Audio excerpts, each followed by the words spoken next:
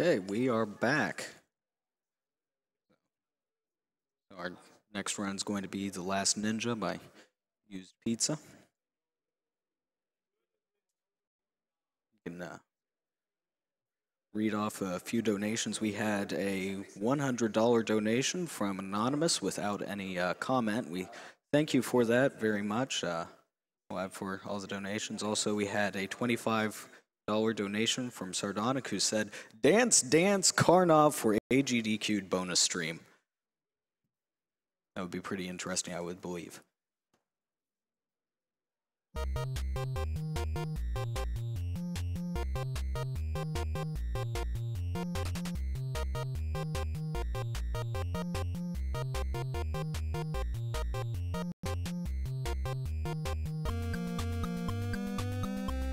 Ah.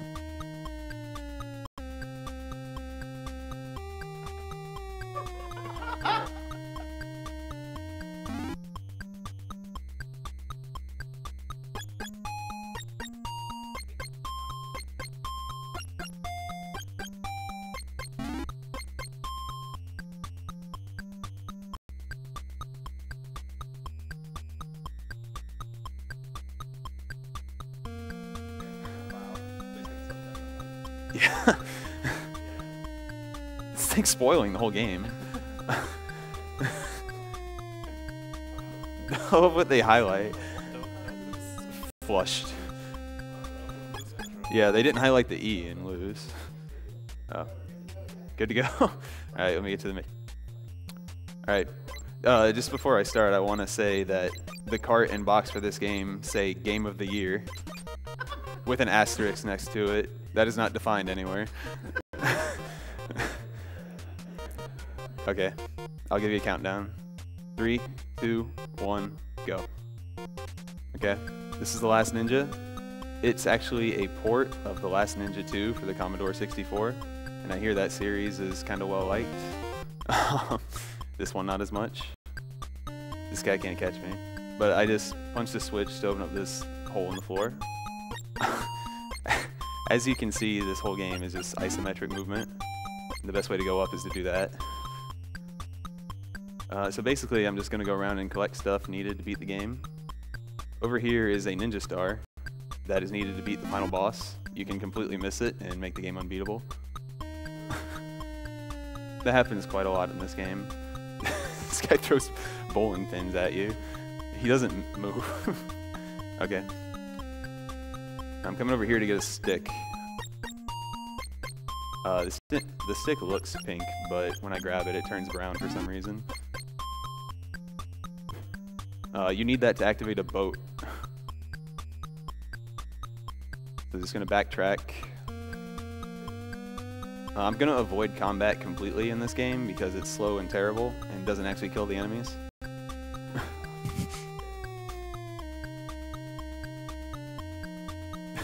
The line of sight on the enemies isn't the best.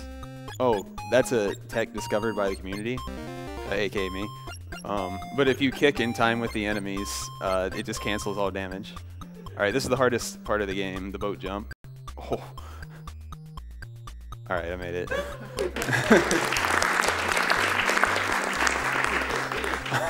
This is the only screen with bees in the game. And the thing is, they move the exact same speed as you, so there's no threat ever.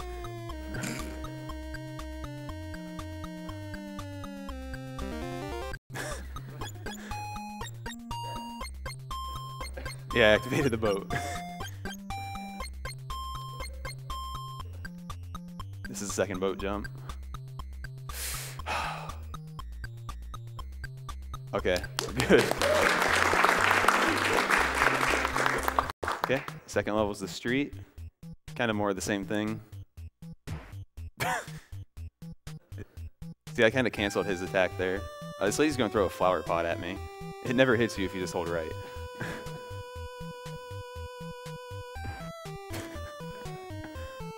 This is a hamburger? Yeah. That's it. It just sits in your inventory for a while. That's a Molotov needed to beat the 3rd stage. Again, you can walk right by it.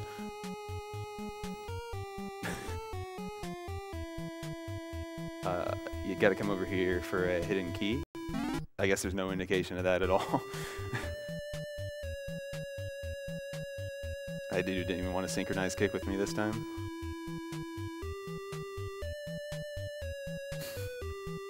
The soundtrack to this game is pretty good, I think, I guess.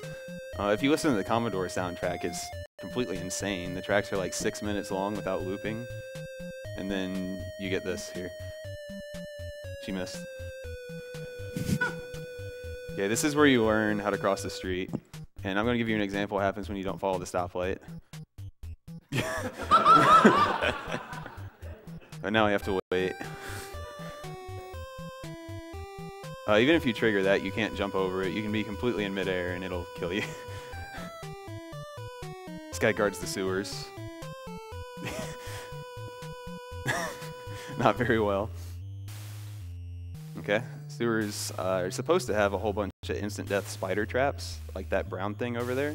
But there's only one in the stage that actually works.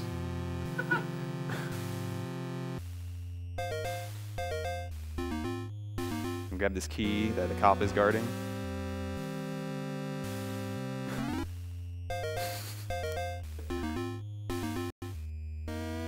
Not sure why everyone's trying to get the ninja, the last ninja.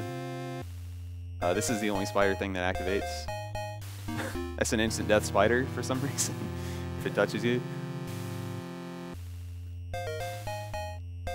Right here are 3 doors. 2 of them are instant death. There's no indication which one to take. That happens multiple times in this stage.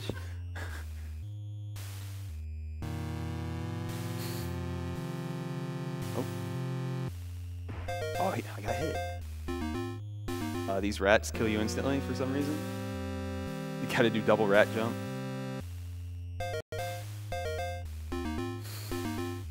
This game used to be a lot harder before I discovered the damage canceling.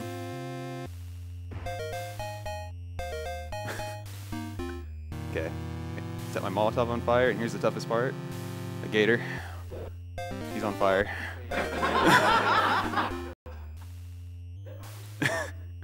Okay, from the sewers to the office. I have the card key right there. Coming up is a panther guard. It's literally a panther. So to take him down, I'm going to grab some meat. And this is cocaine. I'm not making that up.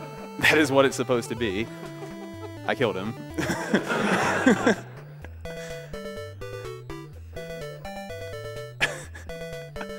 Over here in this room is a code needed to trigger the final boss. You can walk right by it, and then you have to guess a 4-digit number at the end of the game. Good luck with that.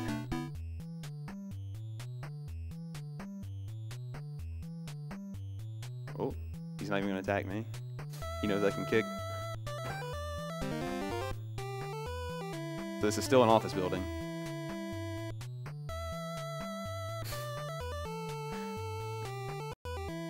This guy left his lunch on the floor. This is one of my personal favorite rooms.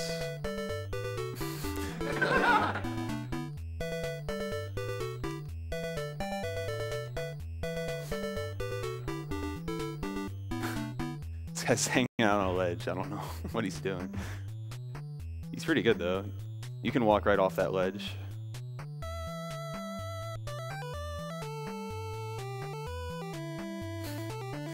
Oh, he threw a ninja star at me. Alright, this helicopter is going to take me to a mansion, but the ninja doesn't want to get on until it's completely off screen for some reason.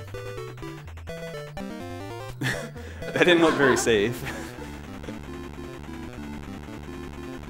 Okay, gonna break into the mansion. Yeah, this is my favorite track in the game.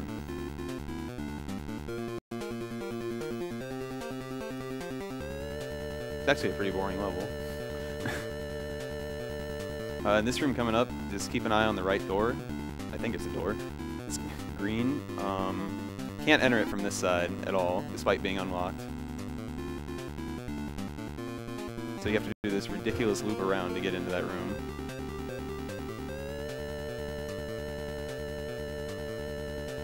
Go ahead in this guy's room and steal his precious rope.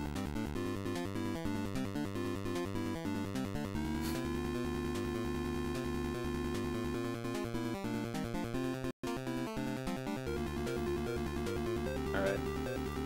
So this is how you enter the kitchen in this mansion. You go over here, you put a rope. Okay, all that work just to go through that door.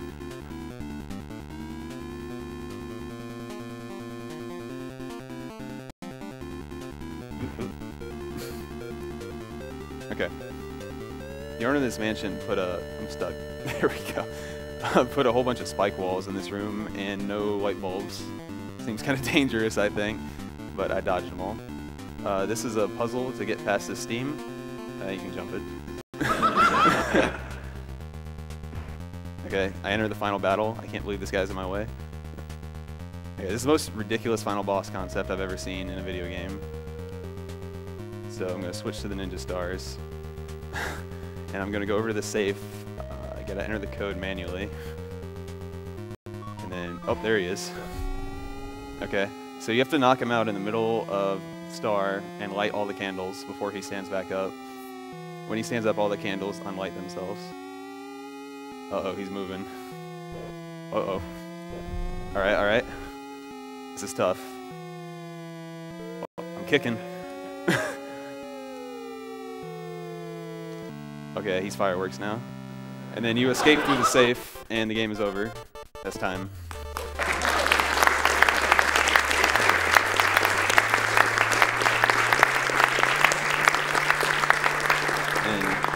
Defeated Kunitoki. That was Kunitoki, by the way. So now I can relax, as they want me to do. After beating the roughest, toughest, meanest, hardest ninja bad guys in the West.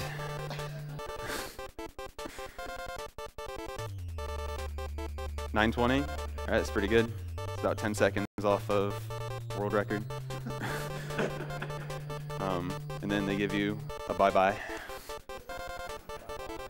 Bye-bye.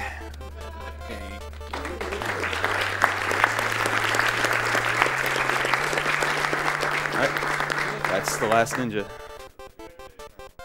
The code just sends you back to the final stage. That's all it does. Game over. Oh, I can enter my name over Bert and Ernie. I'll just give it AGDQ. This will be enshrined until I turn the game off. This is really hard. Pressing the D-pad moves it so many ways. Whoa, there we go. All right, that's the end.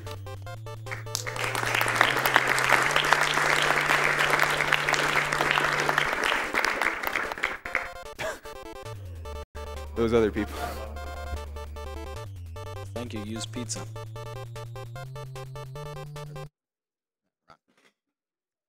So we will be going to a commercial for our one of our sponsors, Tiny Build, and after that I will be off of here.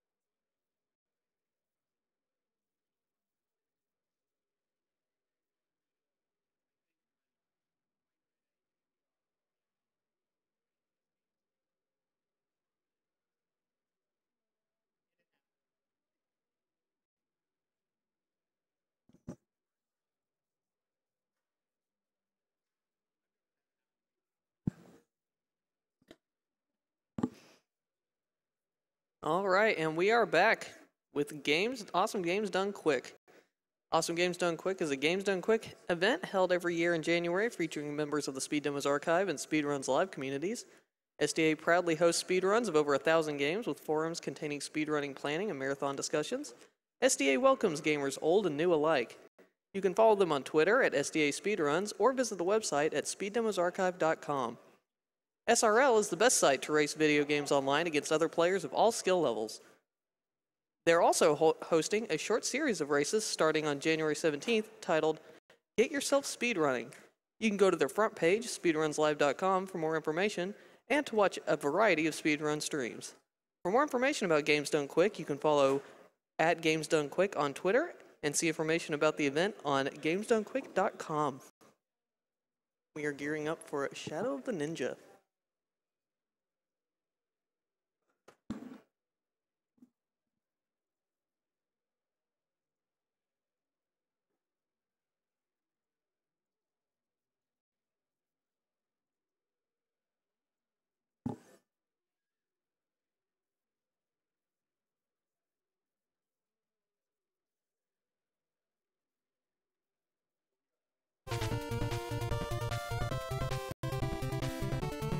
And just so everyone knows, we are raising money for the Prevent Cancer Foundation. The Prevent Cancer The Prevent Cancer Foundation is a nonprofit organization that focuses on prevention and early detection of cancer via research, education, outreach, and advocacy. Their staff has worked towards this goal in countries such as China, South Korea, Australia, Canada, England, and other countries spanning a total of 6 continents. PCF has invested over $138 million over the last 29 years and funded sure I don't fall into a pit grants here. and fellowships. Yeah, dangerous place over here. What's like down there? Probably like power. Yeah. No sound. Just sewers. Yeah. Yeah.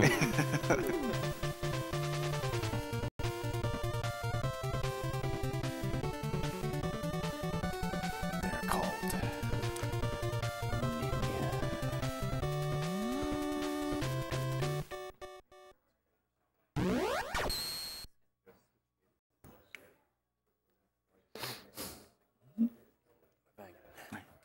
Okay, all set. All right. Well, I just got title screened. I'm Blechy, this is Shadow the Ninja, and I'm not going to be talking much, but ready? 3, 2, 1, go. All right, I'm Infested Rich, and with me I have Dexter. Yeah. You will see Blechy using the slash here a lot. If you time it correctly, he will. When he slash on the way up, he will gain like 4 frames, and if you time it correctly on the way down, he can gain somewhere around 4 to 8 frames as well.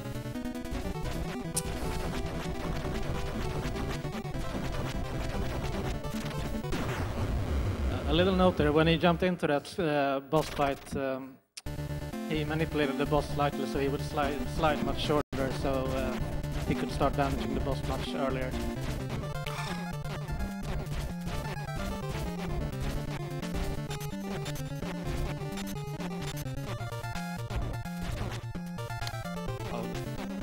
What he tried to do there was slash the football player, let's call him, to make him turn around and push him to the right of the screen much faster, but unfortunately he didn't get it.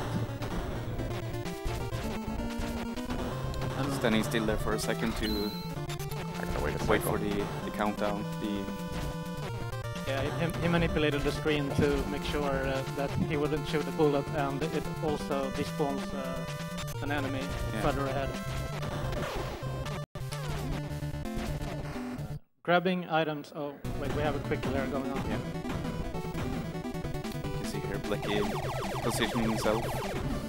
There's a 2-pixel window that you can stand on. To make that quickle, that was pretty good, by the way. And go to the right side of the screen to reduce lag. Yeah. Yeah, what I was going to say when he went into that boss fight is when he pick up items during the round, he will gain some invulnerability so he can pass through some enemies.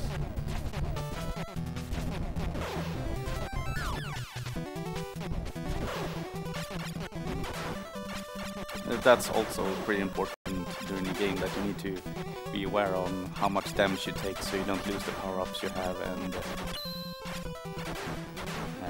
so you don't need to re-grab the upgrades and everything. Because you lose the sword upgrades depending on how much damage you take. All these damage boosts are pretty intentional. Like, it's hard to get through there without exactly. Those are intentional. You want to avoid damage as much as possible, though. That's very good. This game has 3 weapons as well. You can see the sword here and the shurikens that he had right now. No, 4 weapons it is, actually. And a grapple hook and some bombs. You will see all of them in the round. And each one of them have upgrades to them if you pick up more. And here you can see that his sword will do like some a little beam as well, because it's upgraded. He will maintain the sword until the end of the game, because it's so much faster to slash with the sword, because he gets more speed with it. And here you will see the power of the bombs.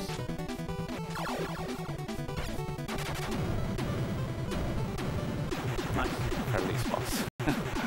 Yeah, if you don't kill that boss really quickly with the bombs, then every time you kind of give him a window to do something, he'll turtle back into his tank there, and it'll take a lot of time for him to come back out. So you really want to get that quick kill with those bombs. You lose a lot of time.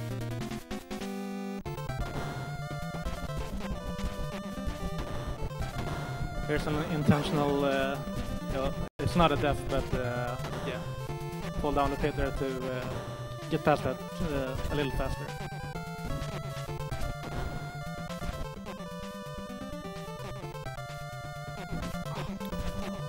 That monkey skip is really tight. Yeah.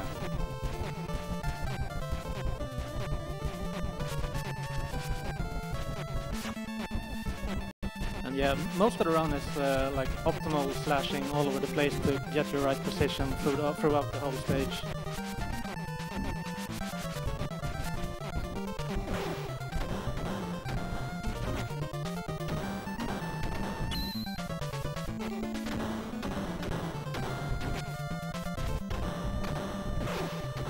And this game has some secret items as well, hidden all over the place. Close. This boss fight, the samurai, is a bit special. Like, you have to take him apart and make his parts fall off the platform. And, the fastest way possible is to kill him on the right side, so the parts don't bounce around on the platform, because he won't respawn until all the parts are gone. And you need to keep doing this for like 8 cycles or something. I don't know how many it is, but I haven't counted. Yeah, it looks slow moving, but you can gain or lose a lot of time here just based on kind of how quickly you kill the boss every time he appears.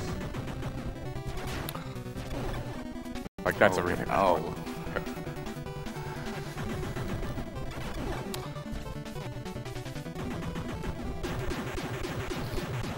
So I actually took too many hits there, so I need to take a brief detour in the next stage to get a sword power-up, so I can, because basically, just like the swords or any other weapon, the shurikens have 3 different power levels too. And because I took too many hits on that boss, my power level went down 1, and so my shurikens, once I get them for this next stage, won't be homing shurikens. So I need to take a brief detour to power them back up, because I need them to avoid a lot of lag in this stage. That there.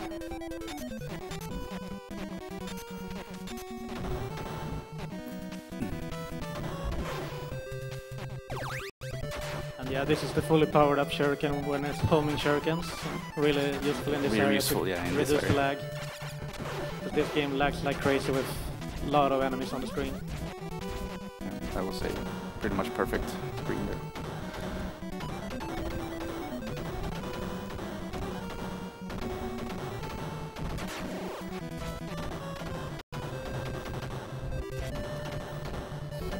Yeah, damage boosts, I mean, you're just kind of inevitably going to take a lot of damage in some parts of this game, just because of the way that how cluttered all the enemies are.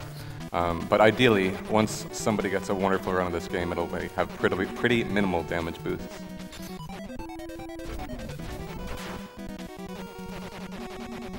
That's fine. There's actually a bit of a cycle you have to meet on this, so that taking that damage didn't really cost too much time.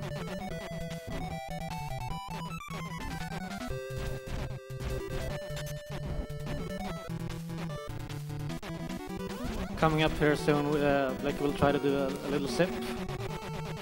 The own sip, pretty much. There will be 2 sips, but yeah.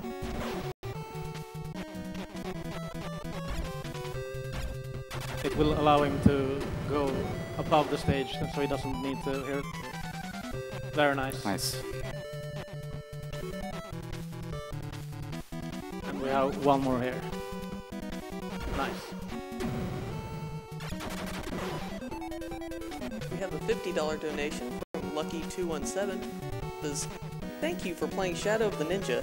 I enjoyed playing this game as a kid, and watching Blechy play this is very awesome. Coming up here is the hardest boss fight in the game. Well, the hardest quick kill in the game. Include some... Yeah, I gotta talk here.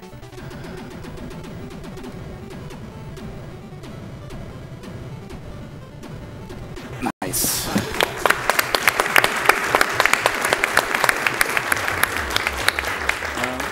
What he had to do there was he needed to, first of all, at the start of the fight, he held B to do his charge shot. We didn't talk about it earlier, but you can do a charge shot. It costs 8 HP to use, and it's like half of your max HP. And it clears the first phase. And then he needed to correctly time the bombs in a really, really tight, with tight timing. And to top it off, he needed to make that last sword slash when he went up to there.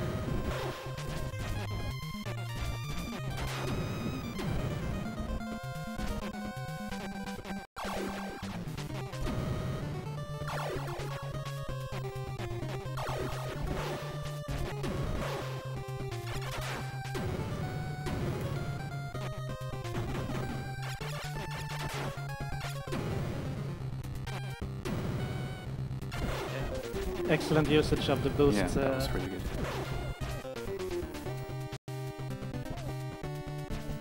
Now we're entering the last stage, and you'll see here that it's gonna change his sword to the hook instead.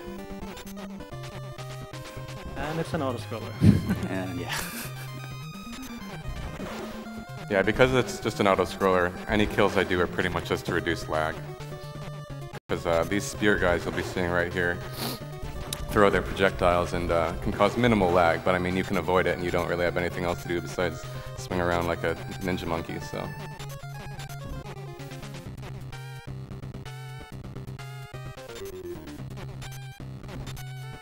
I love how much the guy down there tries for slashing. Yeah, poke, poke, poke, poke.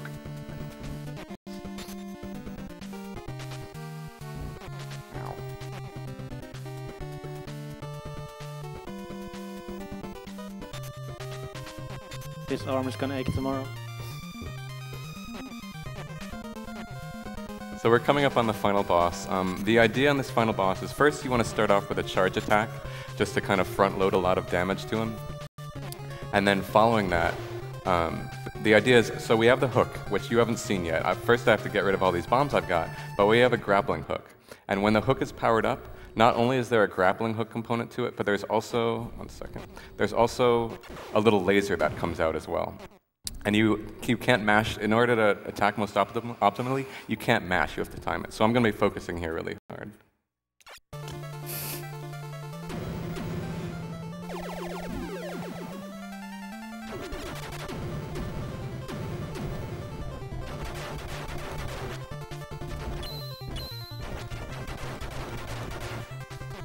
Get ready with the time, by the way.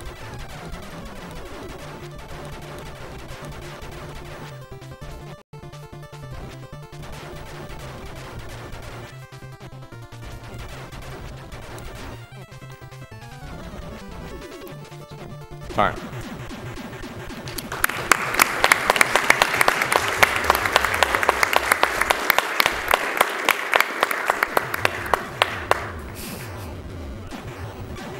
Cool.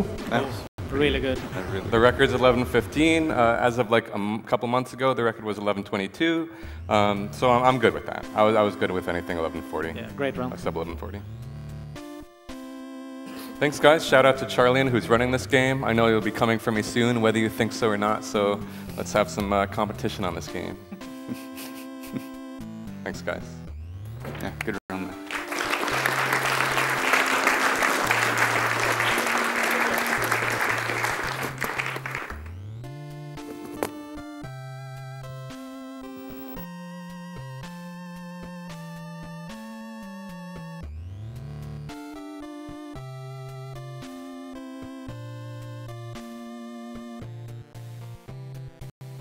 while we're switching games, let me just let you know that one of our sponsors is World9 Gaming. Since 2005, World9 Gaming has been the premier computer and console gaming provider for events across the Midwest. With dedicated staff, tournament expertise, and an expansive collection of games and consoles, they guarantee the best gaming experience at the lowest cost for all events, large and small. Check them out at world9gaming.com. And as we're setting up the next game, we're going to go to a quick Twitch commercial. So we'll be right back.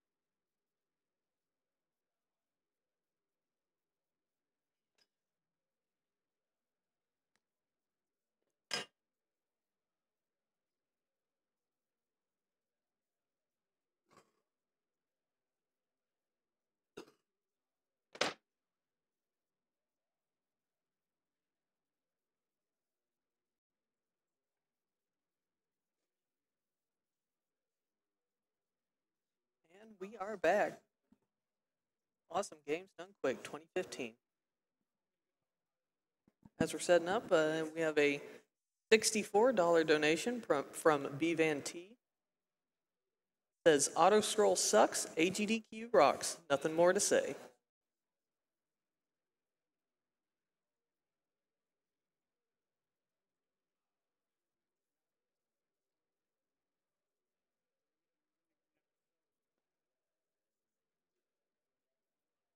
While we're setting up, we'd also let you know that we give our thanks to the Yeti for being one of our sponsors. The Yeti is a t-shirt site featuring an awesome new design every 24 hours for a low price. The Yeti has partnered with us for HDQ 2015, offering an array of shirts with $3 from every unit sold going to the Prevent Cancer Foundation. Check out the collection at theyeti.com/AGDQ.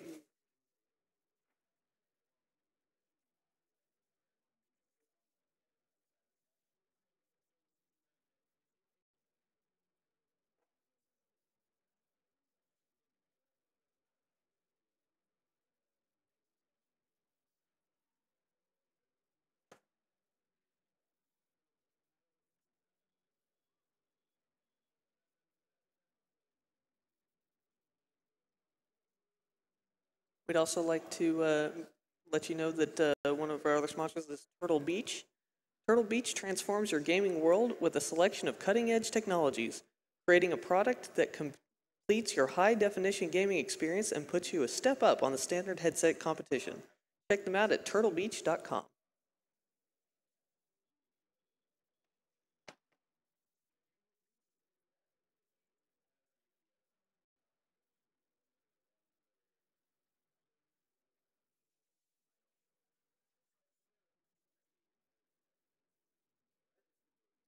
And to let you know a little more about the Prevent Cancer Foundation, a $250,000 grant funded by money raised at AGDQ 2014 was recently awarded to researchers who are studying the link between inflamed fat tissue and cancer. Adipose inflammation, which occurs in most obese individuals, is accompanied by increases in inflammatory proteins and estrogen signaling in breast tissue. This may support the development of breast cancer. The goal of the research is to develop a non-invasive blood test to detect adipose inflammation, thus possibly detecting some cancers.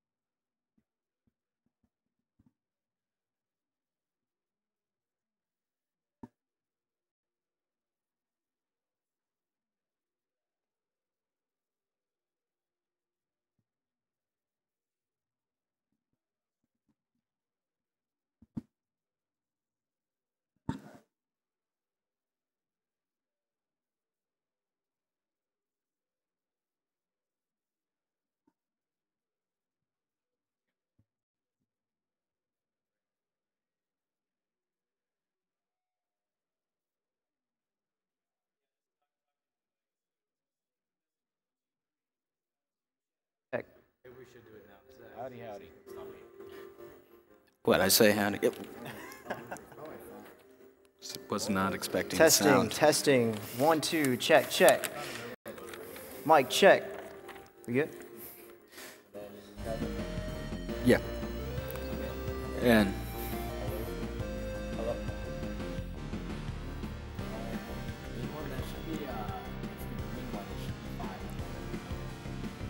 Hello.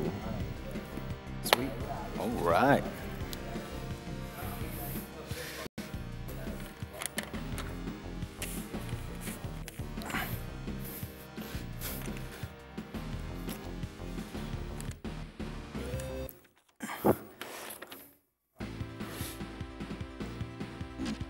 Ooh.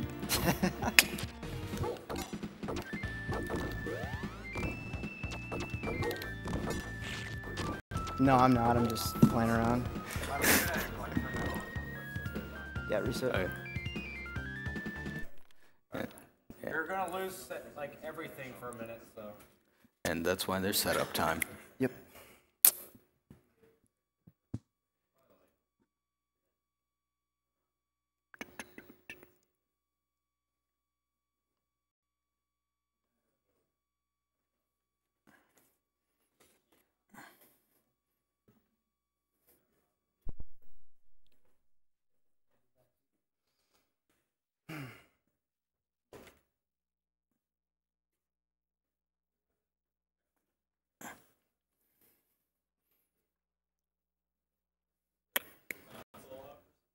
Yeah, we're messing with the UPS for a second.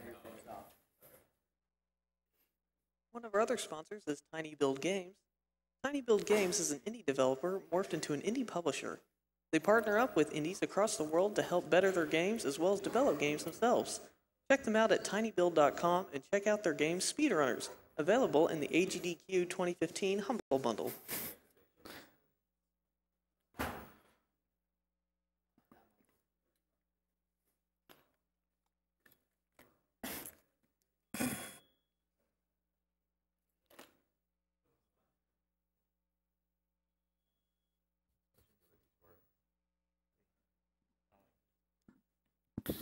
You got this.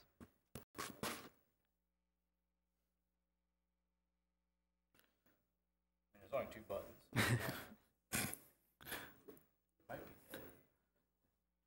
Could be. Waiting on the Model 3 Genesis, huh?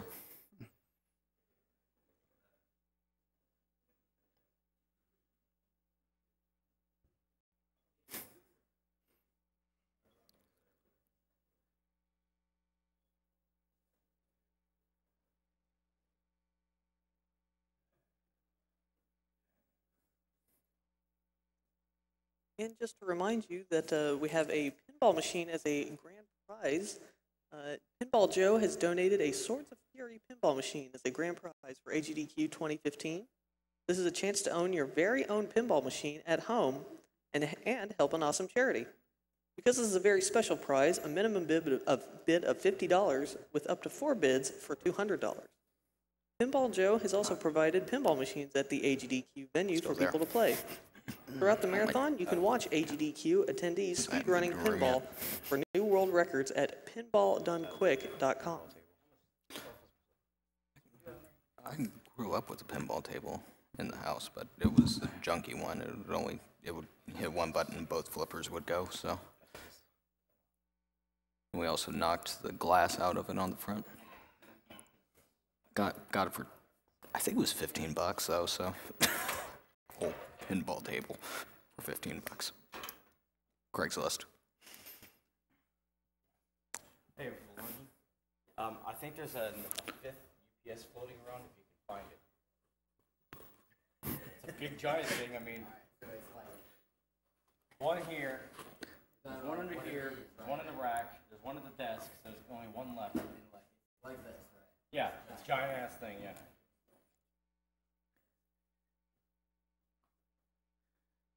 Turns on now with no load on it.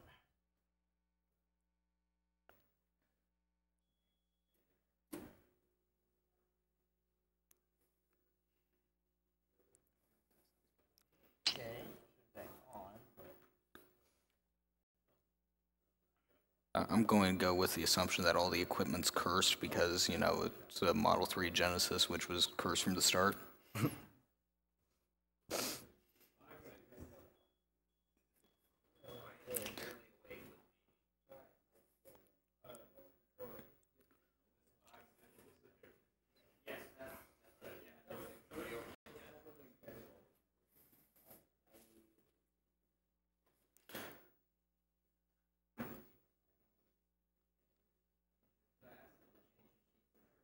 That is a giant ass remote. In front of that Oh, GameCube. holy cow, yeah. Yeah.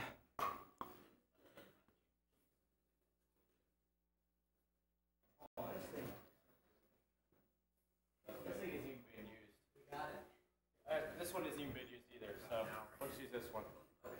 Yeah. You need any help? Yeah. Someone. 70 pounds. Yeah. Need help?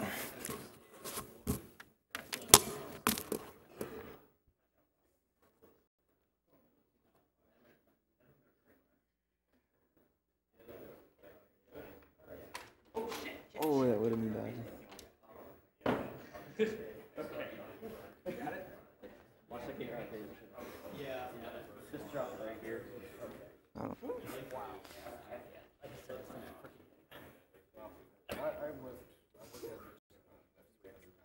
At the time, so I'm kind of used to lifting.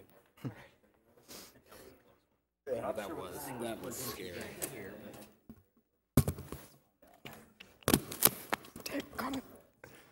Mic in my eye.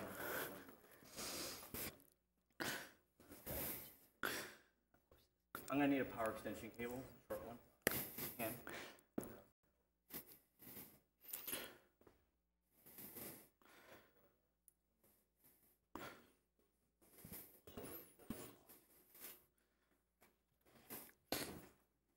Can't go back any farther from the couch. Otherwise this will come off.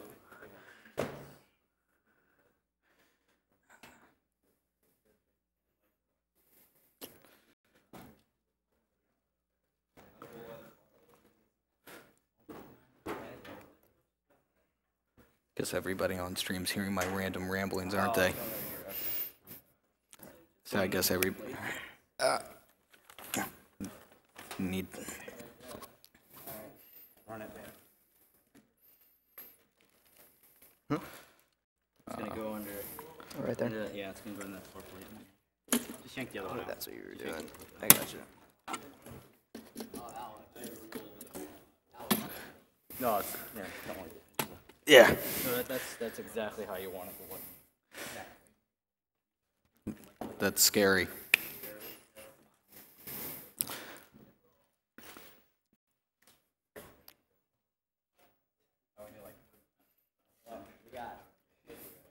I got 3 feet more. That short joke.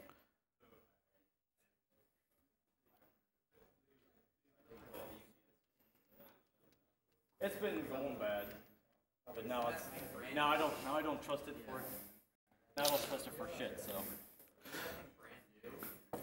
well, refurb. It's got a warranty anyway, so. I guess it's going back for another refurb. Yeah. Might be just the battery. I don't know. I'll look it up. Essentially what's boiling down is, I guess, even though ninja games are generally fast, ninja setups are generally slow.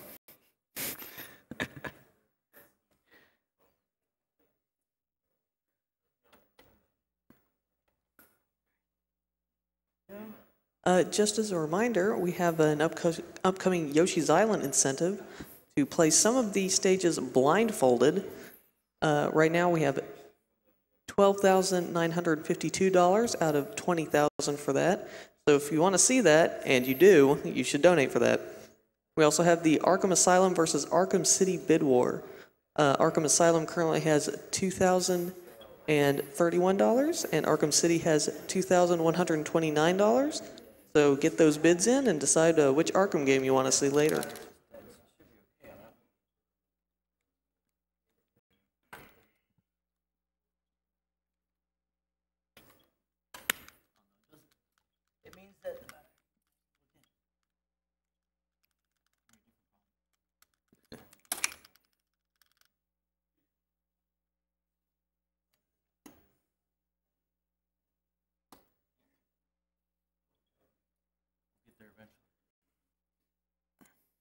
Rather than I do this and have to die halfway. Absolutely. Oh yeah, totally.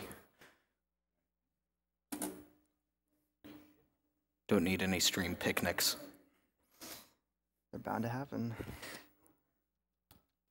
That's what it's supposed to do. Okay, we're good. Though I wouldn't mind a picnic. I'm hungry. Haven't eaten since like 4. Good God. Maybe. I don't know. All right. Moment of truth. All right, then we gotta hit the Genesis button up there. Did.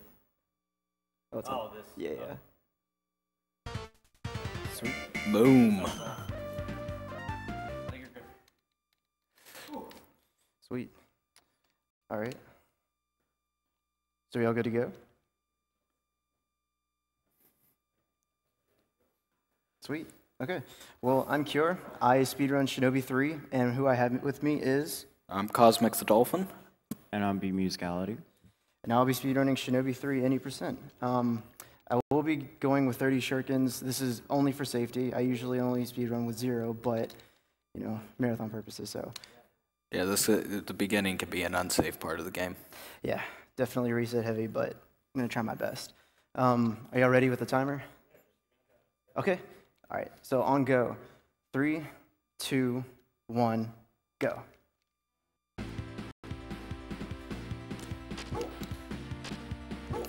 So you're probably already noticing the tech of being able to run and then also do the down jumps are quickest way to get back down to the ground, and you want to spend as little time in the air as possible because running is the fastest method of movement in the game.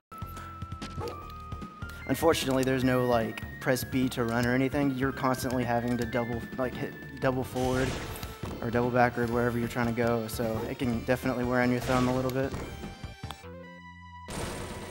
All right, so this right here, if I'm 3 pixels within this pointy rock next to my knee, this guy won't hurt me. There we go. Also, if you're wondering why he's getting such quick kills on enemies, he's also got power up at the moment, so his shurikens and his hits do 3 times the damage as normal. It's an item that you can get, but the first hit you take, you lose the power up immediately, so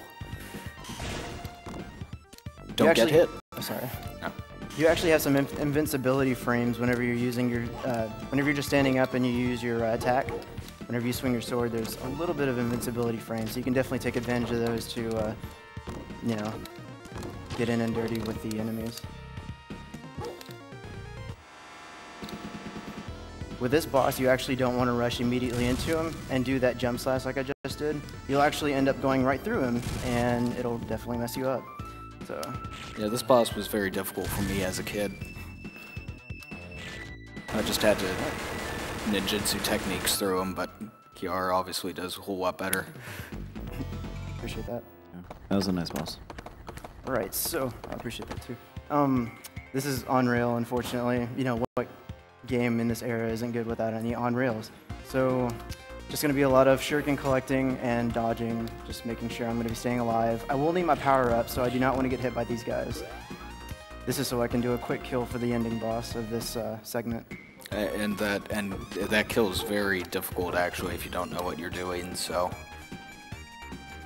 Definitely a lot of timing involved for sure.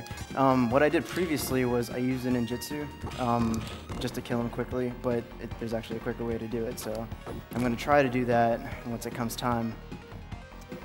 These guys actually that spawn are a little RNG based, but I mean you can take them out with just 1 shuriken, so it's not a big deal.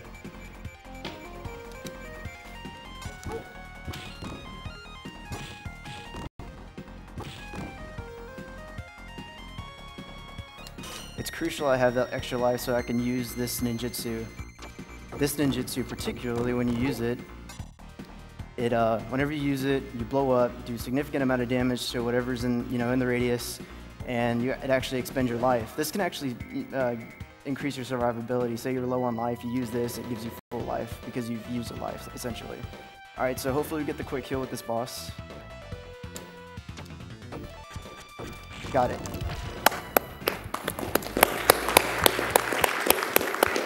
That is harder than it looks. That's a lot of quick timing. My ratio for actually doing that is like above 70, but it's not 100%. It's actually pretty hard to pull off. All right. And another on rails, unfortunately. We're just going up an elevator. Just dodging, blocking shurikens, grabbing whatever you can just to, you know, stay alive. If you'll have any donations, now is a really good time, because there's really not much going on. Well, let's look at some of our sponsors again.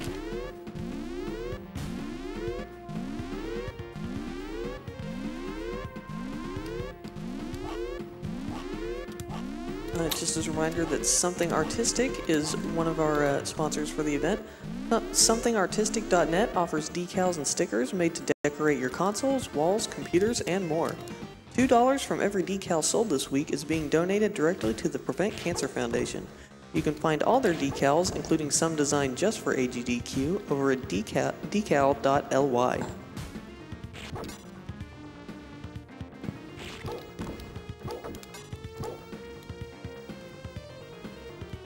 This stage, like the previous stage, is just a shuriken collecting stage. It is crucial you don't get hit though. You will need your power up.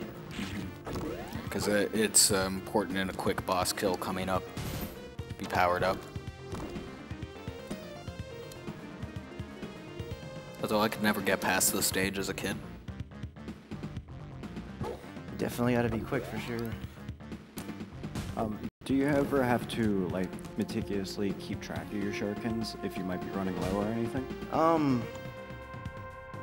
It's hard to say really. I mean, with the second stage, I definitely try to have like either, you know, 80 or 90 just for a safe cushion for my shuriken count, but not necessarily. It's not like I, you know, get on the sixth stage and say, oh, I don't have this much, I'm gonna fail. It's not like that at all.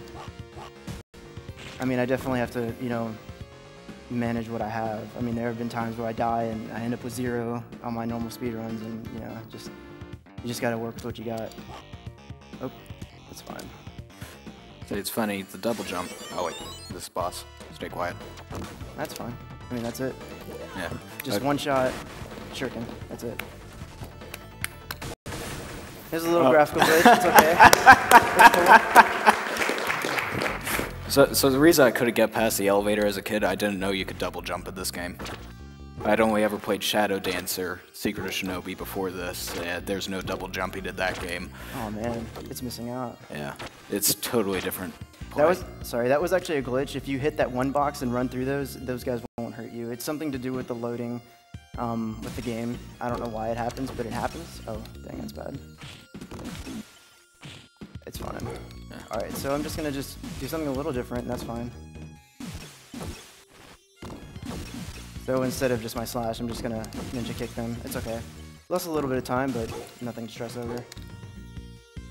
So you would think that I would, you know, grab the ceiling for that. Nah, it's actually faster to just double jump over these.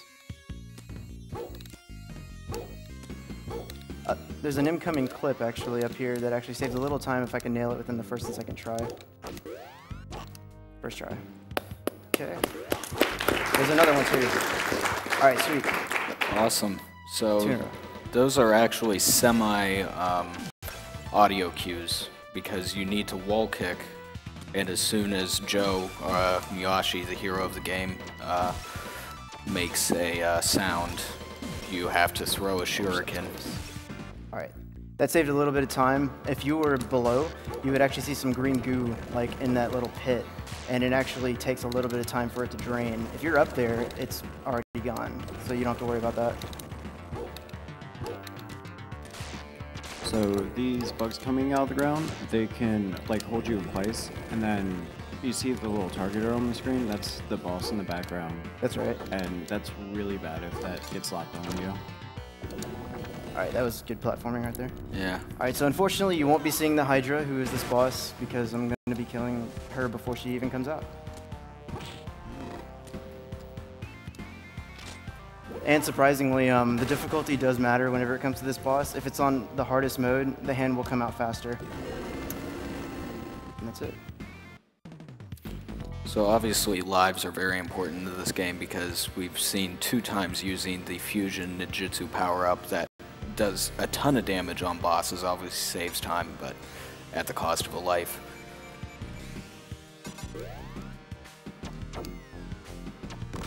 These guys roughly come out in about 4.5 to 5 seconds, I would say.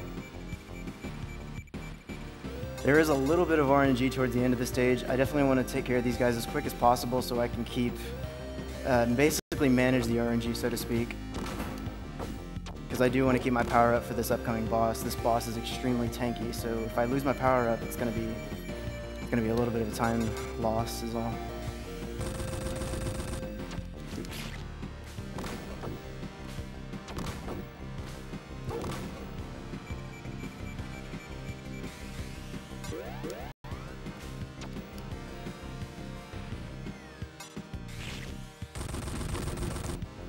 Casual dodging and throwing shurikens for this part. Nothing really much to see here. We have an anonymous $50 donation. Simply says, gotta go fast. That was really close. Okay, so we made it. I like the music. Oh, it's great music. I really like the music in this game. I'd dance if my mic wasn't in the way. Alright, so I'm going to try a quick kill with this boss. If it doesn't happen, doesn't Blight, we're going to try it. So jump.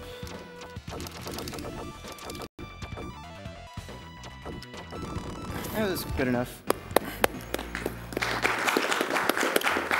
Also, you're not generally supposed to be able to throw shurikens that fast. That is what is generally, at least was previously considered a task-only technique of very rapidly going back and forth between B and C, which are the jump and shuriken buttons, and it will cause him to throw shurikens much faster than normal.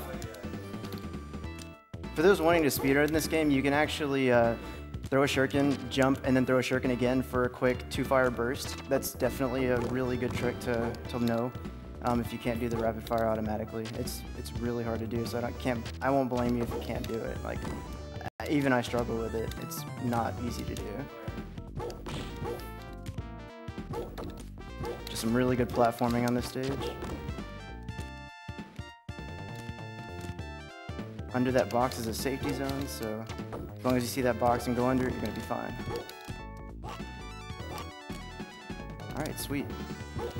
Platforming was good. Let's get a quick kill on the first phase, hopefully. Wasn't as fast as I thought it was, but I'll take it. That's good. That was very good. Appreciate that.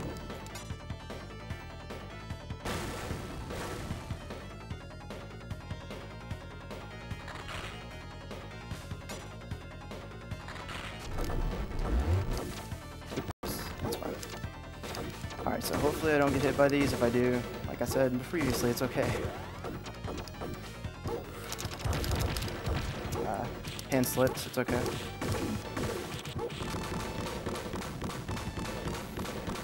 Still a good kill, I'll take that. Yeah, it was a pretty nice boss. It makes it look a whole lot easier than it is. He's absolutely amazing at this game. Appreciate that. As I slip up, it's okay.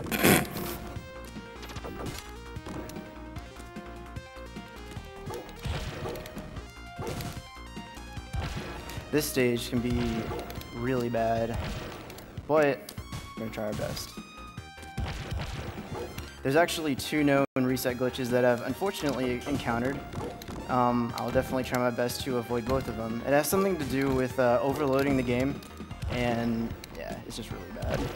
And what I mean by reset is complete reset. Like, it resets to, you know, the Sega title. It really bites. Mm-hmm.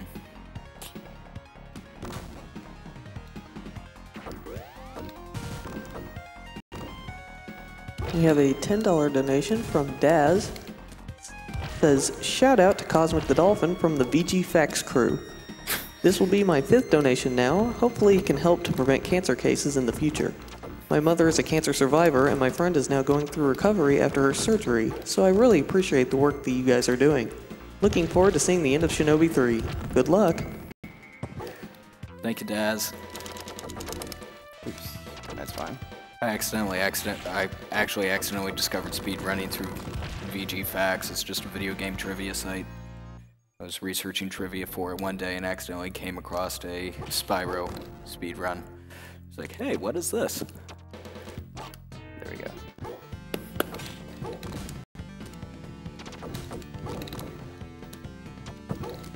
The stage is really good for platforming, but like the previous stage, it can definitely wreck you if you're not careful.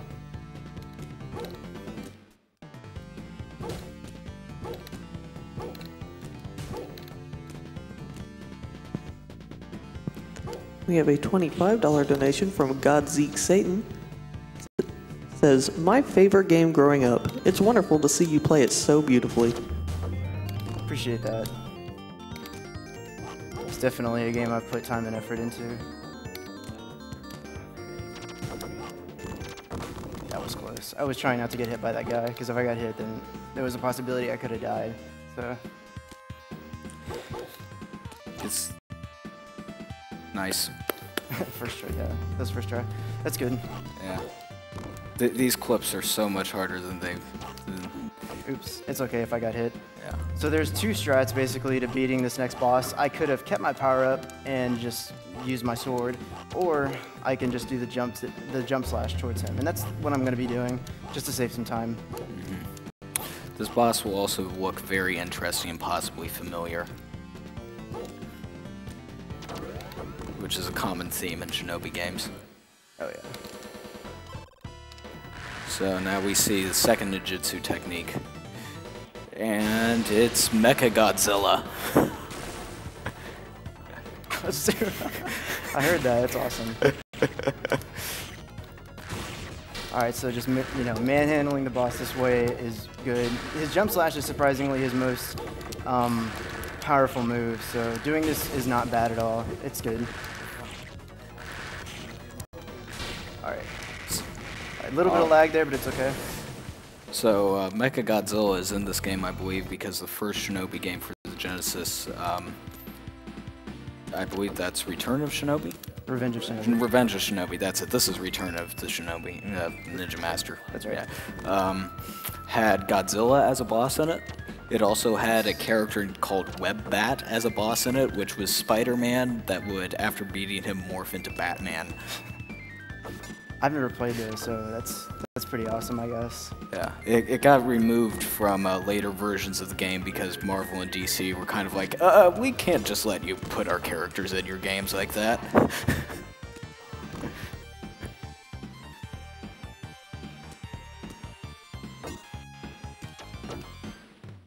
And of course, just another on rails. I don't know. A lot of people really hate this stage. I guess I'm not really fond of it, but I mean, it's okay. I mean, I don't have to run left or right. I can rest my thumb, so it's not too stressful. It's pretty good. I just can't fall, or, I gotta start all the way at the bottom. That would really bite.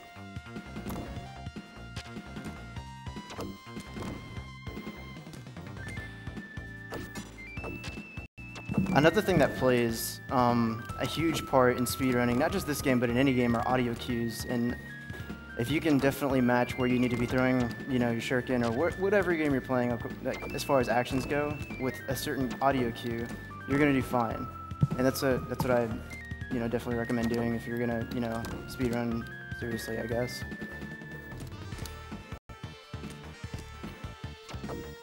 We have a donation without a comment, but it's from Jiang Zia.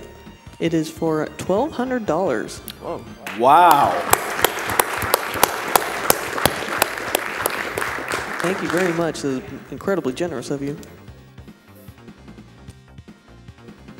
The Pebble of Faith. Trust the Pebble. It actually has a huge, platform box, so you're gonna be safe on it.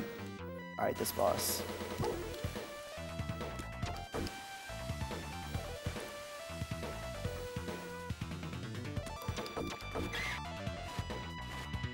There's not really much with this boss. I mean, besides he's a Birdman, but yeah, he turns into that form first with the feathers, and then he turns into his normal form. If you wait too long, he will try to slash you, but since I have my power up, I can just, take him out relatively quickly.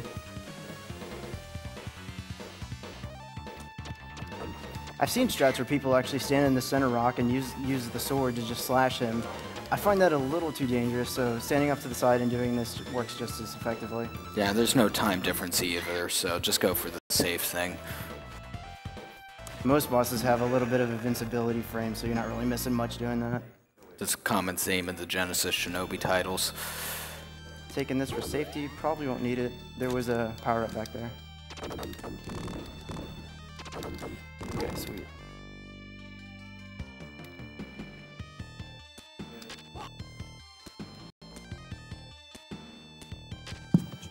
If it was a stage that had to suck, it'd probably be this stage. Because the ninjas in this stage, as far as like the ones that are stationary on the ground that run towards you, those are RNG. All right, first try, that was good. Oh my goodness, you're doing awesome with these clips today, man. Here's another clip. That one's actually much easier than the previous one. All right, yeah, see, that's complete RNG.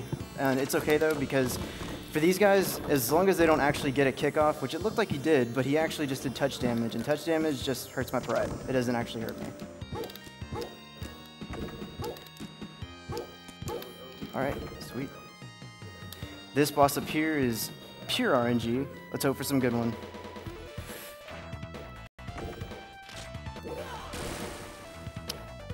So that's, again, I can't remember the actual correct name for that, but that lightning ninjutsu just makes them invincible to certain attacks. It's Ikazuchi, is what it's called.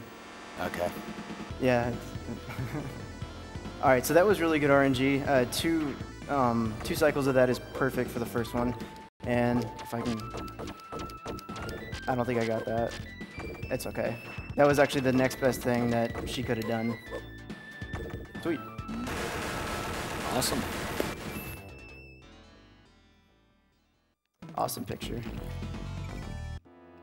There's actually 3 ninjutsu techniques in this game, but only 2 of them are useful for speed running. Actually, there's 4. Oh, there's 4. It's okay. That was really close.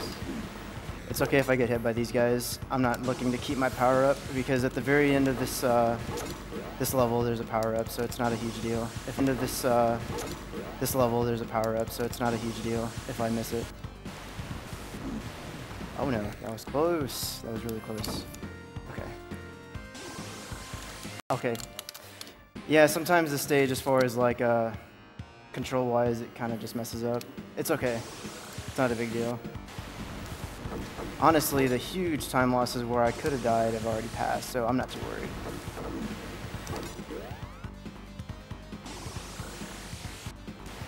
I'm just gonna wait. I don't want to risk it. Oops. Okay. Marathon strats. Gotta love him. Wow, golly. Okay. So from here, I really can't die unless I do something really bad. So we're good.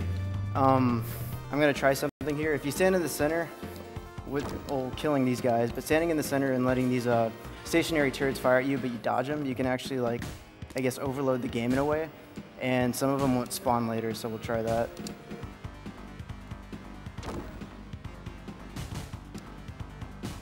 As you can see, they're kind of starting to lag with the loading.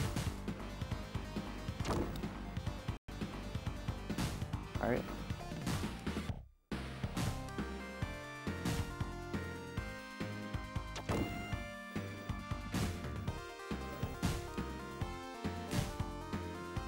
And honestly, I probably could be killing them with my shuriken, but I do want to show this off. Okay, so the right 2 turret guys did not show up, so... Despawning enemies. Yeah, and then up here, there was supposed to be 1 on each side, but they're not there because I've overloaded the game in a way. And surprisingly, this happens in later versions of the game too. I tested this on my 3DS version, and it still does it in that one, so...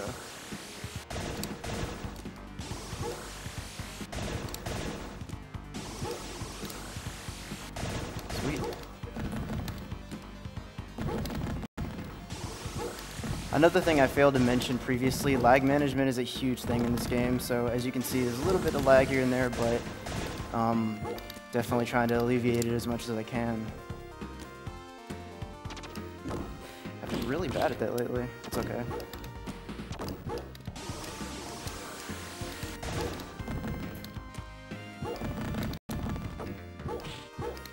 Alright, sweet. Almost perfect, but it's okay. right, so here's the second phase of the stage. In this phase, there's absolutely no enemies. It's just strict platforming. That was intentional. It is faster to do that.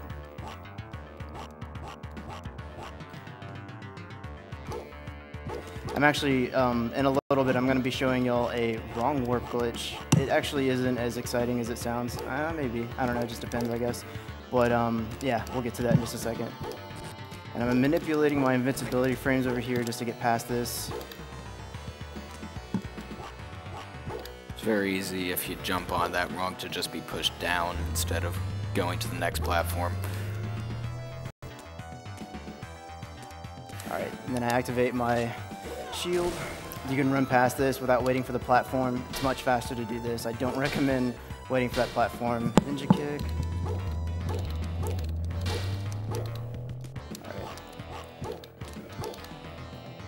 Alright, wrong warp glitch incoming.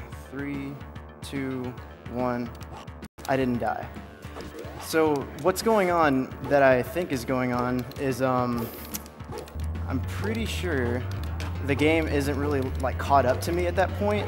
So it does what it thinks it has to do and it just spawns me up there. And whenever the box appears, that's when the stage is fully loaded. And that box actually is extremely helpful because now I have an extra ninjutsu which I will be using for the boss. So Keaur here has found a ton of stuff to make this game go faster since the last time it appeared at AGDQ, which I think was 2012. I think so. Yeah, Mike ran it. Yeah. May he get well soon. Yeah. He was supposed to be on the couch, but yeah. All right.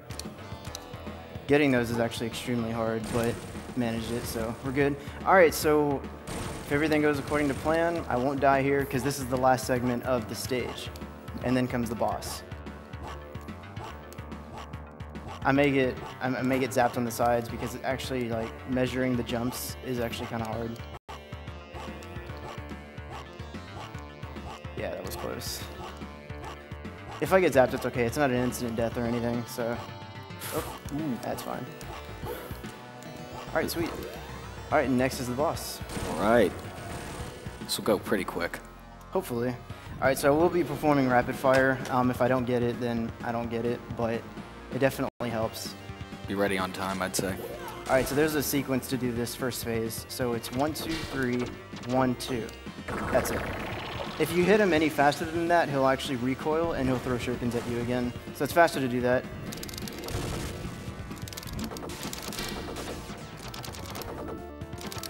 Okay, he's dead. No, not time. Sorry. Time's coming up. Time.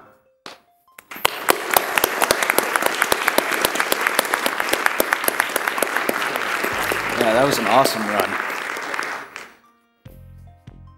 That's actually a really good time. Wow, 26-23. I didn't beat my PB, unfortunately, but as far as like, you know, as a solid run, it's great. And 1 death, yeah, that's awesome. So yeah, that was an amazing run.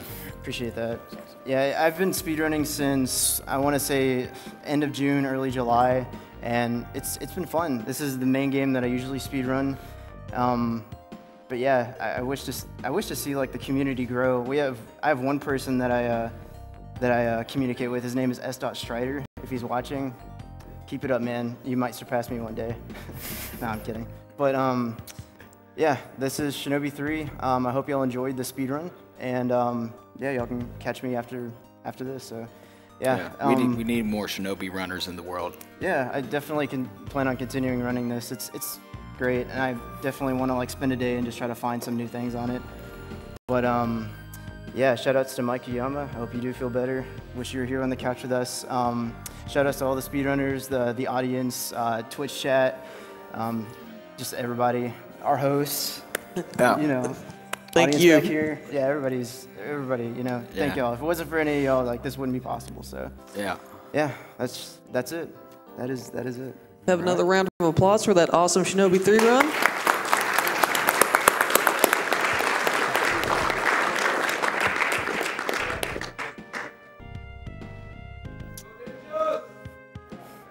the reason you start with 30 shurikens so that if you die, like you die just there?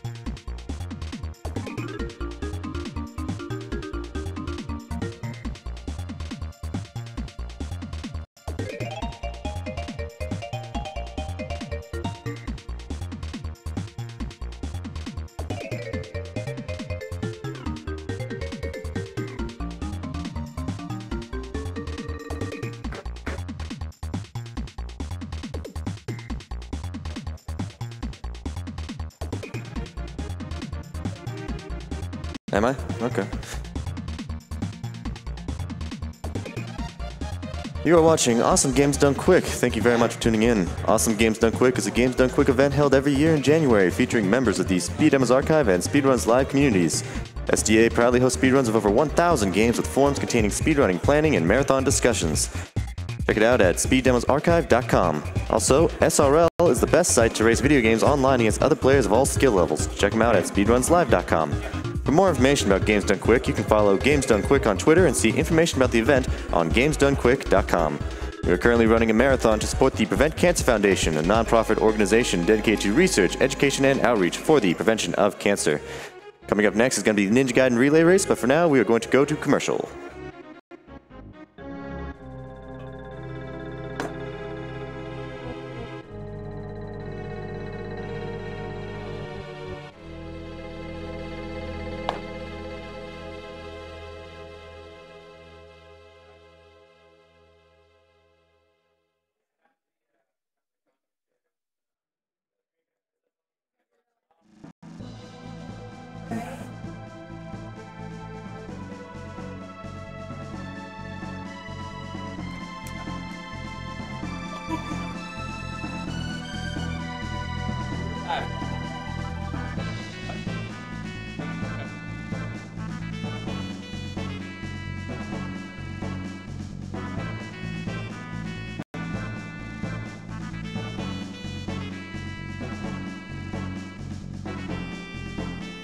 Cat now?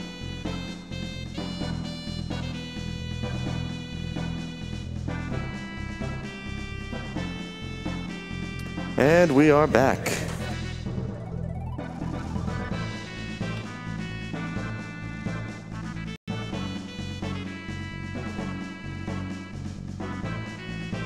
Awesome Games Done Quick is brought to you by our lovely sponsors. Something Artistic. SomethingArtistic.net offers decals and stickers made to decorate your consoles, walls, computers, and more. $2 from every decal sold this week is being donated directly to the Prevent Cancer Foundation. You can find all their decals, including some designed just for AGDQ, over at decal.ly. World9 Gaming. Since 2005, World9 Gaming has been the premier computer and console gaming provider for events across the Midwest. With dedicated staff, tournament expertise, and an expansive collection of games and consoles, they guarantee the best gaming experience at the lowest cost for all events, large and small. Check them out at world9gaming.com. Tiny Build. Tiny Build Games is an indie developer morphed into an indie publisher. They partner up with indies across the world to help better their games as well as develop games themselves.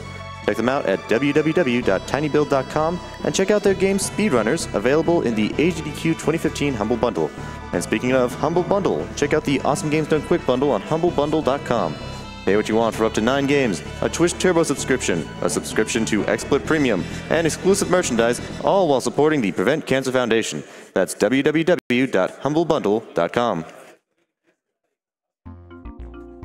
The Yeti. The Yeti is a t-shirt site featuring an awesome new design every 24 hours for a low price. The Yeti has partnered with us for AGDQ 2015, offering an array of shirts with $3 from every unit sold, going to the Prevent Cancer Foundation. Check out the collection at www.theyeti.com/AGDQ. The Yeti spelled THEYETEE.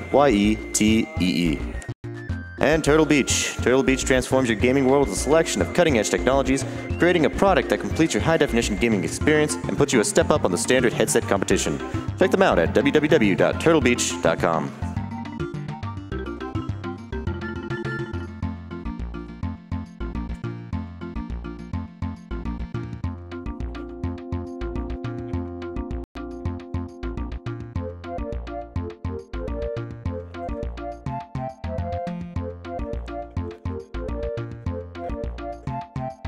As a reminder, if you subscribe to our Twitch channel, twitch.tv/GamesDoneQuick, 100% of the proceeds will go to the Prevent Cancer Foundation.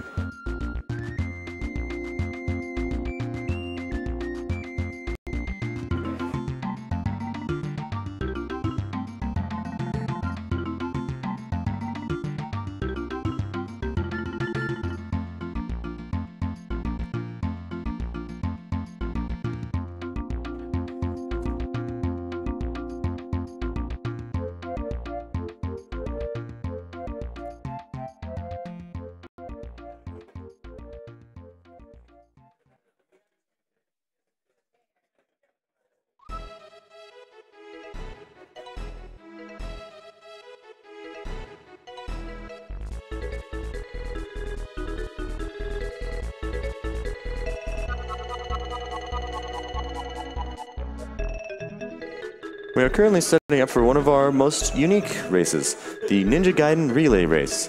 This race will be encompassing Ninja Gaidens 1, 2, 3, and 3 consecutively, and it will be a team format, meaning 2 teams with 1 player, each assigned to an individual game.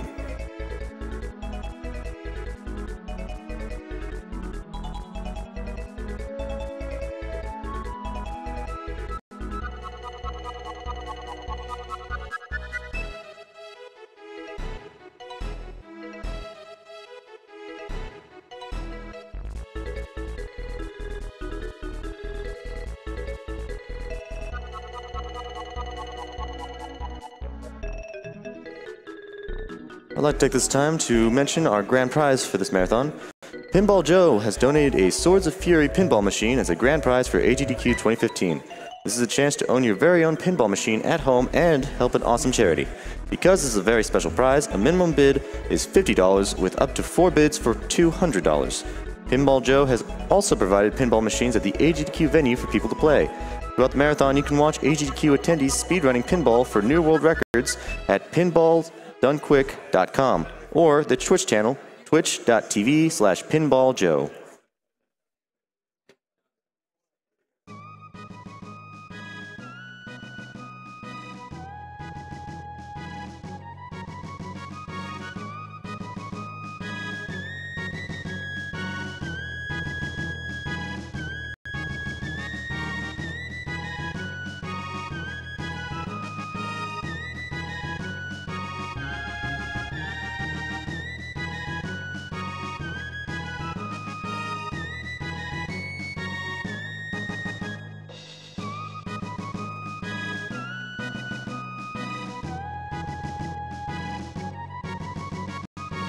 Thank you very much, Leon Narrows, for the $25 donation.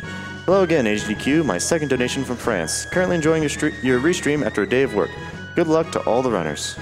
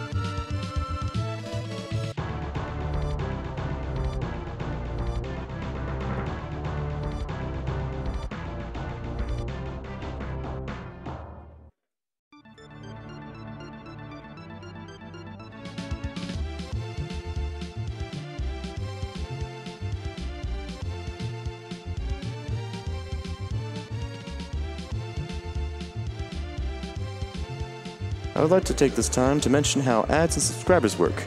Ad revenue goes to help us make future marathons possible. Subscription revenue will be donated to the Prevent Cancer Foundation. Please consider adding us to your whitelist for your ad blocker programs or subscribe. Thank you very much for all that have done so or have donated to the event.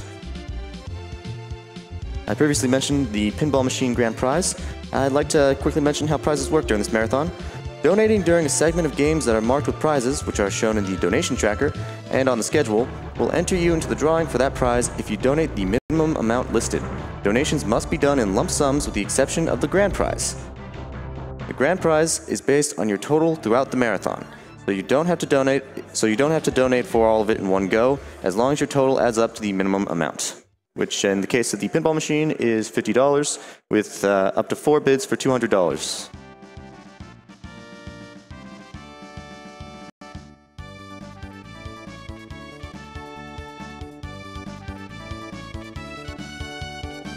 I'd like to mention some upcoming bid wars. Currently, we are having a bid war between which Arkham game gets played. Arkham City is currently at the lead at $2,129.50, followed by Arkham Asylum at $2,031.76. Very close donation war, so make sure to vote for to bid for whichever game you are most interested in seeing. We also have the Yoshi Blindfolded Challenge. Currently, we're sitting at $13,022.11 of the needed $20,000. So be sure to get your donations in for that particular challenge.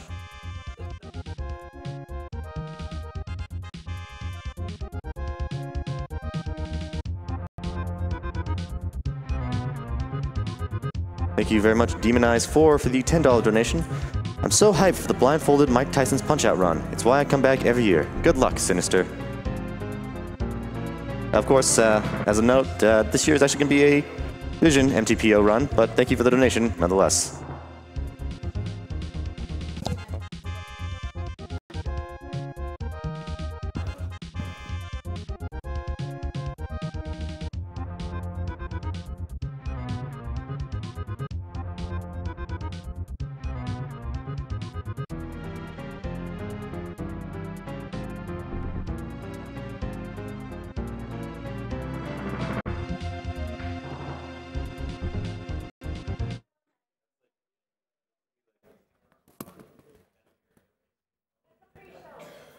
You don't need the camera on us. It's okay. Oh. Yeah, we don't need. Oh, so the whole room's going to be able to hear us? Oh, wow, okay. Hi, I'm Garth. Can the runners hear us too? Oh, man. Oh, okay. Yeah, we don't. The whole point is so they can't hear us. We want to talk behind their backs and stuff, you know. Okay. Just during the race. I mean, if you want to keep it on now, that's fine. You good with that, right? Yeah, that's fine with me.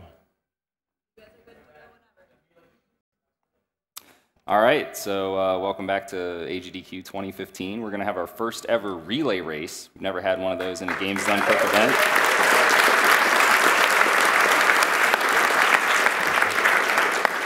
So just in case you guys don't know, the concept of a relay race, you take a game series. In this case, we're using Ninja Gaiden, and you play through all the games consecutively. You have 2 teams, and the first team to finish all games wins. So we've got Ninja Gaiden 1, 2, and 3.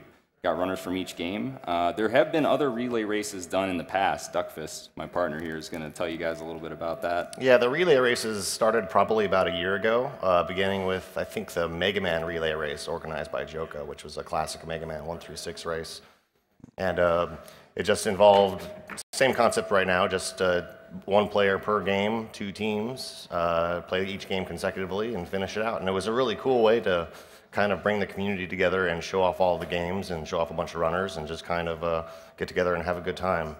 And it kind of picked up after that. There's also been like Final Fantasy relay races, I think even Zelda relay races, Mario relay races, and now this will be the first ever Ninja Gaiden relay race. Yeah, that's the interesting thing. There hasn't been one of these done online. The only way we could ever organize it was to just do it at the GDQ. So works out for everybody here. Hope you guys are going to enjoy it.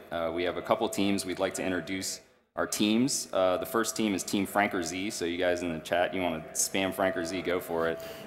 Playing Ninja Gaiden 1 for Team Franker Z is Dexter, and you guys may remember Dexter. He played Ninja Gaiden last year at AGDQ 2014, had a great run.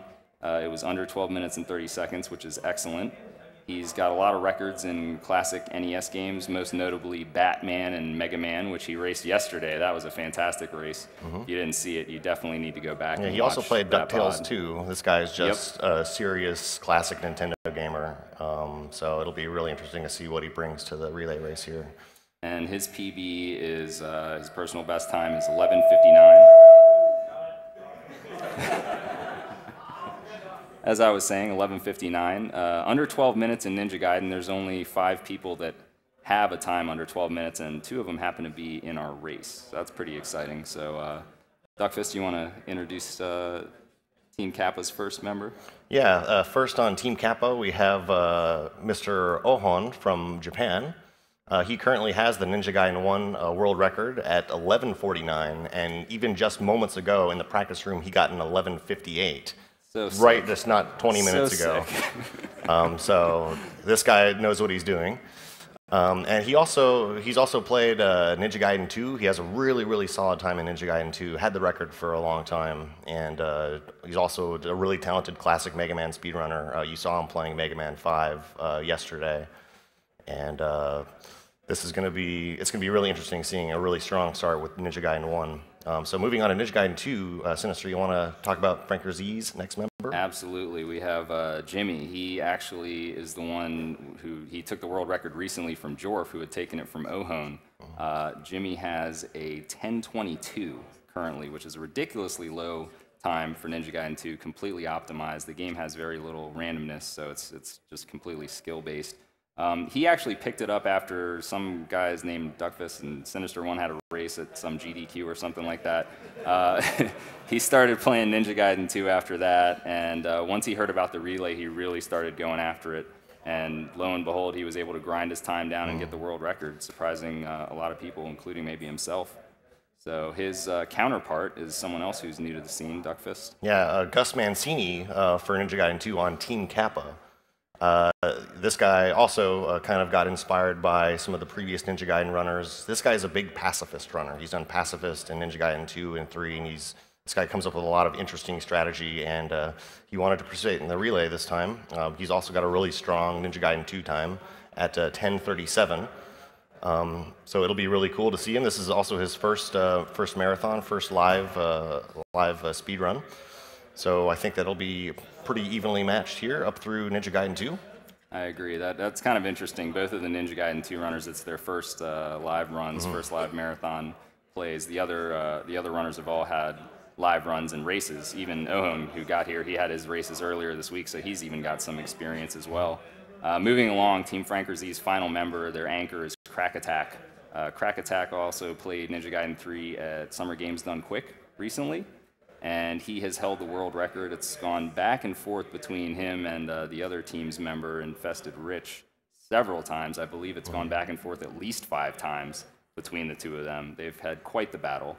And currently Crack Attack has a 13:01, which is an extremely low time. He plays all kinds of different games, but certainly has a special place in his heart for Ninja Gaiden 3. And finishing it up for Team Kappa is Infested Rich, playing Ninja Gaiden 3. He started his speedrunning Ninja Gaiden career with 1. He just kind of loves the series in general. And since 3 was kind of lacking in its player base, he decided to pick that one up. And he's taken it down really, really far. Around the same time, Crack Attack started playing as well, and it's given him some pretty healthy competition. He currently holds the world record at 12:54 in the game. So I think that's the only sub-13 of Ninja Gaiden 2 or Ninja Gaiden 3 out there. That's right. So, but it's also his first time to a GDQ event, but he's played at ESA and DreamHack.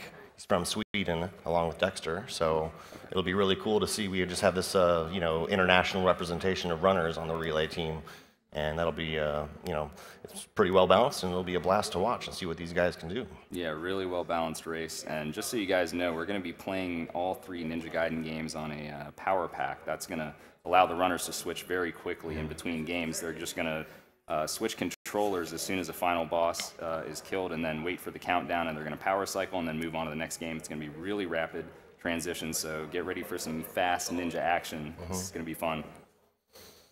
Yeah, they're just getting set up right now. We'll be starting any moment. So hopefully you'll see it on camera that, watch what happens in between games. We'll have, each team has a member responsible for switching controllers, powering the console on and off.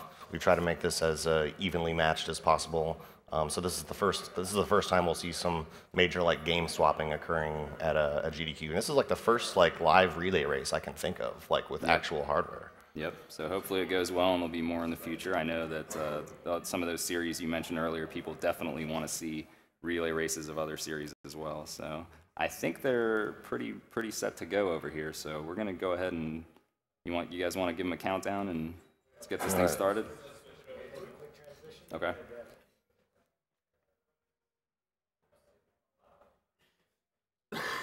And just to be clear, all runners do own physical copies of these games. The only reason the Power Pack is being used is for purposes of the relay.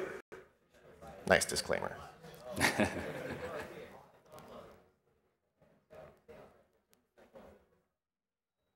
Oh, and for clarification, all 3 of the games will be on the North American version. The differences are trivial in 1 and 2, but the 3rd game is quite different. But so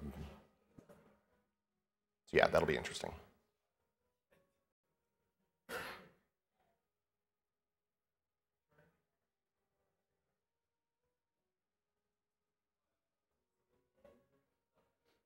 So you guys excited for this race?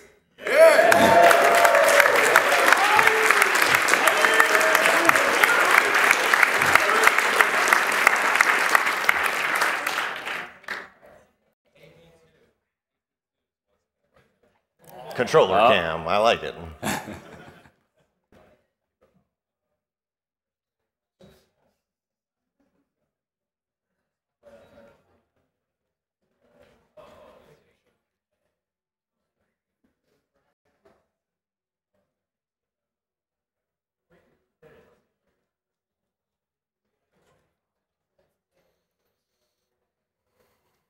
So as you can see, we've only loaded the 3 Ninja Gaiden games on each of these power packs, trying to make it as fast as possible for the transitions. And just to keep everything fair, they have identical power packs set up. So everything's the same for both teams.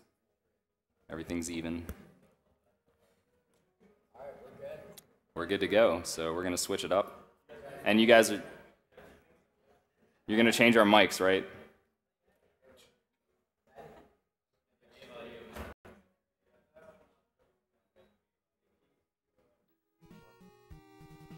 Just working on getting game audio on the stream here, so just sit tight while we fix up everything and make this as enjoyable as possible for y'all.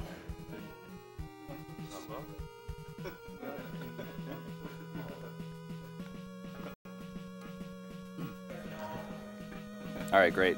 Sounds good. Thank you.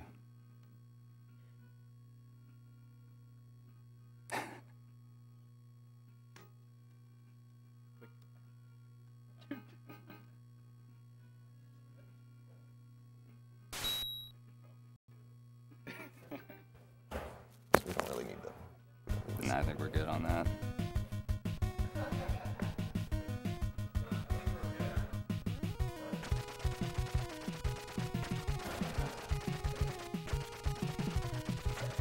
All right, we'll be getting started in just a moment here with Ninja Gaiden 1. Notoriously difficult series for anybody that played it as a kid. You guys want to count them down? Yeah, somebody that can hear.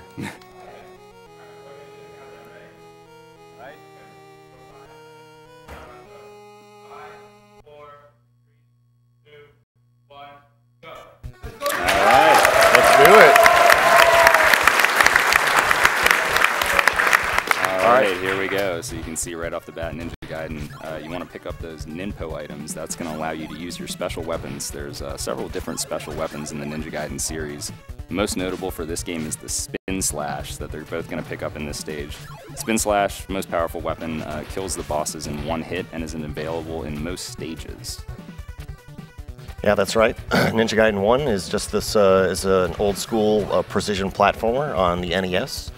And yeah, as soon as we were saying, a lot of the mechanics in the speedrun are around collecting Spin Slash, and just in general, the game, it's just around really, really tight platforming, wall jumping really quickly, which is actually quite a difficult mechanic. You see some Dexter squeezing in some practice here, and Ohon squeezing in some of the sword canceling practice, which we'll talk about a little bit later. Absolutely. Both players with an excellent stage 119 on the clock. That's pretty much perfect.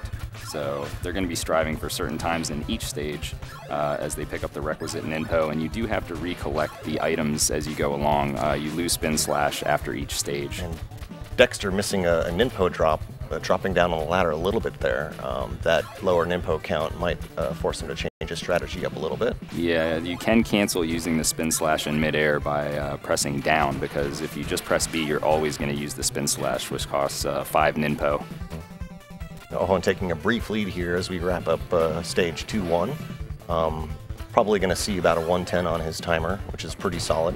We'll see both players swapping out their Spin Slash for the Windmill Shuriken, which is probably the only instance you'll see something like that throughout this run. Well, Ohon may use it again in Act 6 possibly, and he dodged a hammer there. Yeah, that was very close. Pretty close. Yeah, he could have died there. Those Hammer brothers can throw their hammers at random intervals, random times, and random trajectories, so they can kill you pretty easily. Yeah, and given the knockback in this game when you take damage, it's very dangerous when you're platforming and you have to deal with some of the randomness of at least just the Hammer Brothers. Everything else is relatively consistent in this game. And you can see here the first instance of the invincible fire wheel. It's the only time you're going to see it in Ninja Gaiden 1, but you'll see it throughout the series. Both players getting a really good bat boost there in the last screen of 2-2. And they're going to be able to pick up Spin Slash once again as it's needed for the boss. So looks like the Ninpo situation has worked itself out. Dexter is okay, so they'll both have, they want 10 going into the boss. Very close there, nice adjustment by Dexter as he could have got killed by that Hammer Brother. So and that 107s for both players, very consistent 2-2. As you see, that Spin Slash makes quick work of these bosses here. But you actually won't be seeing Spin Slash in the next act. It's the only act without Spin Slash. So both players here in 3-1 will make it their priority to collect the Art of the Fire Wheel power-up, which is pretty much the next best item for dealing damage against bosses. And in order to do that, they're going to have to do a tricky shuriken throw coming up here as they jump off of this ledge, because the Art of the Fire Wheel is not on the screen, but you can see it just scroll on the screen in time to pick it up. Ohon with some very nice movement there. Let's see if either of these players can get a 131. Ohon just had a perfect 3-1 right there. 130, very, very nice. You need good clock luck in order to get 131. Dexter also getting 130. These guys are pretty much neck and neck at this point. Ohon may go for some different strategies in this stage. There is a bird boost and manipulation that you can do that saves maybe about half a second to a second. He is going for it. I heard Dexter also picked this up, so yeah, we'll see what he did. But Dexter was not able to get it. His timing right there just made the bird despawn. Ohon still has the bird on screen. Looks like he's got the bird, and he's got the boost. Very nice. Wow. That's very difficult to do. Very impressive by Ohon.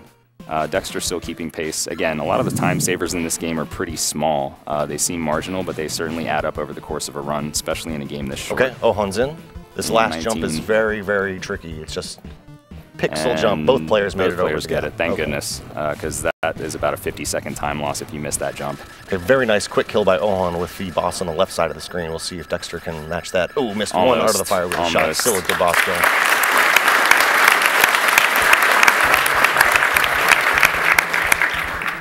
Very well played by both runners so far, and we get into Act 4 where they're going to get Spin Slash a little bit early this time, but there are some tricky boosts coming up. There are some Hammer Brothers and some other things to watch out for. Yeah, coming up right here, we'll see a bat boost, which is it's a very precise timing. I'd say it's like a 2-frame window, and if they slightly miss it, okay. It's okay. You walk off the edge and you can safely drop down, but there is a small chance that they might Dexter can catch up a little bit here, and he hits it. He does get it. So Dexter is actually getting back in it a little bit. Ohon squeezing in these wall extra climbing. wall climbing. Holy crap. Very, very nice. Very nice. Dexter getting a little bit of wall climbing. Now they've both saved enough Ninpo to use Spin Slash here to make this act a little bit easier and negate some of the luck that can happen from the Hammer Brothers, as we like to call them. And Dexter getting some bad luck with the Hammer Brother there, collecting the Ninpo though, and they should both have an easy time on the bridge. The goal for this stage is you want to get a 120. That's a pretty fast time. Okay, Dexter now out of Ninpo, so when this next guy drops down... Oh, no, okay, the green samurai behind him is far enough behind him so that he can still make it over this gap. And Ohon getting the 120. Very nice. No problem. His run is going very, very well so far. Let's see if Dexter gets the boost. He does. 119. So moving into 4-3, this is where the game really begins to ramp up in difficulty. This is a much longer stage than the previous stages. There's lots of difficult platforming. Ohon making it up to Spin Slash, that Hammer Brother. That's kind of a tricky jump there. We'll see some really tricky wall climbing as Ohon sets up this bullet boost from this machine gun guy. And there's going to be a lot of damage boosting throughout this game. There it is. You're going to see that a lot. And Ohon, again, as long as he can get these next few damage boosts, going to have another very nice stage time, and then you'll get a one-hit kill on the boss. And he's through. Looks like he's going to be a 115, which is really strong. Very, very nice. And once again, Spin Slash making quick work of the bosses in this game. Dexter having some bad luck with the Hammer Brothers so far. They've really been giving him a tough time, but he's been adjusting pretty nicely. So he's keeping pace. Both of them are on very good pace right now.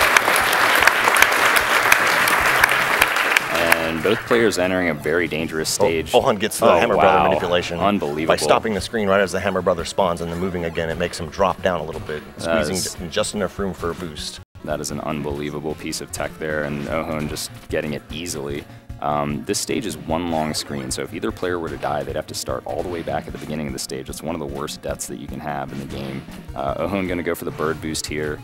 And he's going to have to be a little careful. He's going to use the windmill shuriken. That was a good backup strat. He also picks up the health there with that backup strat as well, because you do have to take a lot of damage in the stage. Dexter getting the bird boost as well, and he's going to have to play it a little safe. He just wasn't feeling it. Wasn't feeling it. Good choice. Way better than taking a death and losing about 45 seconds there. Absolutely. Still a 115. Solid time for Dexter. Dexter keeping pace, but Ohon is just on an amazing run at this point. Yeah, absolutely. This is looking very nice for team. Which team is this? Frank or Zeke? Team Frank or Zeke? No, I think it's Team Kappa. Dang. I know I should have kept these notes up. All right. So moving into 5-2, you'll see the players really stocking up on a lot of Ninpo. They'll need as much spin slashes as they can muster throughout 5-3, which is the next stage. Ohon barely grabbing the bottom of that let's cliff see if he to make gets it the over boost that jump here. right. Oh, missed the boost, but still a 116. Extremely strong time. Dexter has a little bit of an opportunity to passively make up some time if he can get through this screen nicely. You see Dexter taking the alternative route over the top there. And he gets getting the boost up to the top, very nice. 116 as well. He's got enough Ninpo here. And there is a dangerous hammer brother at the end of the screen. Let's see how Ohon handles it. He's careful. Yep, he used a spin slash just in case. No reason. If that guy throws a hammer just as you're coming up to the ladder, he can knock you off the edge. And very tricky boost coming up here for Ohon. He gets it easily. That is the biggest time saver in Ninja Gaiden in terms of damage boosting. You skip climbing that entire ladder. It's Dexter's turn. Can he get it? Dexter, no problem. Very, very strong stage by both players here so far. Dexter coming up to the last screen, Ohon coming up to the boss. And both players again with enough Ninpo and maintaining spin slash. We're headed into Act 6, the finale of Ninja Gaiden 1, and things are not going to get any easier. Beautiful 5-3 by both players, if I might add. They both just completely crushed it. It's a very, very difficult stage. Absolutely. But, as we're moving into the final act of the game, 6-1 is kind of the calm before the storm. Some of the enemies here can be a bit trolly, just with how the hitboxes work, but I don't think the players will have any problems. We'll have to see what happens in stage 6-2, which is one of the more difficult stages in terms of You'll see Ohon getting a little flashy here. He's using the throwing star again. This is to make sure that none of the enemies can troll him at all.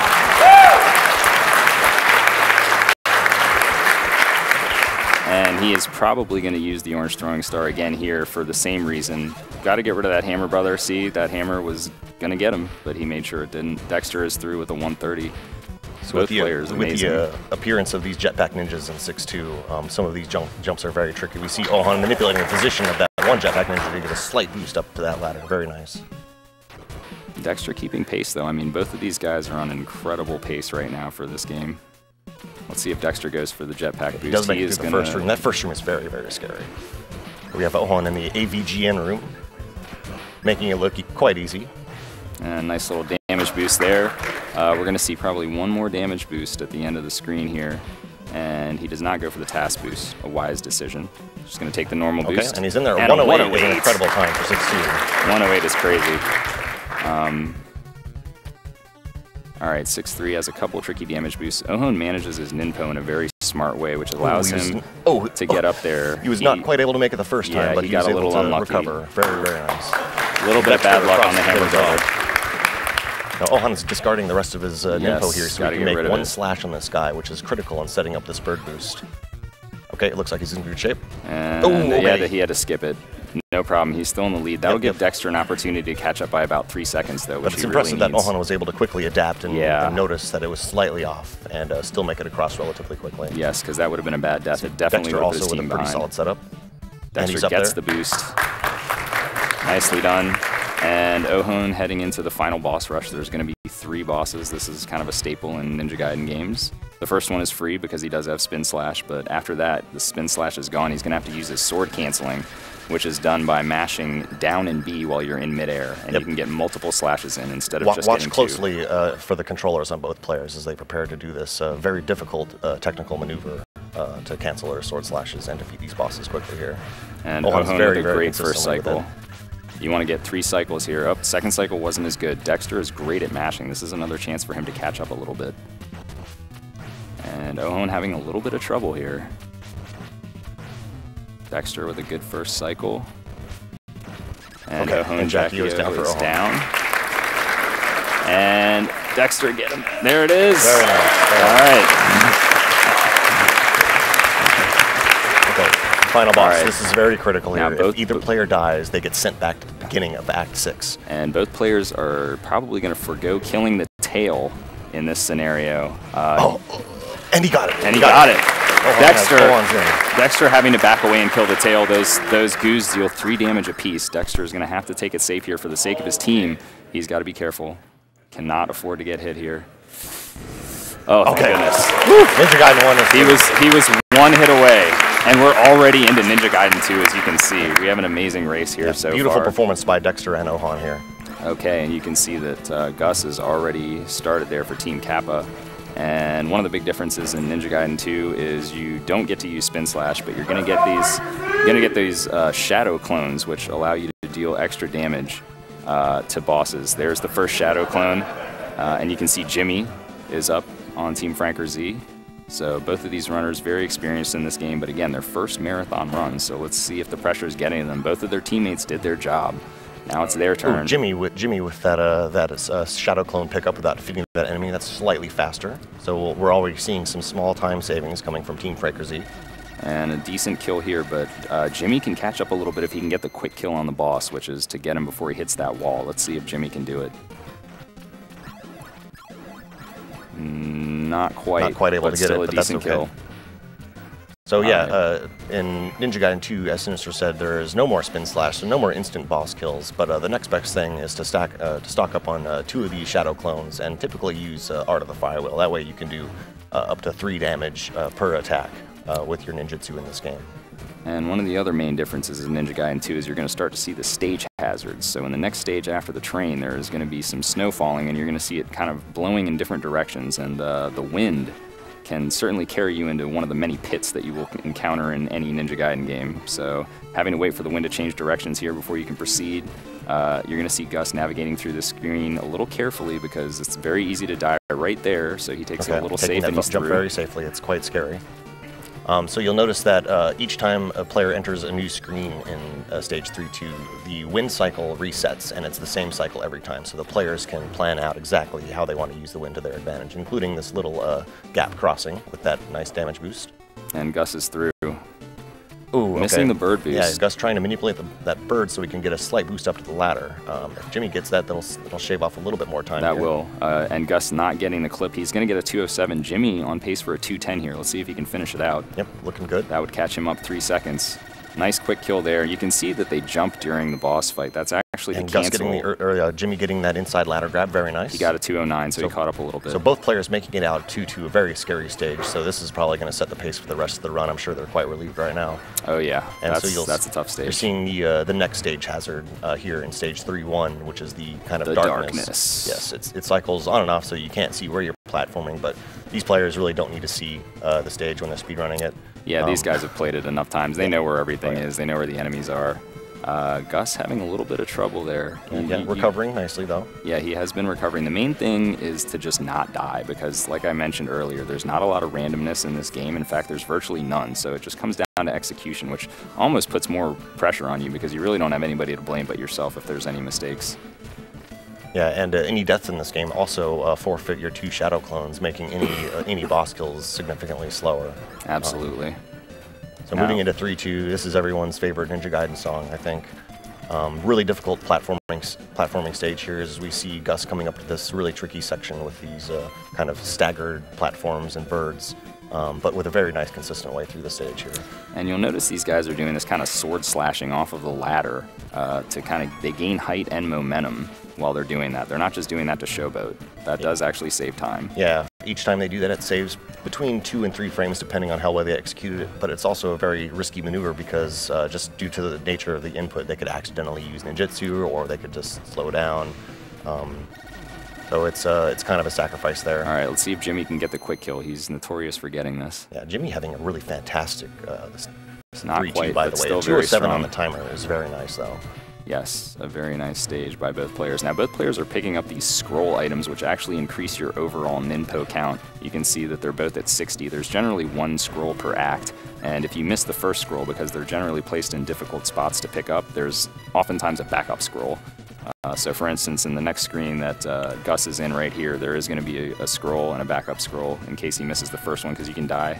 Yeah, and if gets it. If the players do miss out on the act scroll, it makes the final stages of the game a little bit more difficult, as having a maximum nimpo for the final boss is critical for a solid time in this game. Absolutely, and both players getting through. Yeah, this last platforming section is a little bit tricky with the mortars coming up here and these like really, really thin platforms. They want to time out the use of their invincible fire wheel so that it expires right at the last moment. Both players boosting into 4-2 very nicely. And there's going to be some water physics coming up here. Gus coming up to a really difficult screen. He's going to have to do some tricky damage boosting to kind of clip through a wall up here. Let's see if he can pull it off. Manipulating the bird. He's up to the second platform. And he's through. On top. He got it. All right, Jimmy's turn. Nice. Jimmy has an alternative setup for this. I'm going to see if he does not go for it. Just the positioning of the bird. Okay, yeah, here we go. He does. Wow, very nice. So frames are being shaved. Yes, Jimmy has been slowly catching up over the course of this run. Both players have been playing very well, but Jimmy, ooh. And Jimmy with a death, that's a killer, because he's going to have to go back. There's only one shadow clone that he can get, and he has to backtrack for it if he's going to. He does. And then he's going to have to use Art of the Fire Wheel to get the boss kill. This is actually one of the scariest places in the game to die at. Just this last room of 4-2 is huge. Luckily, he died on the very first section of it, so it wasn't nearly as bad as it could have been. And Jimmy, well prepared with the backup strats. He knows exactly what he's doing, so he's not losing too much time. Okay, Gus moving into 5-1 here. This is a really, really short stage. Ooh, unfortunately, he's missed out on the invincible fire wheel. That's going to slow down some of the strategy in 5-1. He's noticed he's clipping over the top of the wall there. The top of the screen works kind of strange with the walls in this game. Unfortunately, he's taking a little bit of extra damage. Yeah, he is taking extra damage here, which could come back to bite him, because he does have to take a lot of damage in the next stage. There's not going to be health for a while. There is one health in the next screen, but it costs a lot of time to get. Okay. Let's see if he's not going for the wall clip. Touching those spikes does 3 damage, so Gus wants to kind of take this as safely as possible and make it all the way to the health. Now you're going to see a 211 there. Now watch Jimmy's screen, because he can catch up. He got the boost very well. He may catch up 10 seconds here. He gets a 221. That's 10 seconds that he just caught up. Okay, and they are about 10 seconds apart right now. So this is it's now kind of become a more close race. We've kind of switched up a bit, but Jimmy doing a great job recovering after that death. Okay, and Gus now at 2 HP. He's really down to 1 there's HP. a health He's really right here. For this health. Yeah, he needs this health immediately. Okay. Making sure he gets it, but losing a little time in the process. Meanwhile, Jimmy is just trucking on through. He forgoes the health. He doesn't really need it. So 5-2, I guess the hazard in this is just the slippery ice. Unlike most games, the ice physics in this is actually quite nice when doing a speed run, because when you slash on the ground, you don't slow down. Now both players. Jimmy is actually almost in the lead now. He caught up quite a bit by getting a damage boost there that Gus missed a couple times, so now it's really, really neck and neck right now. So in the middle of the second game here at AGDQ, both players tying it up. And another quick boss kill there. Ash cars down on both screens.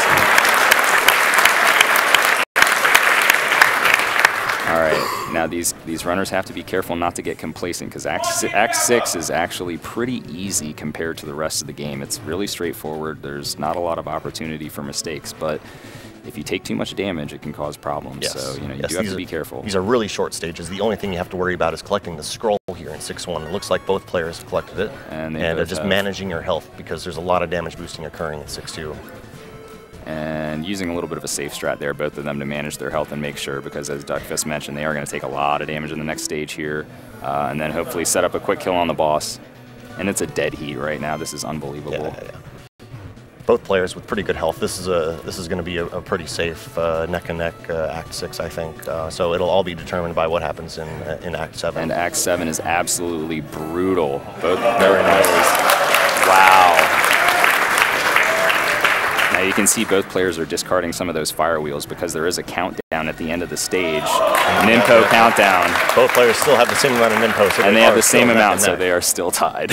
So moving into 7-1, this is where the game really kicks it into high gear. This is a very, very difficult platforming stage. You're manipulating the position of spawns. You have to make sure you collect all of the right Ninpo. Look, both players getting a really nice wall damage boost to instantly jump off of the inside of the wall there. And the main thing is to get through 7-1, because it is dangerous, and if you die, you're in big trouble. This third screen of 7-1 is extremely tricky. How you boost up to the top here Let's see if both players manage to do it. And both players using Looks like similar we're in there. strategies. Okay. Gus slowing down a little Yeah, bit. Jimmy pulling Extremely ahead. tricky screen. Jimmy with just slightly better movement, getting ahead. However, everyone has the scroll, 100 max Nimpo, good Nimpo count right now, good health. 211. Moving into 7-2, it's looking pretty good as long as the players can just maintain their cool and execute well. I think this will be a close race. Yes, it will. A lot of damage boosting. The final boss rush is pretty much free, but you might see some different strategies. Jimmy may go for a quick kill on Jackio. Gus might forego that. Gus having a little bit of trouble here. Yes, this first He's got to be very, really tricky. careful. He still has is good down on health, so I think he can recover here. There are going to be some health drops coming up later in the stage, but Gus has to be very careful not to die here. He could die in the next screen if he takes things a little too aggressively. Meanwhile, Jimmy trying to set up a really tricky bird boost, but he almost fell down. Wow. Okay, Oh boy. he manages All to right, he boost gets up there, through. He gets through. improvising. And now things are evening up just a little bit Wow. again. There's one final health drop in this, and I think both players are probably going to go for it based on how much health they have. Let's Definitely, see. I would certainly go for Jimmy goes ahead and gets it. It does cost a few frames. Gus probably also going to go for it. Oh, nope, he's going to have to skip it because he missed throwing his fire wheel. Okay, so fighting the final 3 bosses in this game is all about Nimpo management. They want to have just enough to have at least one Art of the Fire Wheel shot for the final form of the final boss. Both players taking out Jackio one very nicely. Great job by both players. And the second form is down for Jimmy. Gus handling it with no problem. Both players have enough health here. They're just going to have to take out the head and then go straight for the heart. So Jimmy getting a very quick kill on the head there with his last Art of the Fire Wheel shot. Now it's all about sword slashing this heart, and then we'll finish up Ninja Gaiden 2. Okay. Wow, great run. Team Frequency moves on. And they are going to be switching right into Ninja Gaiden 3. There's no time to waste. Team Kappa right behind. And they're both through.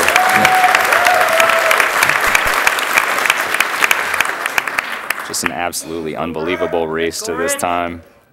Now Ninja Gaiden 3 is a little different. You're going to see the jumps are a little bit floatier. There's this sword upgrade that kind of makes the sword's hitbox bigger, makes it easier to kill enemies. And one of the main differences is this game's kind of just less broken. There's no shadow clones and no spin slash. Yeah, and there's no creative wall clips. You know, you can't damage boost in as many places. Yeah, like you said, there's no shadow clone, there's no spin slash. So any damage done to bosses is pretty much just one damage at a time. Another thing to note is that this is the US version of Ninja Gaiden 3. This is a very, very difficult game. Unlike the previous titles, almost every attack does at least 2 damage to you. And there's very few health drops. It's a very unforgiving game. So any mistakes cost quite a large amount of time in this game. And both players through the first stage with no problem. Different stage hazards in this game. You can see there's quicksand in this stage, which is going to reoccur a little bit later in the game. It kind of pulls you down, so that's why you see the players kind of just jumping through there, trying to stay out of it as much as they can. Yeah, and unlike the previous games, you'll see a lot of like stopping their movement and hesitation in order to make sure some of these hits work just right. Just the enemy placement in Ninja Gaiden 3 is extremely brutal compared to the past games. And just because you take more damage in general, players will want to be very careful. And we're going to be coming up on the only auto-scroller in a Ninja Gaiden game, which I don't even know why, but they put one in. There's really good music, though. So we're probably going to go ahead and do some donations now. So if Butters BB wants to go ahead and do some donations, please go ahead. Thank you very much, Joit, for the $380 donation. Thank you for yet again hosting this great event. I was going to go with some friends this year, but money in school kept me from it. Instead, I'm putting this towards all child dungeons blindfolded. Keep the good stuff coming. Cheers, and go Team Kappa. Thank you very much, Shakma, for the $100 donation. A gift from France, the country of Punch-Out's worst fighters. Have mercy on Glass Joe. Have mercy on Glass Joe by knocking him out quickly. I put my donation on Broman's FF7 incentive.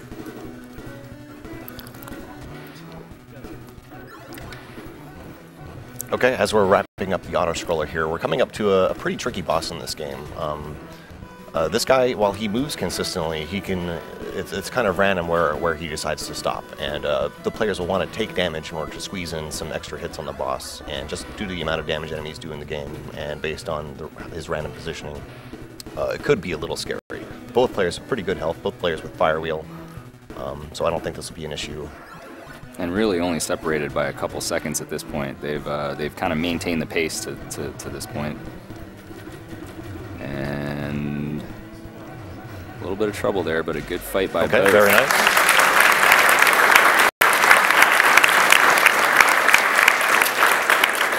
So here at the beginning of 3-1, okay, don't forget to hold left when you start the stage. But here at the beginning of 3-1, about halfway through the stage, there's some moving platforms, and as soon as you begin the stage, all the platforms begin moving. So it's important that they don't slow down at all in this first section, so that they can make that early platform cycle. Looks like both players are pretty good. Ooh, Rich taking a hit. He had a death there. Might as well get that death out of the way early on in the stage. Yeah, this is Ninja Gaiden 3, folks. It's probably going to kill you at some point or another, so it might not be the last death that we see in this run. But is going to cost some time.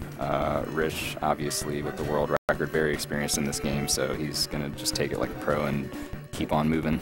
And Crack Attack moving into 3-2 here, we see the first appearance of a new weapon in Ninja Gaiden 3 called the Vacuum Blade. It's very nice. It can hit enemies above and below you and form like sort of a small shield. And once again, we see the return of the Invincible Fire Wheel as a usable item like in Ninja Gaiden 2. I think it costs 20 Ninpo in this game. Yeah, a little more expensive, but it's okay because there's so many refills for Ninpo that you can pretty much use it whenever you want. Yes. You don't have to worry about trying to conserve it too much. And there are less scrolls that are going to be picked up in Ninja Gaiden 3 than in Ninja Gaiden 2. They're not going to end with as much Ninpo, but again, like I said, because there's so many refills, they really don't want to bother going out of their way. Okay, Crack Attack having a very solid 3-2. Even using the Invincible Fire Wheel during this boss fight to block some of their shots while dealing continuous damage. Looking very nice. All right. Team Franker Z pulling ahead for the moment, but like I said, Ninja Gaiden 3, anything can happen, especially when we get to the later stages. Things get really, really difficult. Alright, meanwhile, Rich getting his boss fight in. As you can see, he can use the Invincible Fire Wheel and still Sword Slash, which makes a lot of the boss fights a little bit easier. You can just kind of avoid taking that damage. So stage 4-1 here, just like on the 3-1 with the moving platforms, these moving platforms are also on a stage-based timer, so there's a lot of forced wait points as you just wait for the platforms to reappear. Something to note is the hitboxes on some of these enemies are deceptively large. You'll see them taking their time jumping over these large turret enemies. Now, just a strange note here, but Crack Attack actually picked up a 1-up. Now, normally this wouldn't be anything out of the ordinary, but in this game, it's possible to come across situations where you want to force game over in order to get the Invincible Fire Wheel back, particularly in Act 7. Hopefully that doesn't happen to either player, but if it did, Crack Attack would have one more life he would have to waste in that situation. So moving into 4-2, this is a very scary stage here. These spikes deal 6 damage to the player if they touch them. So 3 hits on the spikes and you're out. Fortunately, the Invincible Fire Wheel does let you pass through it quite safely, so that's why it's such a critical item both in this stage and in the final stage of the game. It's a pretty nice item, I think. But you'll see Crack Attack doing this nice little trick here where he boosts off of the enemy instead of the spikes itself to deal less damage to him, but still give him some invulnerability frames to make it to the boss with the Vacuum Blade. And let's see if he can get the 1 cycle here. Vacuum Blade, he's mashing it out. Got to get this guy before he goes back underground. Okay, he does. looking good, looking good. Infested Rich right behind. Also having a pretty solid Act 4. Rish really keeping pace well after he kind of had that death. He's really hasn't let it affect him too much. Okay, still gets the boss before he buries. Very nice. Moving into 5-1. I keep saying this for every stage, but it just gets more and more insane with enemy placement. There are enemies everywhere in this game now. There's almost nothing you can do in some situations except for stop or just take large amounts of damage to get through. See the Vacuum Blade and the Fireball get a lot of good use here. And you can hear Crack Attack with his patented yells that he does during the game. If anybody that saw him in the practice room is very familiar with this. Crack Attack with pretty low HP at this point in 5-2, taking a death, unfortunately. At least it was at the beginning of the stage. Any death in this game sends you back to the beginning of the stage, and this is kind of a long stage. Might as well get it over with on the first screen. And he picks up the sword upgrade there. Fire Wheel, he's back in business. Meanwhile, Team Kappa catching up a little bit. Okay, so that first screen is pretty scary. All the significantly difficult parts are pretty much over with in stage 5, or in 5-2. Jumping over some of these turrets can be a little bit tricky, but with that extended sword power-up, hitting the enemies makes it hitting the enemies much more easy. And crossing this disappearing platform section, both players will want to pick up an Invincible Fire Wheel, once again, just to make some of the traversal of these later screens a little bit easier. And yeah, that's not much of a stage hazard there, as those guys are just going to be holding left the whole time, but it is there. And both players just moving really well. I mean, this has been just solid runs from everybody all around so far, and it's amazing the race is this close. All the Ninja Gaiden games are very, very punishing. So. Oh, and you'll see both players going out of their way a little bit, losing a couple of seconds just to pick up Art of the Fire Wheel, just because of how much time it saves against this boss here. And let's see, they want to kill him before he gets to the other side of the screen. Crack Attack not able to do it. Let's see if Rich can get it. Rich, a little bit of a better fight. Oh, wow, taking some more time there. Both players thinking up once again.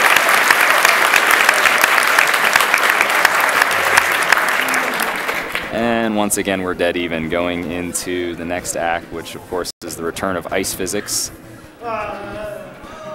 Oh! Crack Attack having a little blunder there, but he's still okay. He's still managed to recover both players through to the next screen. So Act 6 is where the game gets pretty scary for health management.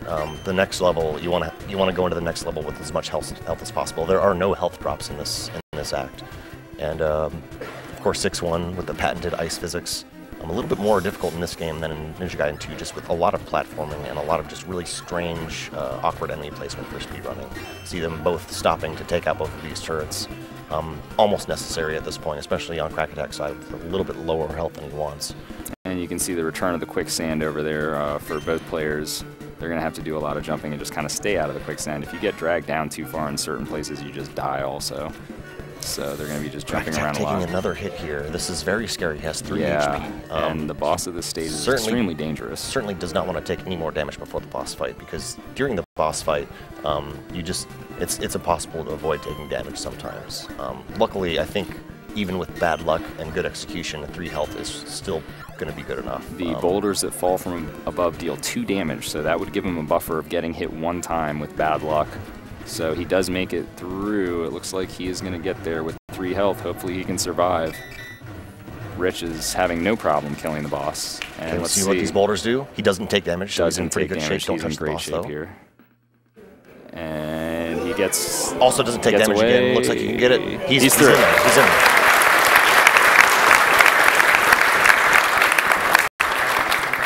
All right, so Act 7 completely brutal. There are wind physics in this. Rich taking a death right there. But if you're going to die in Act 7, that's pretty much the best place for it. It has to be now. It has to be, because there is the only invincible fire wheel is in this screen, and you need it for the duration of Act 7. So both players are going to get that invincible fire wheel, hopefully maintain it for the rest of the run. Yeah, Act 7 is just, it's all about collecting fire wheel in 7-1 and keeping it for as long as possible, and also health management. There are very few opportunities for health, and there's just a huge amount of enemies in these later stages of the game. Here in 7-2, we'll see the players enter a particularly scary room with some more moving platforms that are on a global timer. They'll want to have very precise invincible fire wheel usage so they don't accidentally replace it with another weapon, and they also want to make this platform cycle right as they cross. Okay, Crack Attack in pretty good shape, and he's on the platform. He's good. He's pretty happy about it. And Rich is on the platform as well. Very nice. All right, both players through. Things don't get any easier, though. It's just going to get more difficult. Act 7, notorious. Ooh, okay. Still looking pretty good. Now there's a backup health here in 7-2, and Crack is going to have to go ahead and collect it. That is the only health opportunity. He does lose a little bit of time. Rich is able to forego it because he does have the higher health count, so he will catch up a little bit there. And once again, we have the spike walls. This is why you need the invincible fire wheel in Act 7, because there's a lot of these spike rooms, and you'd have to wait for cycles of these spikes. But with the invincible fire wheel, you can just run right through, and you can see both players have it, and both players are cruising. Right. I can't emphasize how brutal this stage is. It's extremely difficult, especially if you don't have invincible fire wheel. Just like in stage 4-2, the spikes in this do 6 damage if the players manage to touch them without being invulnerable.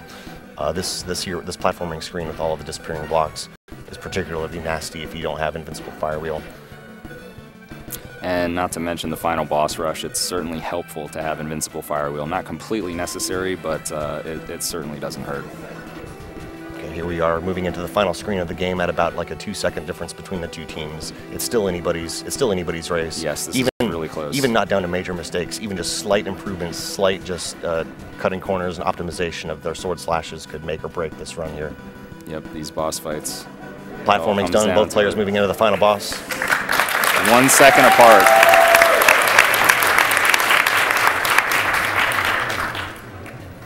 And first form down for both players. Wow. This is incredible. Rich with slightly lower Nimpo. He's going to only want to use exactly one invincible fire wheel during this first form, but I don't think it'll be a problem for him. Crack Attack taking the kill a little bit earlier, moving into the final form of the final boss. Now they'll want to use invincible fire wheel right away to destroy this the head section of the final boss. It takes quick work of them. Both players having at least one shot though, so we'll see this come down to the wire here, guys.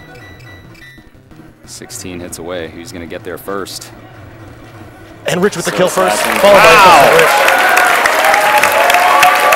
He takes it by 1 second, less than a second. This has been an incredible race here at AGDQ 2015. Round of applause for all the amazing Ninja Gaiden runners today.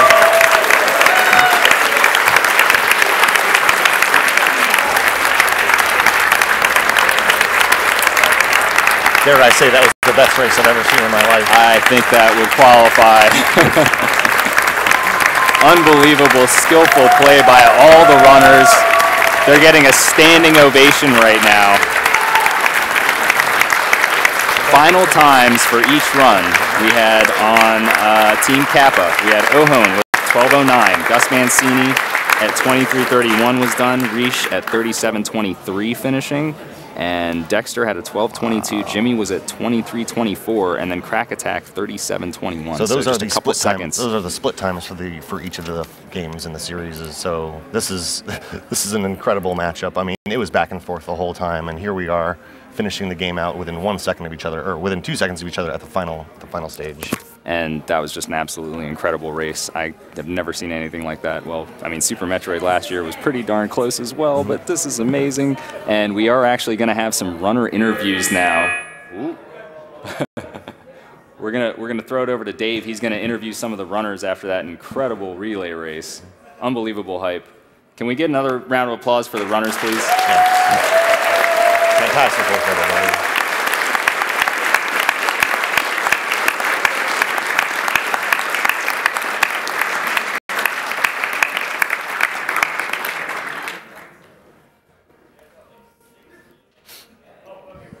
Are we good? All set? Okay. Well, guys, that was just as incredible as it looked like it was going to be. With so many world record holders and everything here, that was an incredible job. What was it like being part of the first relay race and making it that good? It was pretty nice. One thing I was kind of worried about is in these games, it's really easy to die, and if you die, you can lose a lot of time. So the fact that it was so close all throughout the race was kind of surprising, but I'm really glad it turned out that way. Yeah, just gonna echo what Jimmy said here, and just glad to be here with all the Ninja Gaiden players and I can't even talk. To make this a reality, I mean, so it's good to be here with all the Ninja Gaiden players and have a good time. So I love it. Oh man, where do I start? I had a heart attack up there several times, let me tell you. But Team Franker Z, I love these guys. He didn't believe that we were gonna win because of me, so so now I'm glad we proved him wrong.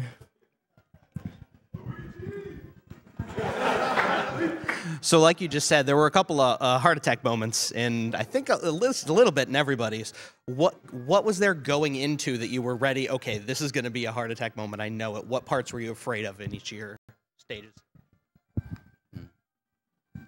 There's not really a big part of Ninja Gaiden 2. There's just a lot of small things, basically. My death in 4-2 was kind of scary because I messed up there a couple times in practice. And when I did, it just like snowballed out of control. I just kept dying over and over again. So when I died, I was like, oh no, like I can't do that. And then in 7-2, that strat that I did was actually something I came up with, but I didn't mean to do it. It's not a marathon strat. I just accidentally did it. It's what I was doing. It's what I was doing when I was going for the record. So it was like in my muscle memory, and I just completely forgot to do the safe one, and I messed it up. So the fact that I actually survived there was pretty nice. But yeah. Yeah, in Ninja Gaiden 1, I was actually more concerned about having Ohan beside me, actually. So, but throughout the whole run, I was actually thinking more of my teammates. I wanted to play safe throughout the whole run and do a decent run. But 5-1, especially with the bat, that's kind of in the middle of this stage. I normally do a kind of risky strat there, but went and played more safe and lost like 2 seconds or something like that. But and of course, the Jacko fight, the heart. I actually got a heart attack there too. Actually, I mean, I didn't think it was gonna go that bad. I mean, if I knew if I was gonna take one hit, I'm gonna play it safe. But I took several hits, and he didn't even have like what am I gonna say? I can't even talk. I am so messed up in my head right now. But well, what I was gonna say, I was gonna play it safe on heart if I took a hit. Thank you. Okay, so let me go level by level. Level 1, there's not too much to say. We get that pretty consistent. Level 2 is pretty scary at the boss if you have low health. None of us had low health, so we're good.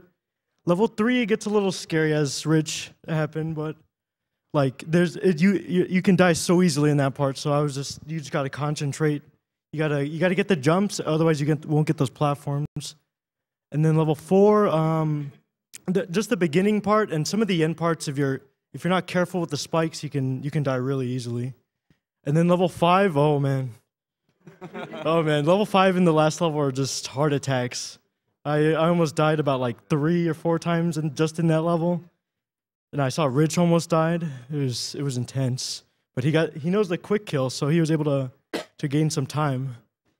And then level 6, that was I thought I lost the relay because of that. I thought I really lost it because going to the boss with 3 health, you're just not going to survive. And I somehow just pulled it out. And then yeah, level 7, I played it a little safe because that level is, if you lose the fire wheel at 7-2 or onwards, the relay's gone at that point. It's like plus 4 minutes. So you just can't, me and Rich were just, yeah, but that's pretty much each level. So did the strats begin when you guys were deciding who was going to run what, or in your case, was it something that was, oh, well, it's obvious, or did the strats start that early with, okay, well, we're both really good at this one, but I'll take this one, or what was the decision-making for who's going to run which game? We all sort of have specialized games. I think, like, I've played 1 and 2. I'm not very good at 1. It's kind of clear-cut who is going to play which game because, like, I have the record in 2. Dexter has a really good time in 1, and Crack he and Reach were going back and forth on record on 3. So I don't think there's really like any question there who's going to play what game. Excellent.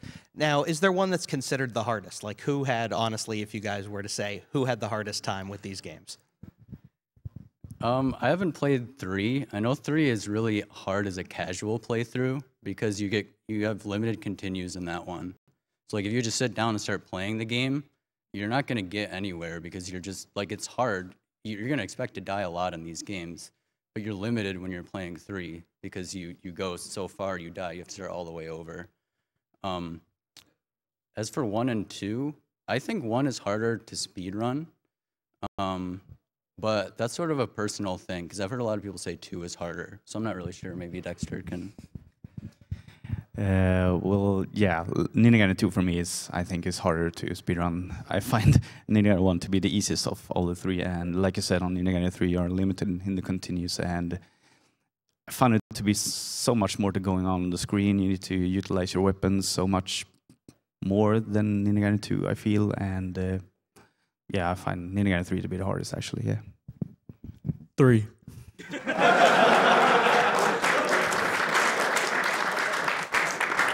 I hate this game so much. You guys have no idea. I just want to be done with this game. I actually didn't submit this game. They wanted me for the relay, so I picked it up again, and we were just eventually I didn't accept it. I'm like, nah, I don't want to play it again. But then they said Reach was the other player, so I had to do it.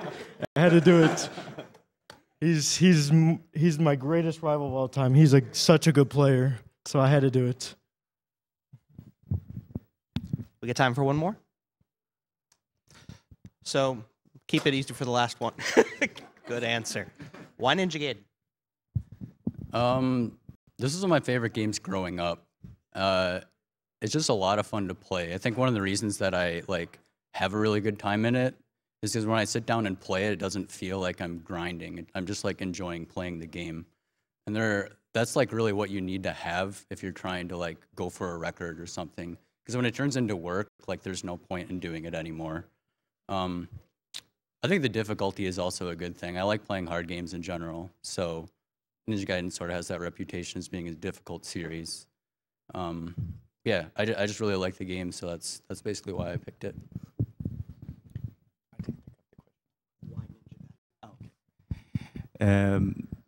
Well, when I started out with speedrunning, I was kind of much browsing around on the internet and found SDA, and I wanted to pick up a hard game like Jimmy said, and started out with what was it? Ghosts and Goblins and Ninja Gaiden. So I came in contact with Sinister and Duckfist, who did the commentary, by the way. Great work. Yeah, I love you too, man. So we were pretty much pushing each other with weekly races and everything, and I was having a good time with Ninja Gaiden. It's a good game for speedrunning, so fast paced and everything, and I love the game. So yeah. So initially, I started with Mega Man X. Do we got any Mega Man X players out here? Yeah, that's what I thought. Okay, and then I picked up this game. I picked up about 30 games that I run now, and I was like, I don't want to play this game. This game's too hard. So, and then I submitted to AGDQ, and I started playing it more and more and more and more. And then that's when me and Rich started going back and forth with the record, five or six times, right, Rich? Yeah, he was pushing me. I was pushing him. We were just going back and forth. That's how you get good time in the game. You just have somebody push you. So that's kind of why I stuck with this game now. All right, well, thank you very much, guys. Congratulations. That was fantastic to watch.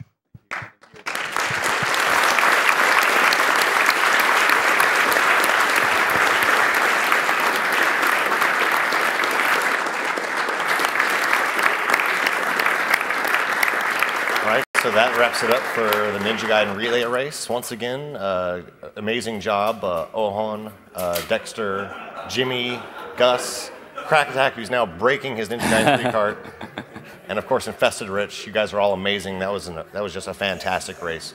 So another round of applause, please.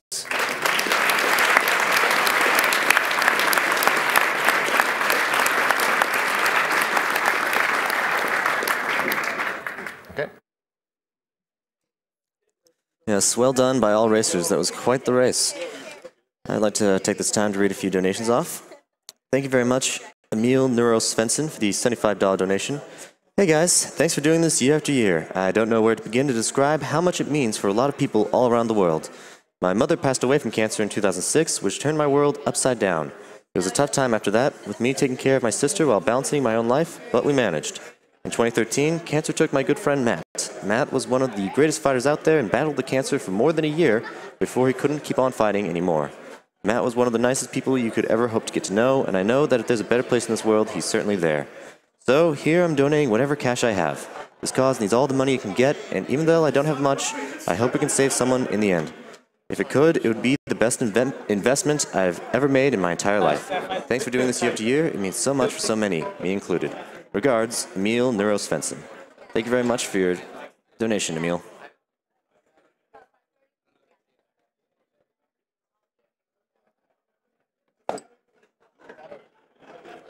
Thank you very much, Anonymous, for your $100 donation.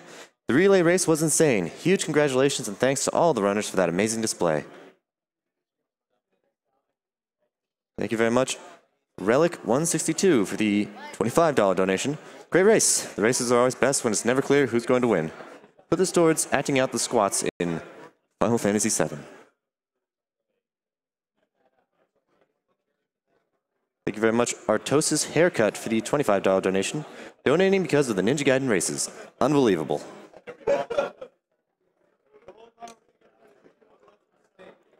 Thank you very much, Invisible Robot, for the $100 donation.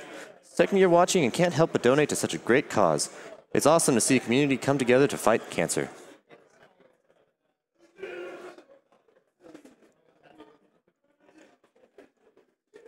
Thank you very much, Anonymous, for the $20 donation. More relay races. Donating again. Those Ninja Gaiden races were, or those Ninja Gaiden runs were sick, nasty.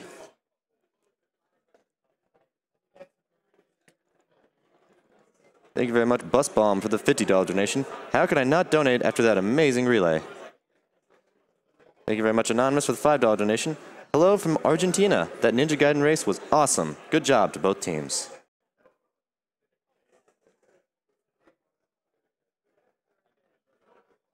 Thank you very much, Geister Carl, for the $20 donation. Really cool race idea. Like it very much. Only problem, didn't really know which team to root for. They're both so great. Thank you very much, Ryu Hayabusa, for the $25 donation. Let's beat the cancer demon with my dragon sword, guys. Thank you very much, Wild Conjecture, for the $20 donation. I played Ninja Gaiden for the first time last year thinking, how hard could it possibly be? I am now in therapy 3 times a week. Happy gaming.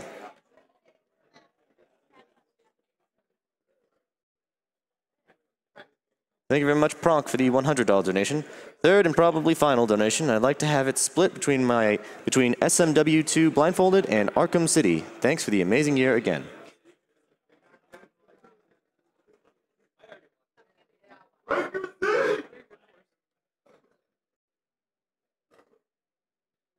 Thank you, Anonymous, for the $20 donation. That race was amazing. Love the commentary from Sinister One. Looking forward to his Punch-Out run.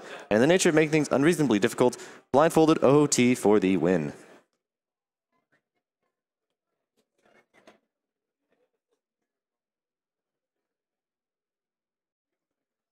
Thank you very much, Calrophobic, for the $20 donation. I didn't believe that you could get more hype for a race after last year's Super Metroid. You guys proved me wrong. Therefore, take my money again, please. That was amazing.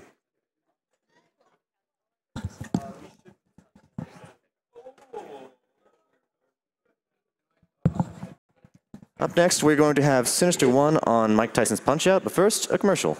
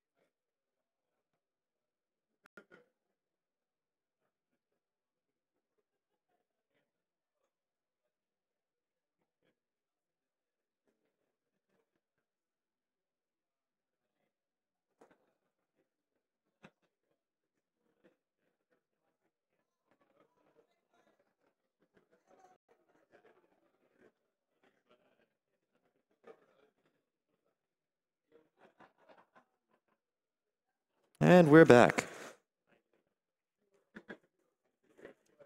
Pinball Joe has donated a Swords of Fury pinball machine as a grand prize for AGDQ 2015. This is a chance to own your very own pinball machine at home and help an awesome charity. Because it's a very special prize, a minimum bid is $50 with up to 4 bids for $200. Pinball Joe has also provided pinball machines at the AGDQ venue for people to play. Throughout the marathon, you can watch AGDQ attendees speedrunning pinball for new world records at pinballdonequick.com or the Twitch channel, twitch.tv/pinballjoe. Please consider subscribing to our channel on Twitch, twitch.tv/gamesdonequick. 100% of proceeds will go to the Prevent Cancer Foundation. AGDQ is brought to you by some of our lovely sponsors. The Yeti. The Yeti is a t-shirt site featuring an awesome new design every 24 hours for a low price. The Yeti has partnered with us for AGDQ 2015, offering an array of shirts with $3 from every unit sold going to the Prevent Cancer Foundation. Check out the collection at www.theyeti.com/AGDQ, with the Yeti being spelled THEYETEE. Tiny Build. Tiny Build Games is an indie developer morphed into an indie publisher. They partner up with indies across the world to help better their games as well as develop games themselves. Check them out at www.tinybuild.com and check out their game Speedrunners, available in the AGDQ 2015 Humble Bundle. Humble Bundle. Check out the Awesome Games Done Quick bundle on humblebundle.com. Pay what you want for up to 9 games, a Twitch Turbo subscription, a subscription to XSplit Premium, and exclusive merchandise, all while supporting the Prevent Cancer Foundation. That's www.humblebundle.com.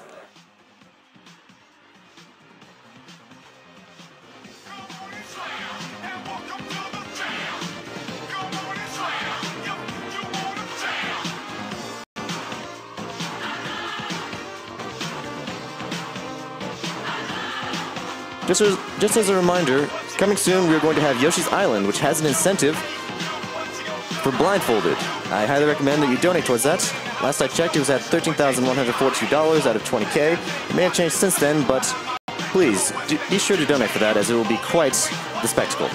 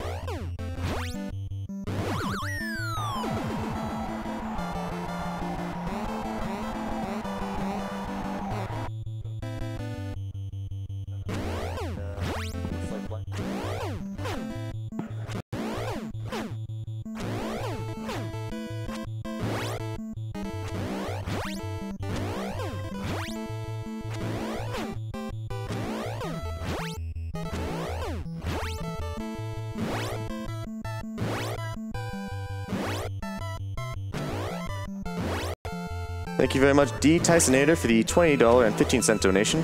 Shout out to my Punch-Out brothers, Sinister1 and Zalad1. You will knock out the competition and Cancer as always. Everyone at AGDQ is doing a fantastic job terminating Cancer at AGDQ, so thank you all and promise you'll be back next year. Thank you very much, Adalia AJ, for the $25 donation. Can't wait for Symphony of the Night. Thanks for running these great games. Thank you, Captain Barricade, for the $50 donation. Thanks for the phenomenal relay run. The commentators did a great job building up hype while the runners delivered the goods. More relays. Thank you, JB, for the $50 donation. What an awesome race. Thanks for all the speedrunners. I hope to see more Ninja Gaiden relay races in the future.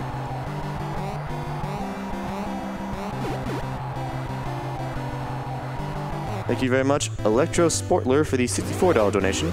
I'd like to thank the people that are responsible for the organization and all the technical staff necessary to make this event become a reality. I know that an event like this means a lot of work, but it was worth every minute. Thank you for your dedication. Greetings from Germany. P.S. Do you ship the pinball machine? And the answer to that is yeah. Yeah, we do.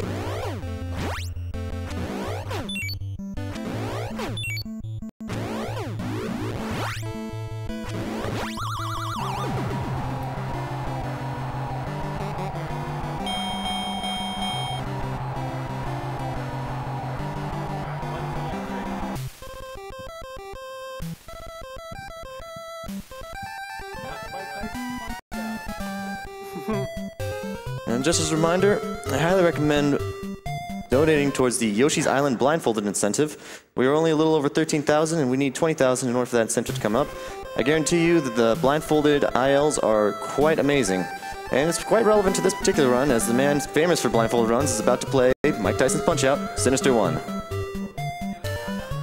Oh, are we ready? My mic's good? Okay. Yeah, we can do that. But first of all, I'd like to say a couple things. You know, obviously we're not doing blindfolded this year, so this run's not going to be very serious. There's no serious time. I want you guys to just have as much fun as possible, get as hype as you can. Yep. Just cheer whenever you want. You can yell TKO, I don't care. If you want to heckle my opponents, that would probably be helpful to me. Just whatever. Anything. Anything goes. Anything goes. So yeah, so I'm Sinister1. Breakdown. Zalad1. DK28. And this is Mike Tyson's Punch-Out. So I guess we'll get started here. We got Glass Joe. Can I talk about Glass Joe a little bit just before we start? Glass Joe never gets his time in the sun, you know? He's just like an afterthought. This guy's 1-99. Does anybody know who he beat? I believe it's someone that got beaten blindfolded last year. I think it was actually a typo. I think they just meant to put 0 and 99. I swear, I really think that's what it was. But who knows? So yeah, Little Mac, you can see he's only 17 years old, which, I mean, he gets to fight adults already. Okay. So if Glass Joe started fighting people when Little Mac started, so if he started at 17, he would have had to fight like 4 people a year to get to 1-99. Can you imagine that? Getting beat up every 3 months? Like, that's pretty bad. Anyway, I think he's ready to retire, so why don't we go ahead and give him his wish. 3, 2, 1, go.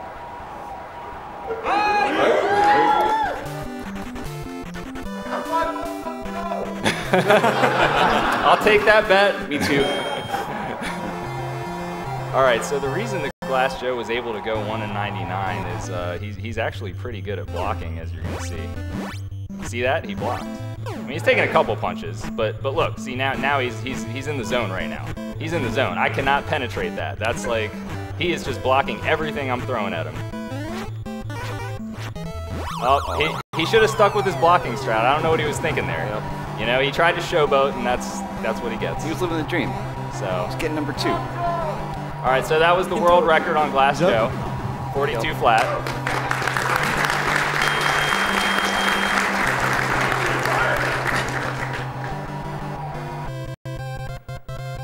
Is Glass Joe one of the last bastions, like someone that, as time's gone on, they just have not found a new optimization on him? Yeah, not really. I don't think it's going to happen. So next up we have Von Kaiser. This guy's even older than Glass Joe. What is it? Is this like the senior circuit? I mean, who are these people I'm fighting? I don't know. He has a killer mustache, though. I'll give him that much. So he can block sometimes, too, but hopefully we'll avoid that. I'm going to try, anyway.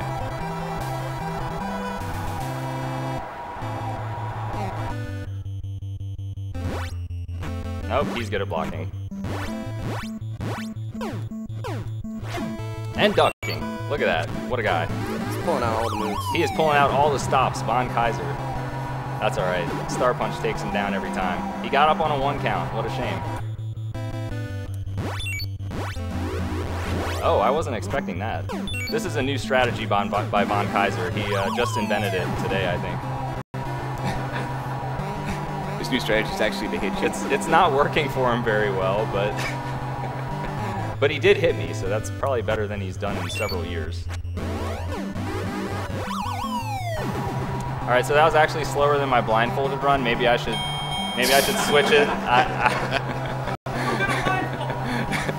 actually didn't bring the blindfold with me, unfortunately, but all right, title bout. By the way, this game is not racist at all. Not even a little bit. How come Honda no racial stereotypes whatsoever. How come Honda didn't get any love before the fight? Give him some credit, some time in the sun. Oh yeah, sorry Honda. Oh, he's good at blocking too. All right, I'm gonna have to improvise a little bit here because we got a different different pattern.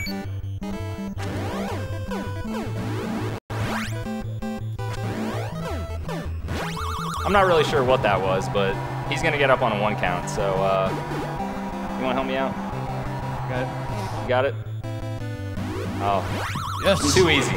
Too easy. Yeah, Mike Tyson co-op.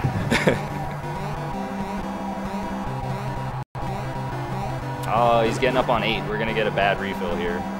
What a shame. He gives away stars like candy. I mean, it's literally 100% of the time he gives away stars, so. All right, under a minute. We're still doing well here. So we got our first title. It's time to move on to some donations, I believe. Yeah, ready? Thank you very much, Ravel Dr.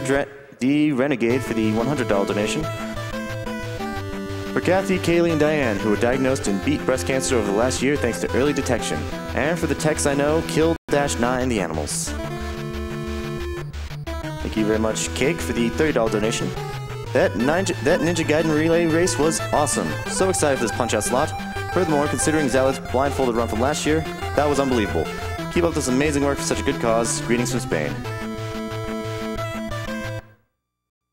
Who does this guy look like? I would say Adam Sandler. Nobody wants to take a shot? Okay. Nobody wanted to go. Nobody took the bait. Breakdown's the only one. Thanks, Breakdown. No problem. I got your back. All right. Don't blink. This fight might be quick.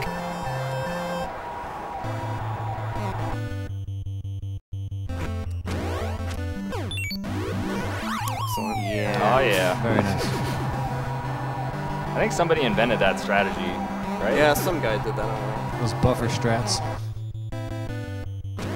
So that star that he got, it's a frame perfect star, but the dodges that he did like sets it up perfectly. It's pretty handy. All right, let's see if I got another world record, 14.97. I'm not sure. I'm not sure. It could be a 9.9. We'll have to see. Feel the tension. Oh, world record number 2. World record. That's 50% success rate. Do you guys know what I like about King Hippo? Nothing. That was quick, yeah. DK28. I've watched you a couple times.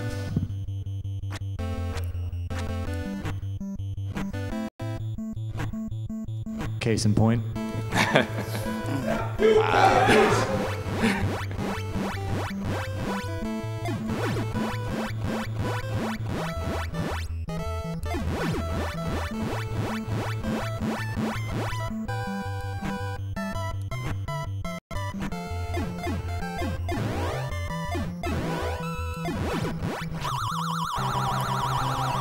Sorry, my card didn't work. Yeah, we tried to use Zallard's card to get better luck on King Hippo. It didn't happen. One thing that could be said for King Hippo, he does have a very nifty theme song.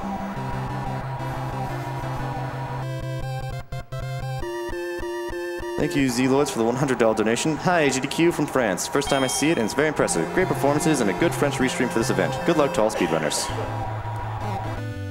Does anybody have anything to say about Great Tiger? He has a nifty hat.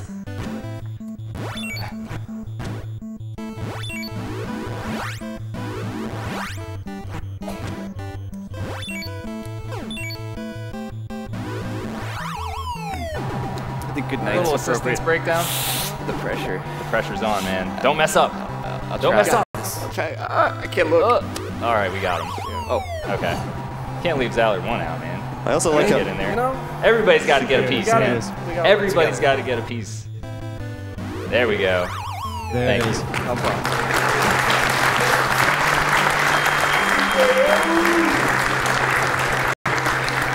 I also like how the gem. Punch Out. 4 players, 1 controller. I also like how the gem on his turban like flashes a lot. It's almost like he's trying to say something. All right, another title bout. We got Bald Bull here. I like Bald Bull. See, he doesn't have a theme song or any of that. He's just right down to business. He's like, come on, let's go. We're fighting. Getting in there. He looks tough, though. I mean, look at this guy, man. He looks like a bad man. Should I be worried right now? Anger management issues. Nah, I guess not.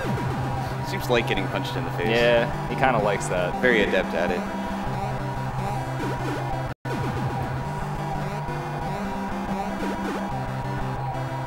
All right, a little bit of tricky strategy coming up here, though. Oh, didn't get it.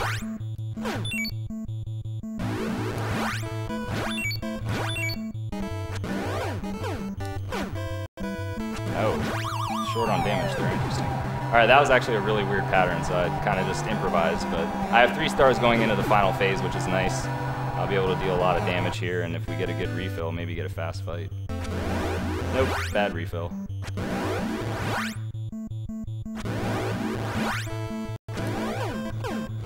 $109 still pretty quick though. All right, so that's the major circuit. We're gonna head to the world circuit, but before that, Butters is gonna give us a few more donation comments. Yes. Thank you very much, Zinko, for the $50 donation. I remember the blindfolded run from last year and decided that I would like to see someone try something blindfold this year. Thanks for such a great event. And that, of course, would be Yoshi's Island, so hopefully that gets met. Thank you very much, Marco J. 1990 for the $10 donation. This donation goes out to Sinister1. He got me interested in speedruns, and his runs are still my personal highlight of AGDQ. Keep it up. Also, shouts to Duke Bilgewater. Looking forward to see him running Hotline Miami 2. Ah, yeah. And what about an International Track and Field 2000 race next year? Thank you, John K., for the $25 donation. Hey, guys, donation number 2. The Ninja Gaiden race was incredible. All 6 runs were fantastic. Looking forward to more amazing runs. Put this to figuring out a way to kill animals in Fusion. Yeah, how about that Ninja Gaiden race? That was something. That was quite something. All right, so on to the world circuit. This is where things actually get kind of difficult, so you're probably going to see a few more mistakes. But hey, maybe I'll actually beat some of these guys fast. I don't know. It's possible. Come on, Zallard's cart.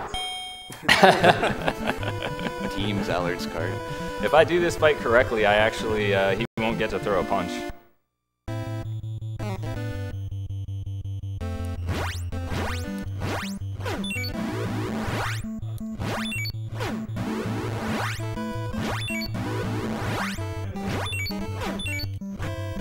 Uh-oh. He got to throw his punch. Good for him.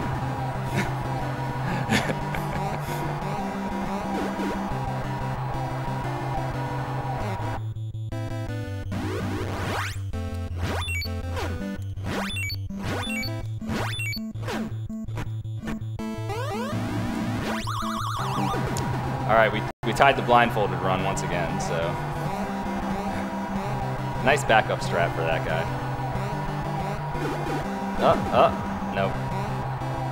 The only person that actually gets up on 9 is Bald Bull 2, in case you guys are wondering.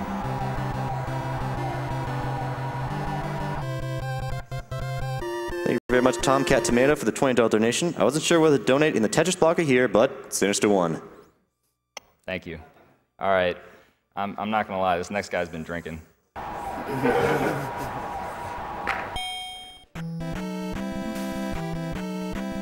Nobody likes him very much either. He's kind of like King Hippo in that way. Soda has no friends.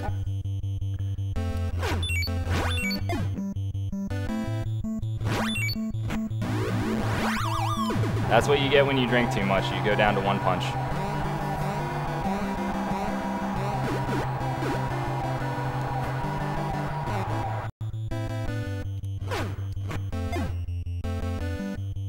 And the hooks.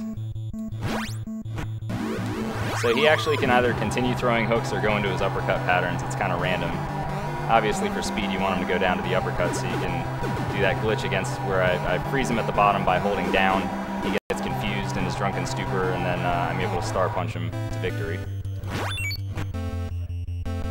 Come on, there we go. Down goes Soda.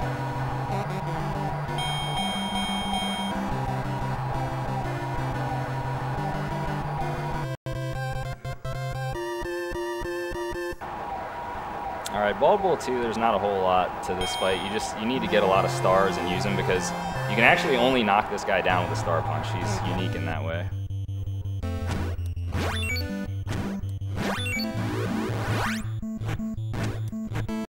Uh-oh.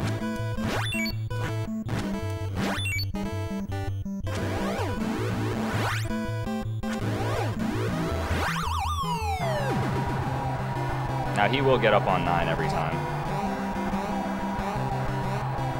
Maybe not this time. Maybe not. Maybe. Maybe. Aw. I'm just waiting for that one time he doesn't get up on 9. It's got to happen eventually, right?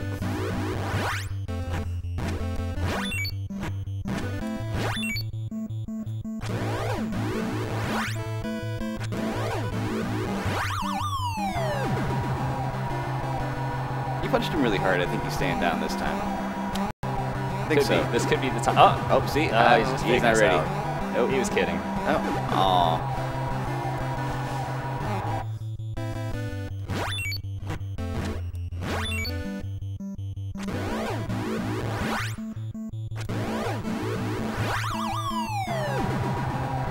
Alright, so there's another refight after this. They can only fit so many characters in the game, that's why there's these refights, why Piston Honda, Bald Bull, and Don Flamenco, you have to fight them all twice. Don 2's kind of boring, we could probably just do some more donations, honestly. Right, as an aside, Bald Bull may have gone down, but I hear he's quite good at arm wrestling. Alright, thank you very much, Tom Cat Tomato for the $20 Smoke Loke for the $25 donation. Fantastic cause. Thanks to all the techs, runners, and anyone in between for using their skills and time to help the fight against cancer. Punch out, hype. And thank you, Spear and Magic Helmet, for the $50 donation. I've been watching Sinister practice this game all year, and I'm excited to see all that effort going towards a great cause. Thanks to all the gamers who are stepping up to make this extraordinary event happen. Hype. Hype. Hype. Gotta love the knockdowns in this game. They're just hilarious. I never get sick of watching them. All right, there's a couple different refills you can get here. Let's hope for one of the good ones. I think that is one of the good ones. It is. Oh, that was not very nice. All right, Don got a little tricky there. You gotta do the knockdown where he wiggles back and forth. All right, so I do have a star going into the final phase, which is good. I think it's 11 hits here. Yep, 1 and 11.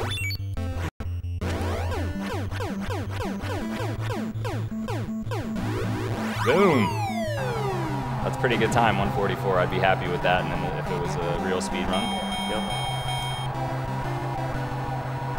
All right, next up is Mr. Sandman. There's going to be some tricky things happening here. I'll let Zallard one explain. All right, so the first thing that's going to happen is you're going to see his health go down to half. He's going to take an intentional knockdown later on in the fight, and that's to trigger him to do another Dreamland Express. The reason why you want him to do another one is because you can deal the most damage really fast. To start here, you want to have his guard up so that you can gutter him. If you don't raise his guard, then he'll just block the gut shots.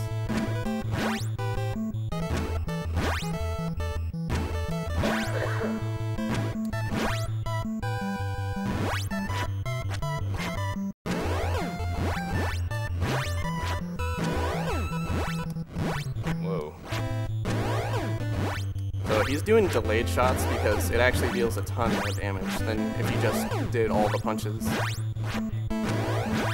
So at 130, what's going to happen is Sandman's going to stop letting him punch, and then he's going to do 3 uppercuts really fast.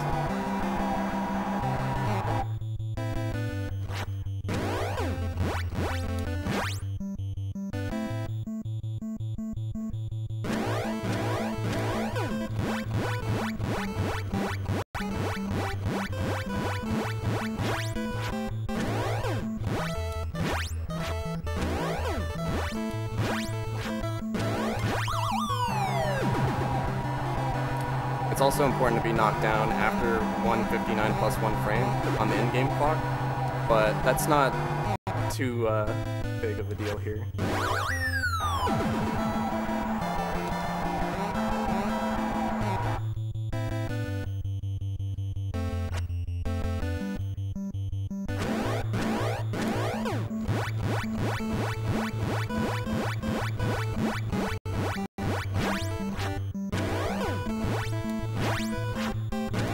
Got him. Down he goes. 1 round 7. If this was the arcade version, that'd be game over. Round 1. It's important to get people in round 1. That's the goal. Super Macho Man's pretty tricky. There's a lot of tech in this fight. I'm not going to talk a whole lot, but yeah, there's a lot that happens in this fight in terms of his guard and the stars that are thrown. What you can do is lift his guard, punch him in the gut, and then buffer a base punch, which, if you do it correctly, it hits him both times. Like that. He does a couple buffer strats to make sure that he gets those stars. Bad luck. Given the bad pattern.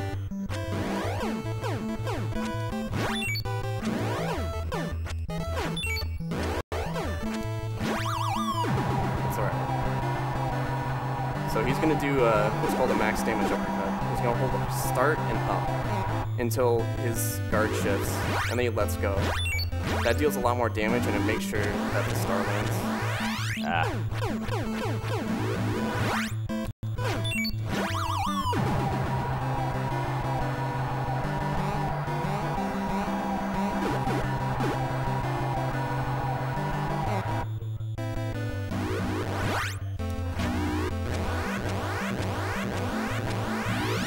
And he landed the spin sucker, which is basically, he's not looking at Macho at all. He's only looking at the game clock. So he's basically dodging all those blindfolded, in a sense. Yeah, I'm not looking at the spin.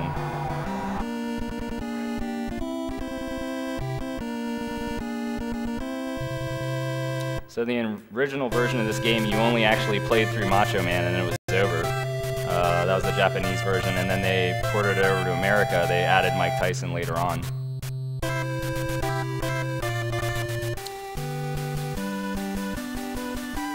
Now, this fight is actually really, really difficult, so let's see what happens. Alright, round one, height. Piece of cake.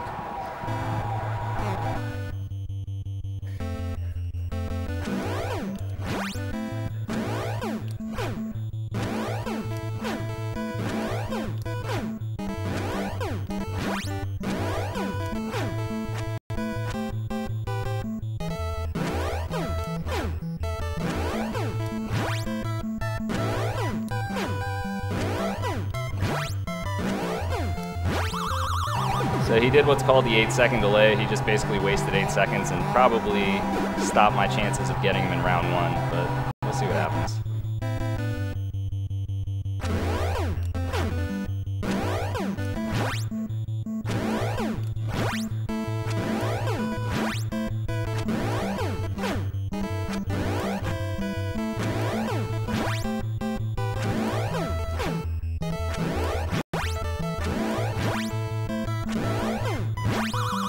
Looking grim. We'll see. I need a lot of frame perfect punches here at the end if I want to have a chance.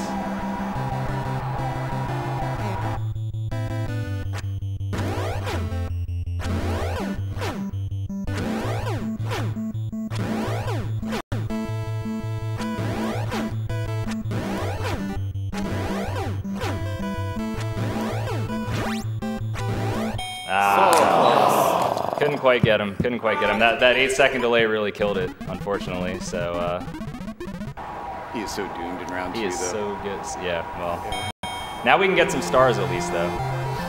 It's always good to end with a star punch. It's always a nice way to end a run.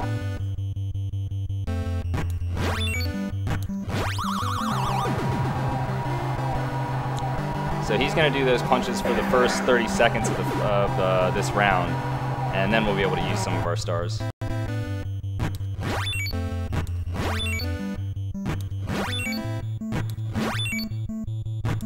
All right, let's have some fun.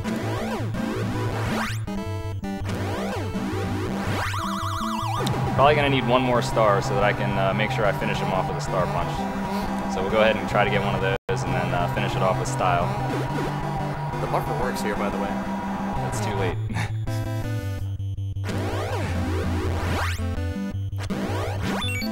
There we go. See you, Tyson. All right, that's it.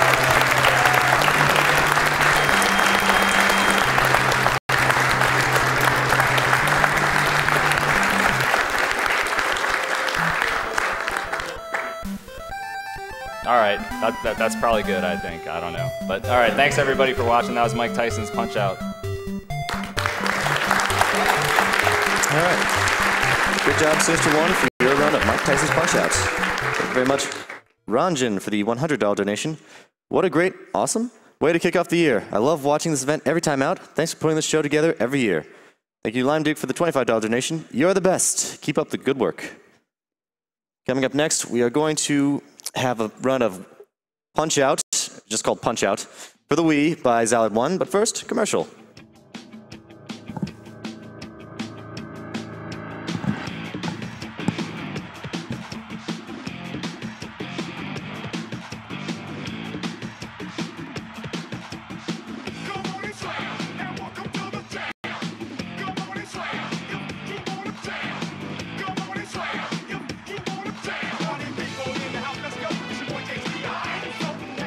Watch me, I have my back, you know what's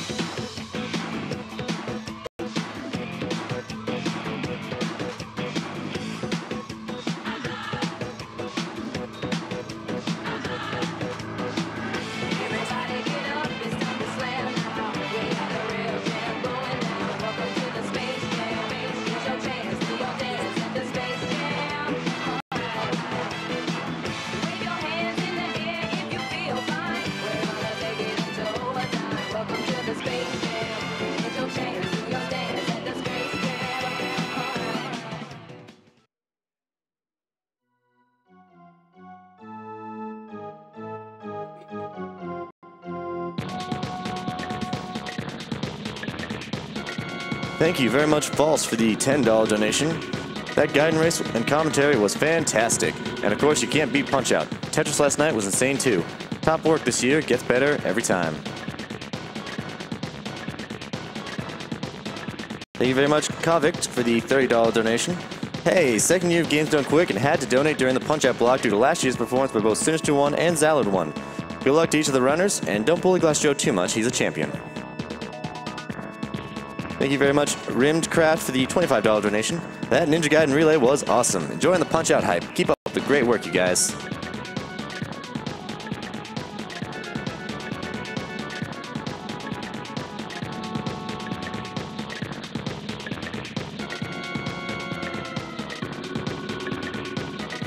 Thank you very much to some of our sponsors. Tiny Build. Tiny Build Games is an indie developer morphed into an indie publisher. They partner up with indies across the world to help better their games as well as develop games themselves.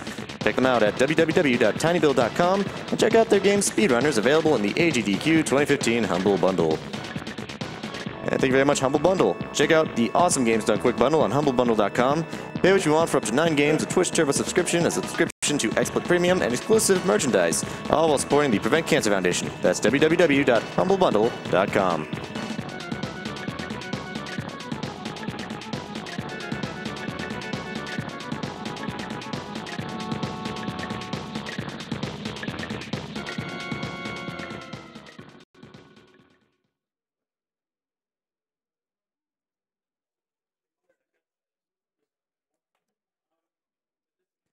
All right, I would like to put an extra emphasis on the fact that the Yoshi's Island blindfold incentive is only about 2 hours away, and we're only at $13,637 of the needed $20,000. So let's get it in, people.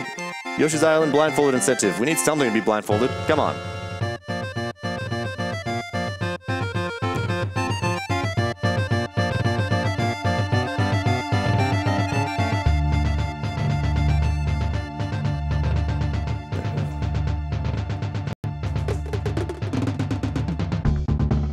Thank you, Fat Guy 703, for the $150 donation. Screw cancer, have some money. I put $50 towards both save and kill the animals because that made the most sense at the time. Huh. Keep up the amazing work. Greetings from Belgium. Sorry. Thank you, Mark Bryan, for the $20 donation. I've been enjoying catching up on the speedily uploaded vlogs to YouTube. Thanks.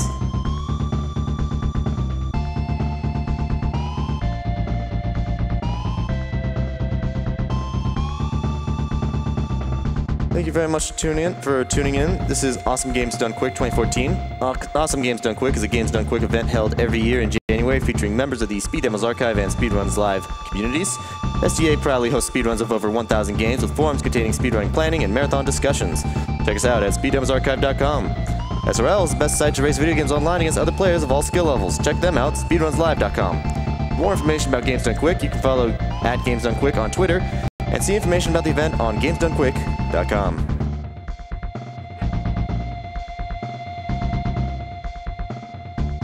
Pinball Joe has donated a Swords of Fury pinball machine as a grand prize for AGDQ. Can't hear my game, which...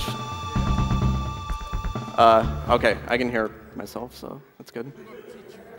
This is a chance to own your very own pinball machine at home and help an awesome charity. Because this is a very special prize, a minimum bid of $50 with up to 4 bids for $20. Because it's a very special prize, a minimum bid is $50 with up to 4 bids for $200. It's not the TV. It's the speakers. Oh, okay. Pinball Joe is Turn it also up a providing tiny bit. pinball machines at the AGDQ venue for people to play. Throughout the marathon, you can watch AGDQ attendees speedrunning pinball for new world records at pinballdonequick.com or their Twitch channel, twitch.tv/pinballjoe. You better do that face. Every time you start a face, he's gonna... It's not happening, I'm sorry.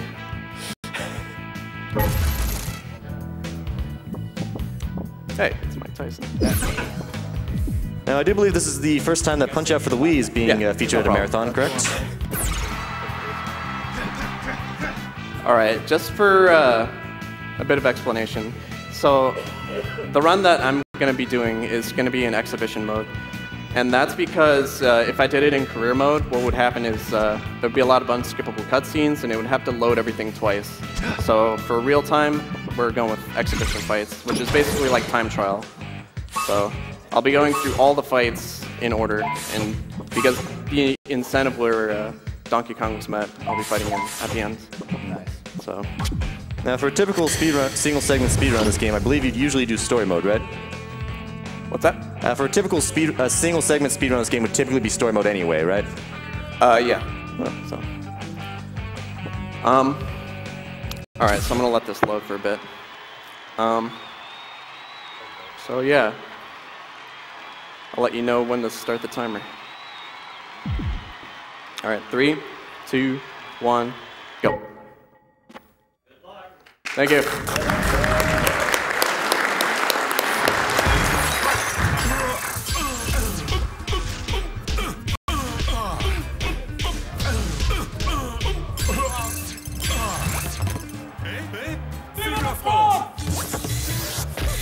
He's done. Punched the croissants right out of his face. I mean. As a reminder, we do have a French restream. Twitch.tv/officiel_JVCom. And if we could please get a roll call on the couch. Great fight. Couch roll call, please.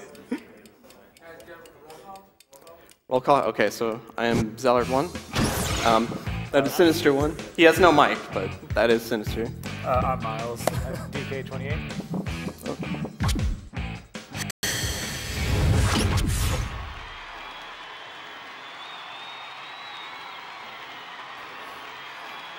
So the strat he's about to use was actually found very recently. Yes, McHazard just found this strat like a week ago. Like, the world record used to be like a massive 5.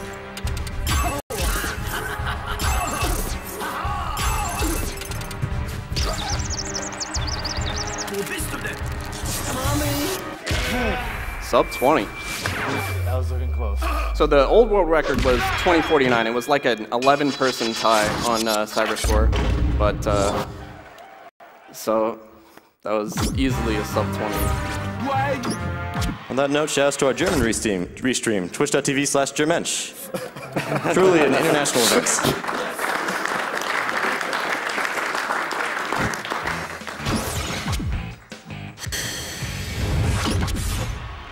It'll be a little bit until you can plug the Spanish stream. Yeah. Since Dawn is in the next circuit. All right.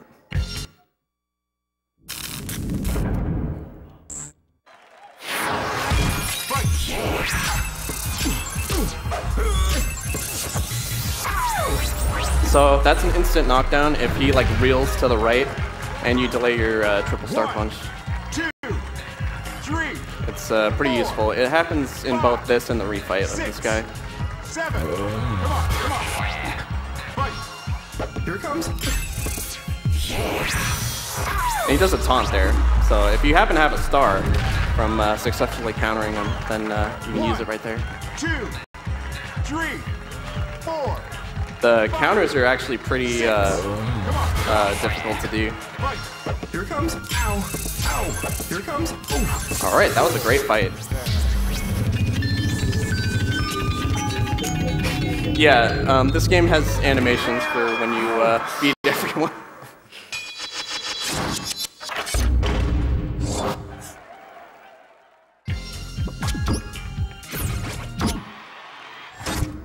All right, so next up we got King Hippo.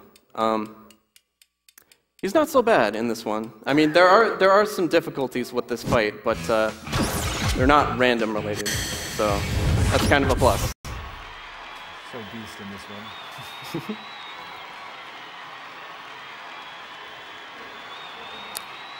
Just gotta make sure that crown's on.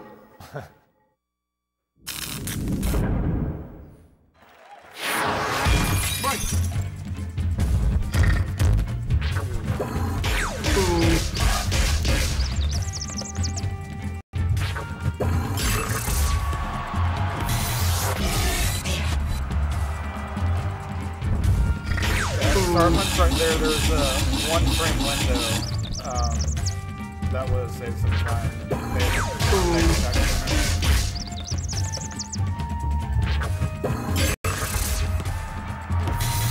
I got it. Oh man, that's a tough counter. Actually, I can do this. There we go.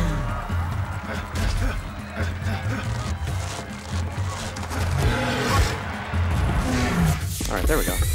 I did not actually realize you could help. Yeah, you can. It's, I forget where I learned that, but that's technically like a knockdown for some reason, but he gets up from it. So what I did there when I missed the first one, I moved cancel to the next one. I know when he's going to do the next one. So if you throw a punch, you skip what he's about to do. So gets me to the part of the pattern I need to be at. Thank you, Birdicus, for the $25 donation. Much love to Punch Out Block Runners.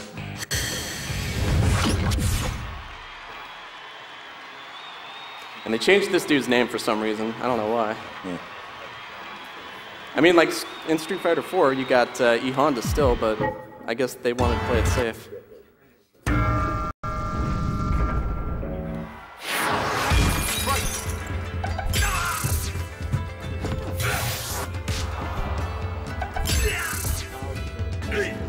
So, I actually did take that hit intentionally. The two important parts of that fight are to get the star and to get him to bow, and that happens to be one of the fastest routes there. 4, 5, 6. Come on, come on.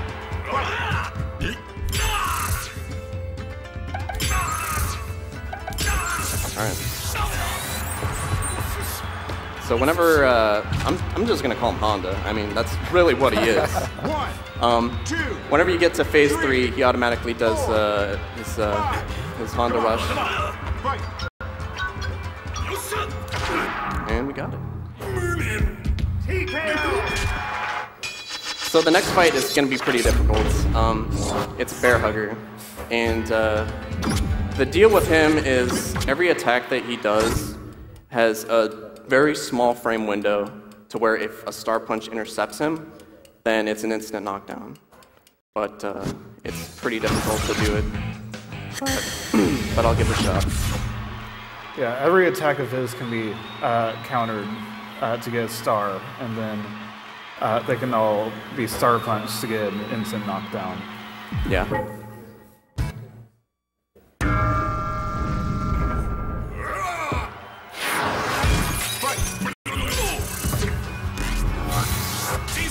That was close. I got the second one. That's the hardest one by far.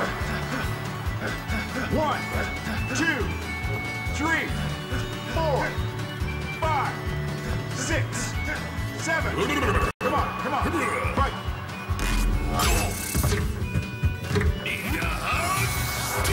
Got a little buffer strat for that.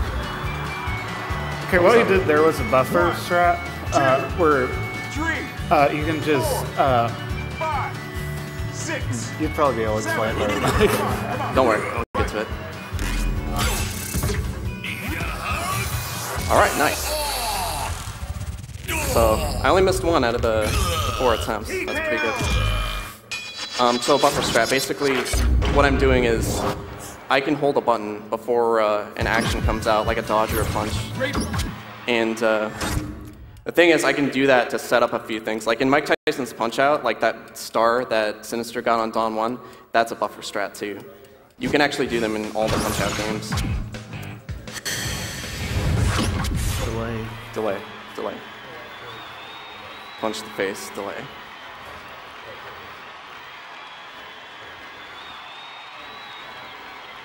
Thank you very much, Mark Bryant, for the $20 donation.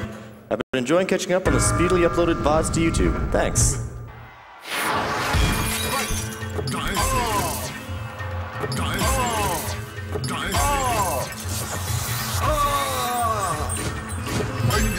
Alright.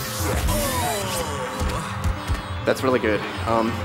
Things can go pretty bad in this fight. This is one of the most difficult fights. Especially in the first loop.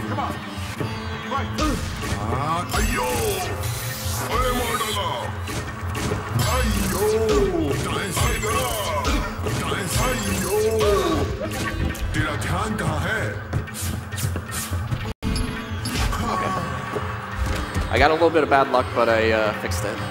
1, 2, 3, 4. Come on, come on. Right. That was an excellent fight.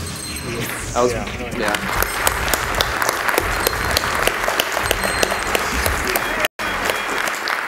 So that strat, I actually found that like last night.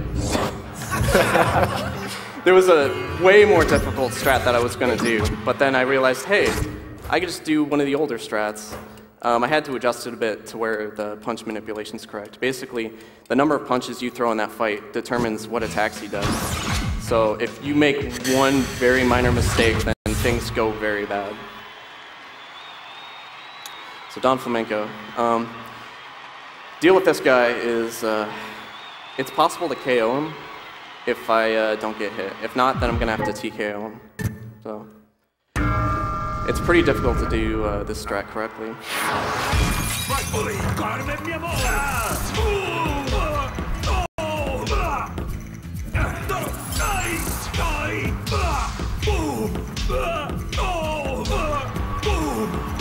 just going to make sure those stars need to knock him down. So I drop the loop a little bit. It's very difficult to keep that up to where the timer is at a proper pace. All right, he's done. And shoutouts to our Spanish restream, twitch.tv/themexicanrunner. I was waiting for that.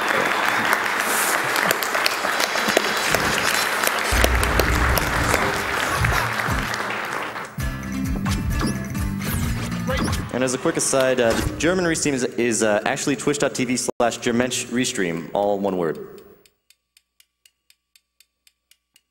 So the next fight is Aaron Ryan from Super Punch-Out, you might remember. This is the first fight that, well, I mean, King Hippo's kind of one of the first fights that teaches you how to counter, but this guy really wants to make sure that you know how to counter things, because he's not even in the center of the ring for most of the fight.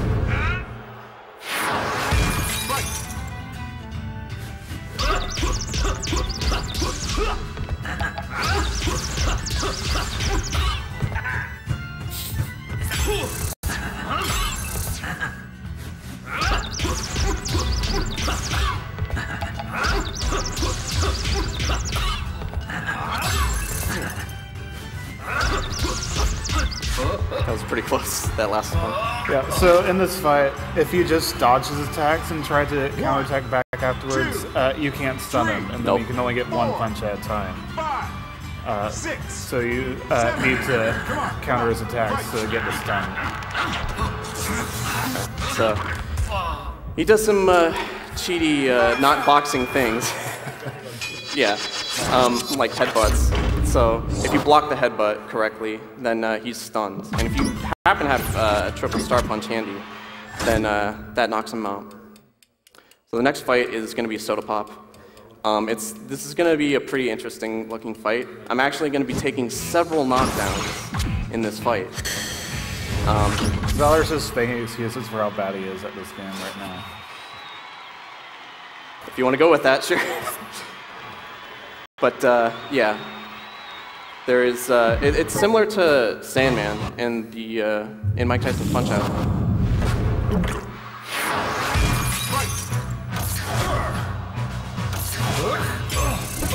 Okay, I needed to take that first hit because when he gets up, he's gonna throw 4 uppercuts, and that's gonna knock me down. When I get up, I'm gonna get a star.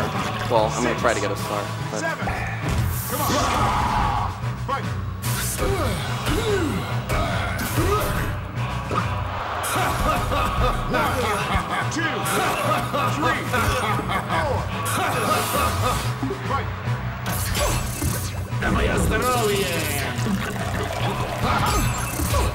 All right. And you may have noticed, like, I'm getting these knockdowns rather easily. That's because if you do a hook and then a jab, then you get, he's like super vulnerable to a star punch right after that.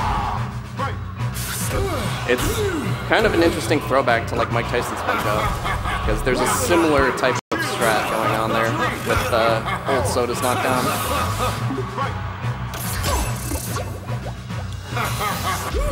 It's a really good fight.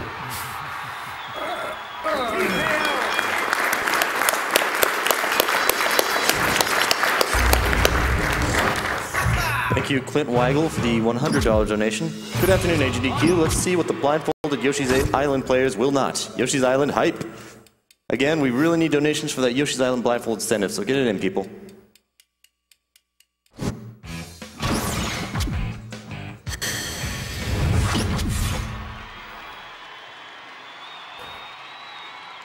So here we got Bald Bull. So he's not very happy about Will Mac trying to fight him, clearly.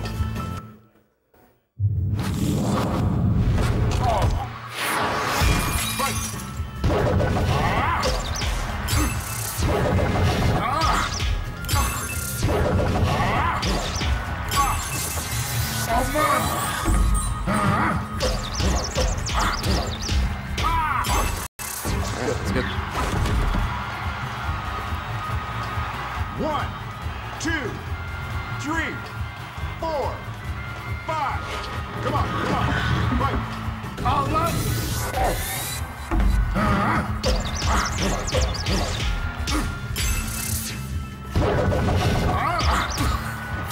I messed up a little bit.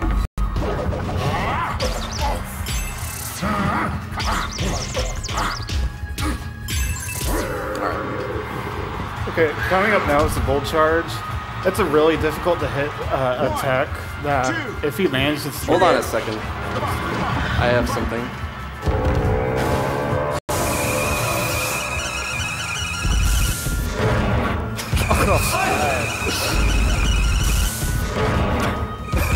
So the camera's really good in this game.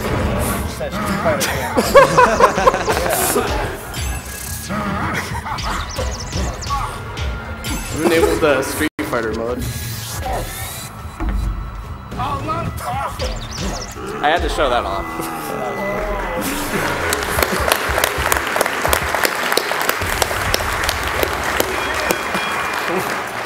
Okay, I've never seen that before. Yeah. Interesting little camera glitch in this game. Thank you very much, Big Z, for the $50 donation. Go Blind Yoshi. Thank you, Ray Crooks, for the $10 donation. Thanks to Mike Tyson's Punch-Out run, my kids were able to learn that Mike Tyson is more than a guy in a blue jumpsuit who solves mysteries. AGDQ is educating as well as entertaining. Also donating to save the animals because Mike Tyson would want it that way, at least for the pigeons. Super Macho Man's a great character in this game. I love the way they approach this.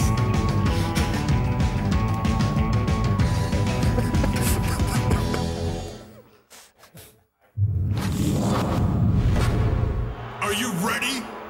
Cause I'm gonna put on a show.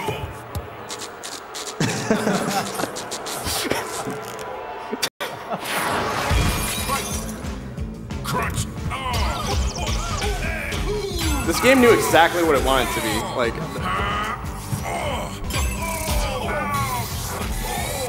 Crunch bonus. Crunch. Photo. Good. Really good photo op. 2, 3. This fight just Come on, come on. Yeah, really. Right. No.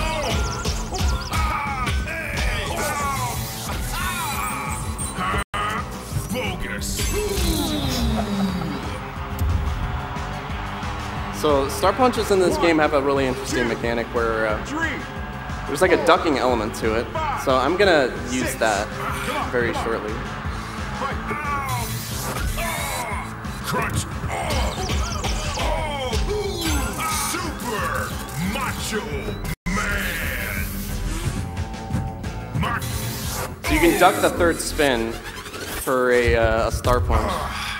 And it happens to be an instant knockdown. Pretty handy stuff. The money? I don't know about that. Thank you very much, GoGoGadget99, for the $20 donation. How in the heck is the Yoshi's Island blindfolded total not met yet? Here's another 20 to get it there. Loving the punch-out block, one of my favorites as a kid. Happy running. So for this fight, I really shouldn't do this, but I'm gonna do one of the riskiest strats possible that McHazard found. Things could go south, but I gotta try it. Like,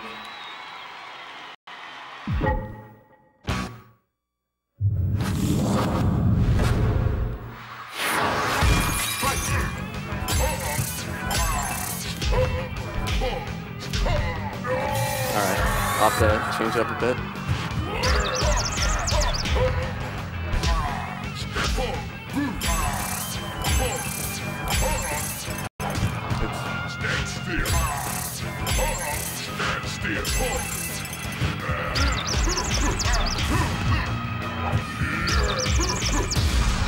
Okay, didn't go quite as planned, but I have some stars that I could use to my advantage here. 2, 3,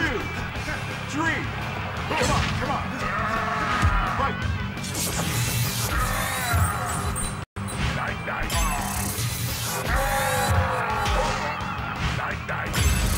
Alright, this timer's gonna be kind of interesting. I'm gonna have to take a guess. 1, 2. I do have a star, so that is a bit helpful. 4. Come on, come on. No, didn't work.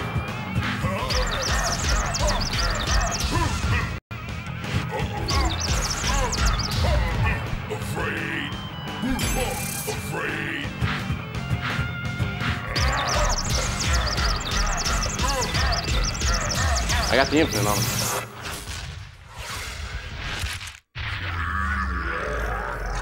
I mean, hey, he's a pretty tough fight.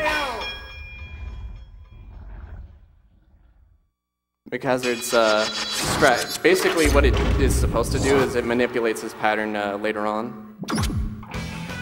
Alright. But hey, we're through the first loop. So that's the halfway mark of the game. Now we get to refight everyone, but everyone's significantly different and difficult. Thank you very much, Anonymous. Just got some headgear. Yes, thank you very much, Anonymous, for the $50 donation. Frames don't have feelings, animals do. Save those animals.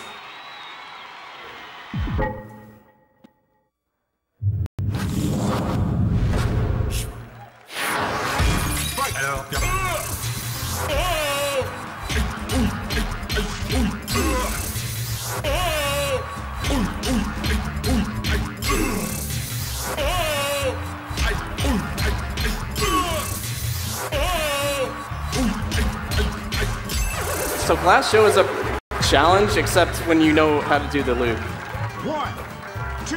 For some reason, they decided every time you use a star, you can get a star.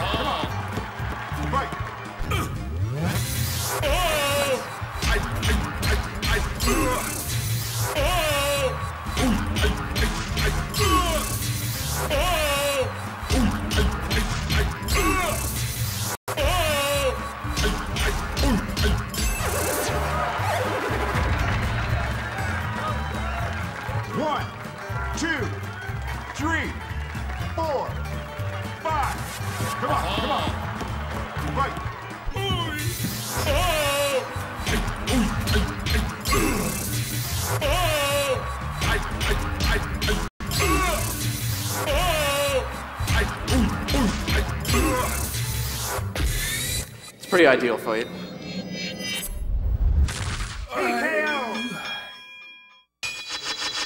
Thank you very much, Suji Kaji, for the $20 donation.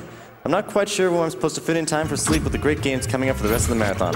I'm putting this towards blindfolded Yoshi's Island levels, and it better get met since I'm sure it will be nothing short of mind-blowing. Yes, again, I want to emphasize that you guys really should donate for the blindfolded Yoshi's Island levels, as we do not have that much time until then. The true champion, Von Kaiser. Yep. So what he means by that is, in the single segment run that I did with career mode, it's manipulated to lose the championship to Von Kaiser, which is, I'll explain that later. Make sure I do this right.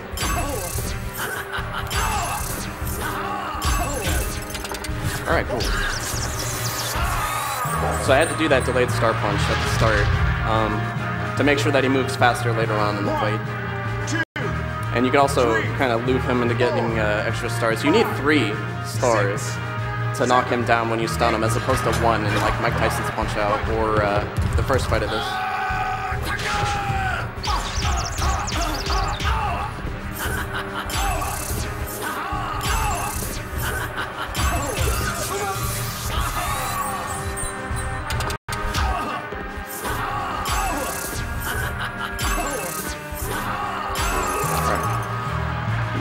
Missed one star, but that was a nice backup. 1, 2, 3. Those are actually really hard to do. Like those delayed punches, there's a very specific timing to them. Still got that sub-minute. Thank you very much, Jimmy W, for your $25 donation. Yoshi's Island hype! Hype!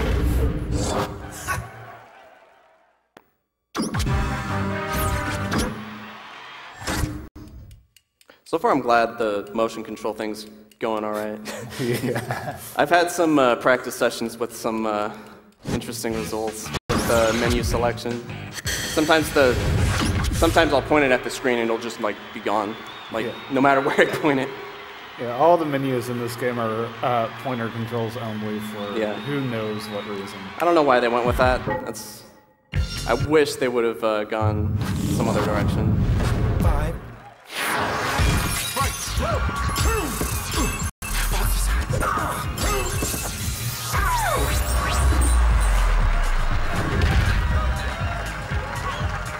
1, 2, 3, 4, 5, 6, 7. Come on, come on. Right.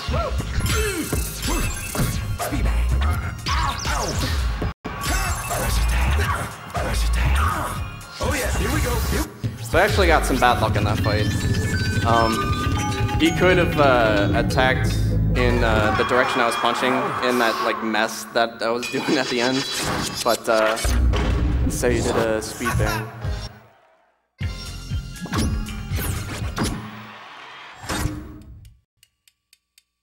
And then we got the refight of King Hippo. King Hippo, I guess, tried to wise up and is now protecting his weak spot with a New York City manhole cover.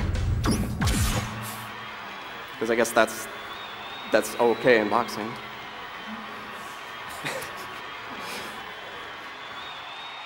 Well, I mean, the World Video Boxing Association does have some very interesting rules, such as allowing headgear if you lose 100 times.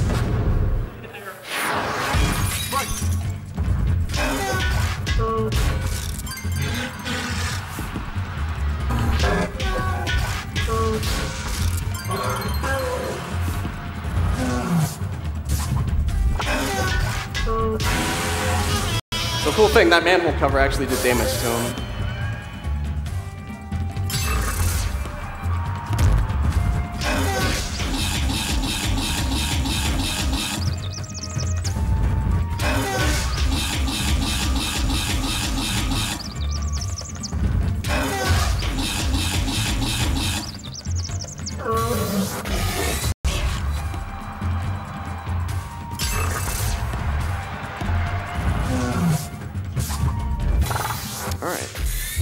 That's an instant KO if you dodge that. He does that like weird burp noise at the end.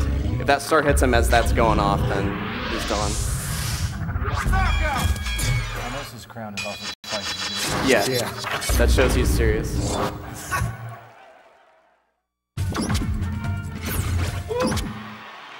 Thank you, Ted Knoll, for the $50 donation. Go Yoshi!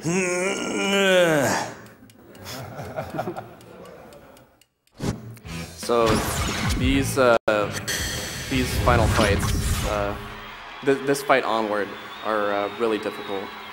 It's very easy to miss any single little thing, and then things can go haywire. But let's see how it goes.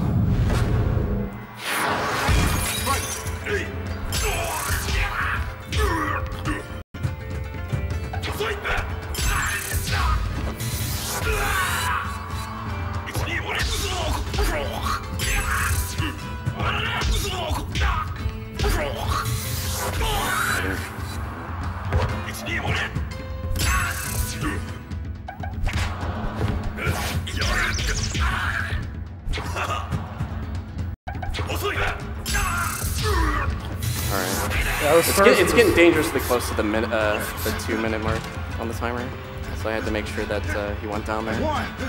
Yeah, stars in this fight are really hard to get because you have to delay the punch a lot.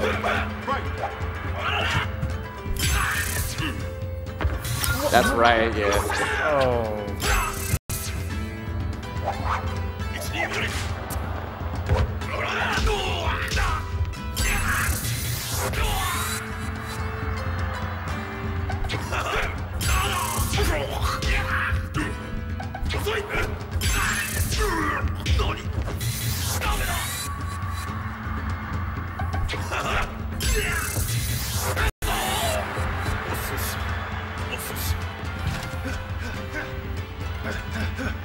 One, two, three. I'm not sure if he's going to do the attack that he's supposed to, but I guess we'll find out. Come on.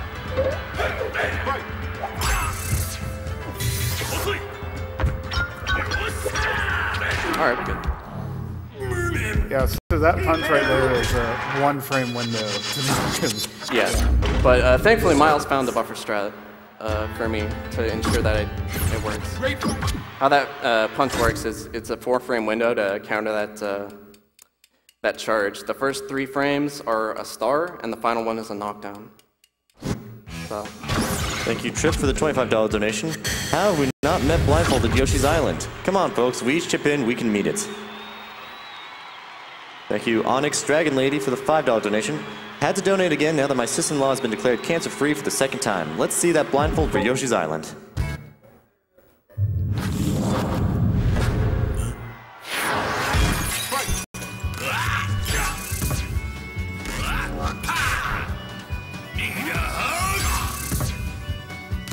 I'm gonna stop you.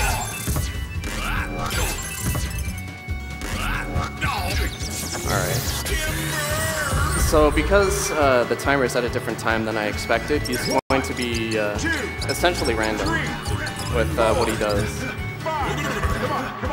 Right. Catch and release.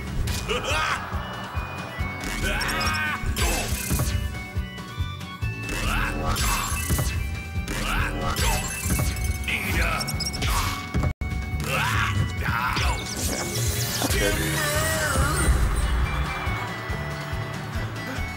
One. It's so hard to get those stars, and you need 3 of them. Yeah. In this game, if you have 2 or 3 stars and you get hit, it's bad.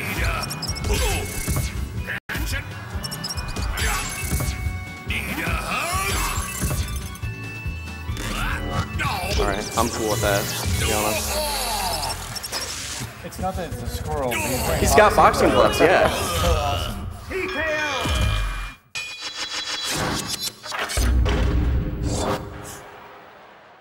If you watch the cutscene before that, I believe the squirrel is actually his coach.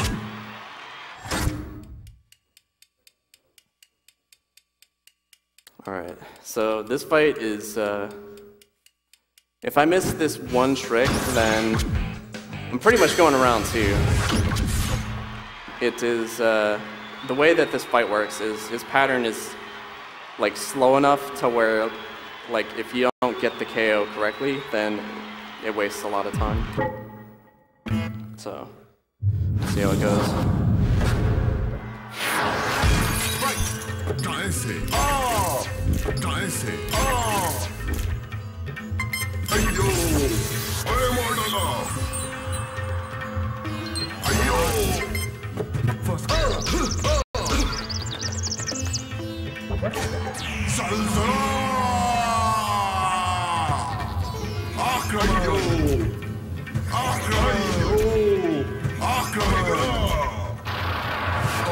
Alright, we're good?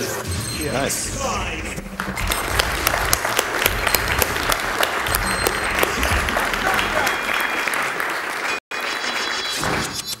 Yeah, you need to counter all 3 of those attacks. Unfortunately, there's a buffer that will allow you to counter all 3 of them. The thing is, the buffers in this game are not as consistent as they should be. Sometimes if you do too many dodges, sometimes they'll be a little bit faster. It's unknown as to why that happens yet. Thank you to Bonius for the $25 donation. Love and Punch Out for the Wii. Keep up the good work. Thank you, Fractals, for the $20 donation. Blindfold Yoshi sounds amazing. Everyone donate. Thank you, Kyle English, for the $30 donation. Want to see them Yoshi Island blindfolded levels. Let's help beat cancer together.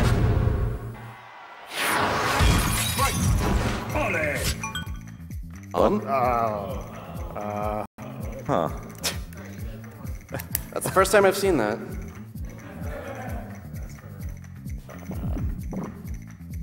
I wonder if I'm going to counter that. I am. Nice.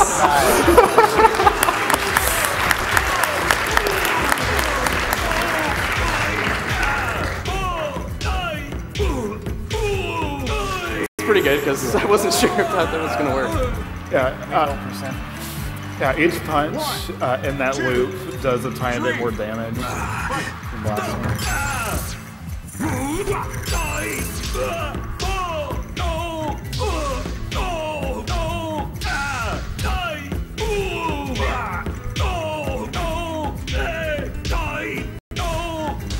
I'm specifically saving my stars to skip this phase where you punch his 2 payoff, and he gets really mad about that. He's not happy with it. So we're just gonna beat him before that happens, hopefully. 5, 6, 7. I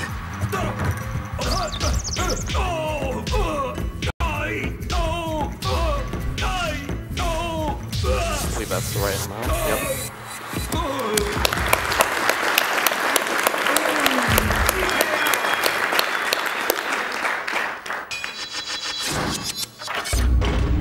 Alright, so we're heading into the second world circuit. All of these fights are difficult in some way. Yeah. If anything goes off, then some of these can get pretty chaotic, especially Title Defense Soda. Just as like reference, like I can easily dodge like Tyson's punches, but when it comes to like reacting to what Soda does, like I can't do it consistently, so hopefully we beat him before problems arise. But hey, it's Title Defense Aaron Ryan. He's got a weapon.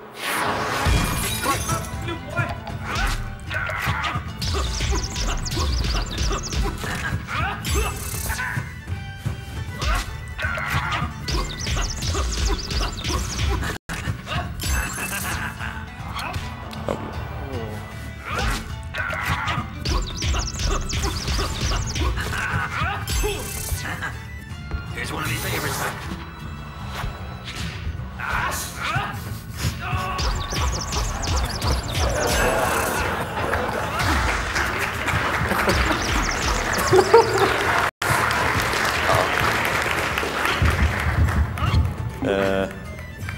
I couldn't hear the sound cue that I needed.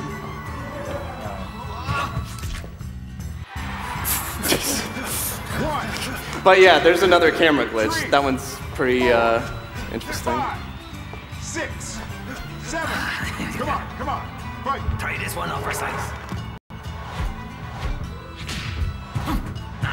So now you can actually see the weapon that he uses.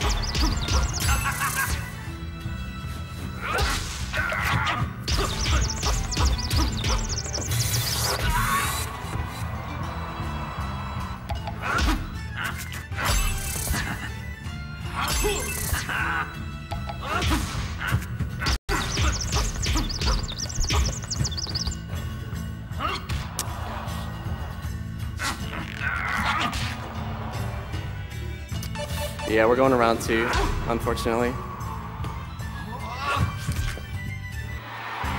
If you get hit by that, is it I could have totally gotten through round 1, but I really wanted to show that off. If I heard that sound cue, then it would have been no big deal. I probably should have said something. You're gonna love this, Mike. No, you can't both get knocked out at the same time. That won't have knocked him down. No, it's been tested. This is a pretty great round end cutscene. And bite like a mosquito. I'm talking about.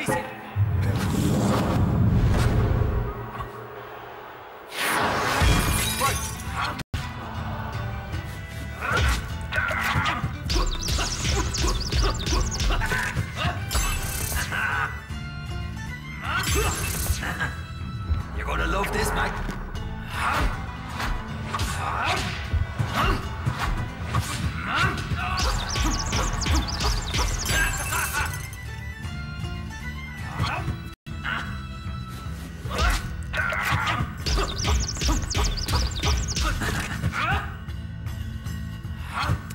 I need to hit him with the face punch. All right.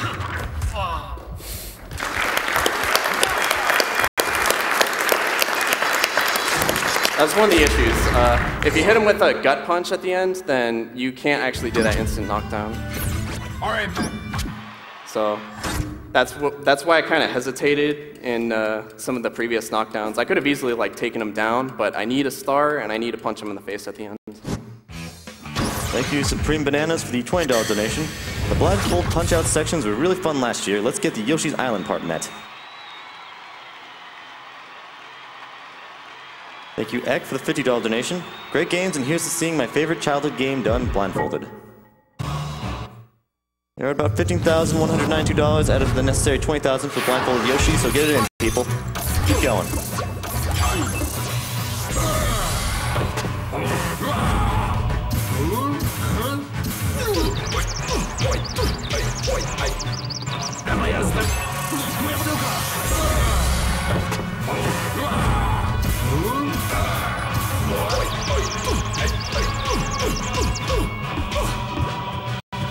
Alright, perfect.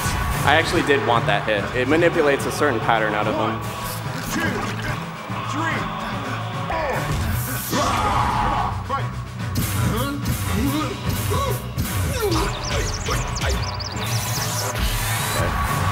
So this is like a momentum-based fight. Every successful dodge and counter you do, it adds another punch to his stun. So if you stun him and then hit him the maximum amount before it ends, then Star Punch, it's a knockdown.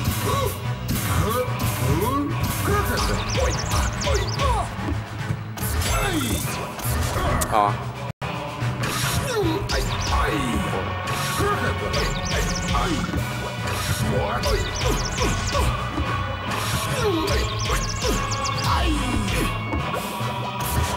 Okay. That's totally fine.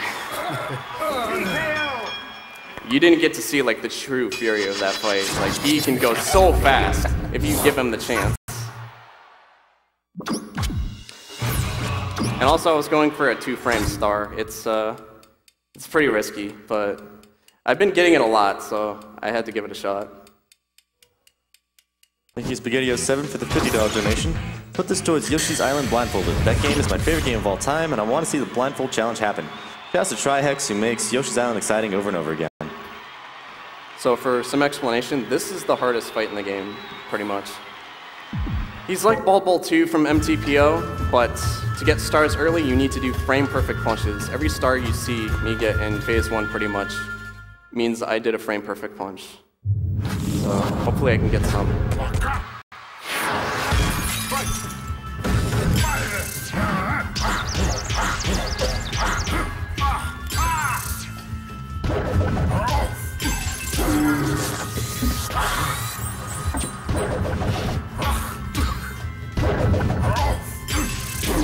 That is like ridiculously good. Yeah.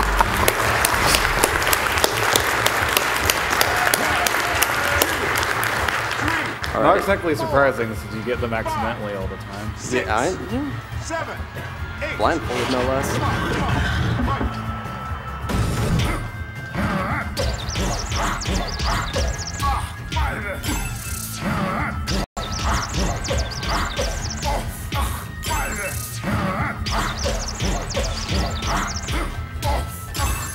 I don't know what's happening, but like that shouldn't be happening.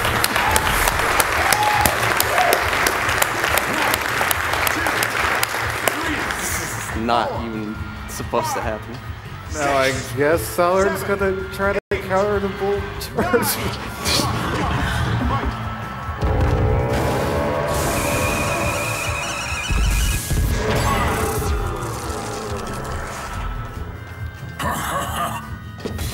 Sub-minute on this guy is absolutely insane.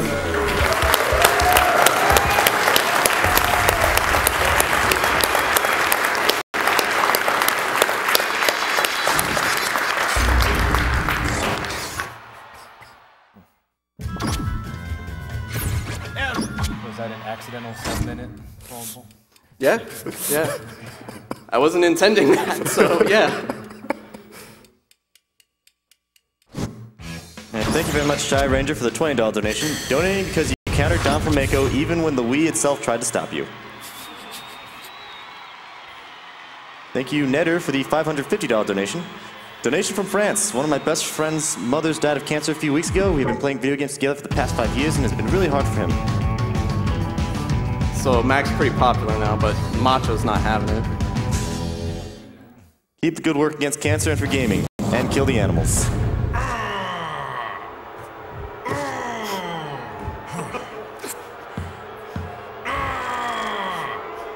Why don't you love me?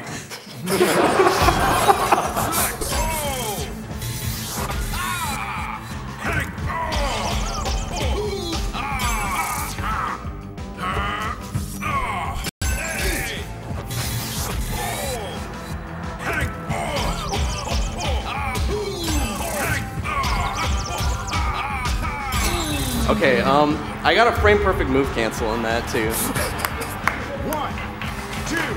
I guess because why not? Work it. Release the hey. Release the focus. Yes. Everything is good now. 1, 2, 3, 4. Come on, come on. Right. Mark. Pump. Pump focus.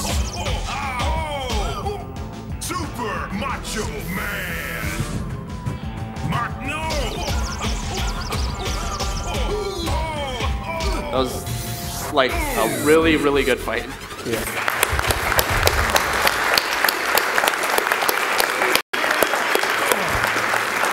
The frame perfect move cancel saves about 4 seconds, so like that's way better than average. Yeah, tile defense Macho is the only fight in the game that does not have a way to instantly knock down. Yeah, it's kind of odd because every other fight has some sort of instant knockdown somewhere. No. It had to happen once. Thank you, Beanopolis, for the $50 donation. Having a great time listening to all these great games while at work. Many thanks to everyone involved with this amazing source of entertainment and goodwill.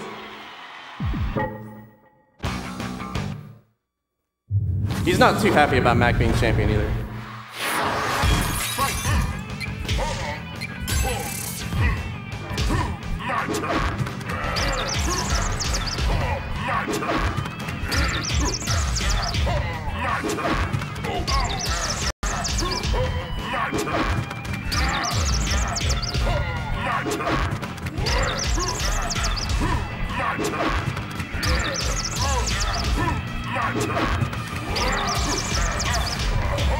All right. That's pretty good for getting one of the stars at the start. Yeah, it's random which direction he blinks in at the start. Yeah, I always assume left because it's like too fast to react to.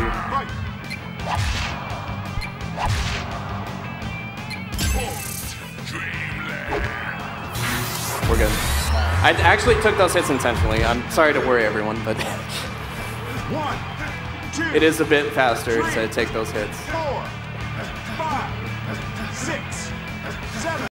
Come on, come on. Right. That was a great fight. All right, so that's the first 2 loops of the game.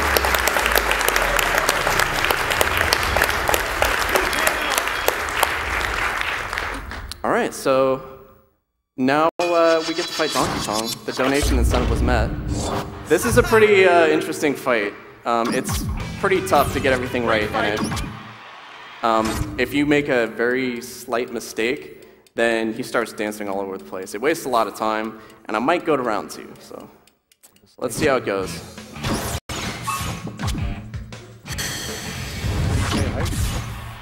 Don't get too rough. Got speed on speed dial.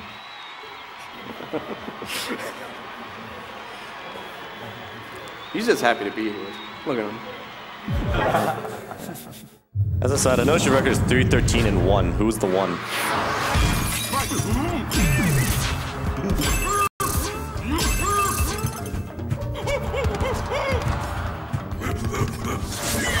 All right, that's really good to get that. 1, 2, 3, 4, 5, 6, 7, 8, 9. Come on, come on.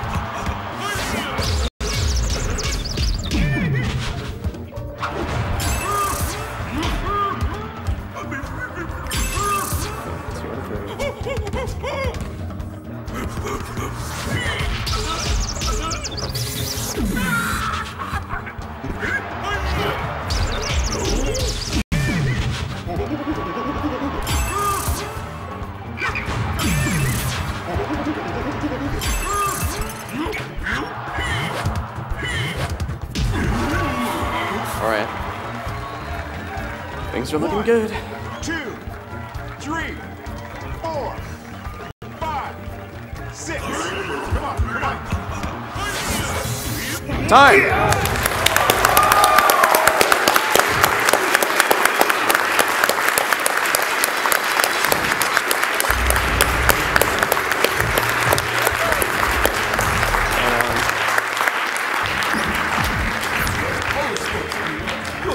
What's that?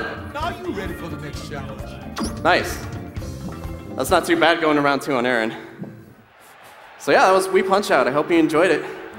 Thanks for watching, everyone.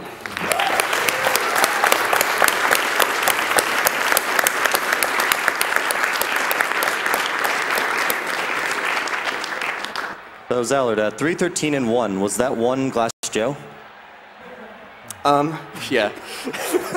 That's because there's a challenge to actually lose to Glass Joe, because it's actually difficult to lose to him. Nice. So to fill out the challenges, I did it. Why not? It was actually pretty challenging. Anyway, yeah, I'm good. Next up is Soden. Hope you're hyped for Soden. Yes, good, very good job, Zallard 1.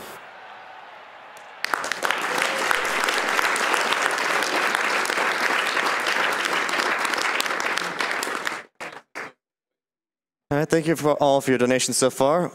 Coming up next is going to be Soden, but first, a commercial.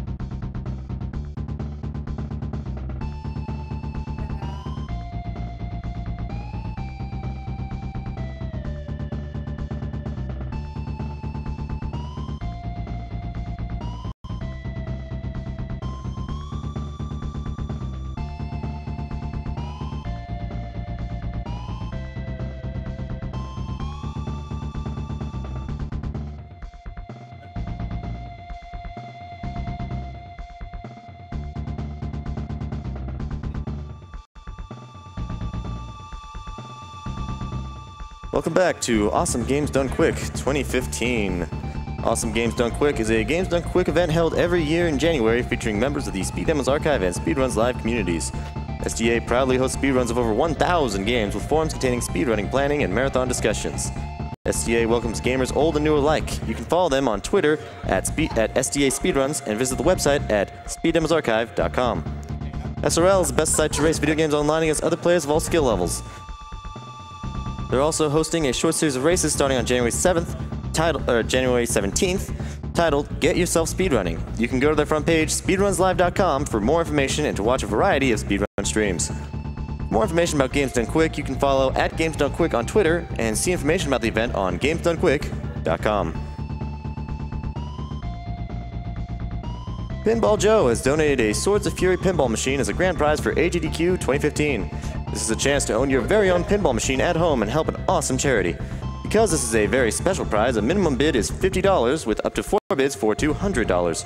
Pinball Joe has also provided pinball machines at the AGDQ venue for people to play. Throughout the marathon, you can watch AGDQ attendees speedrunning pinball for new world records at pinballdonequick.com or their Twitch channel, twitch.tv/pinballjoe.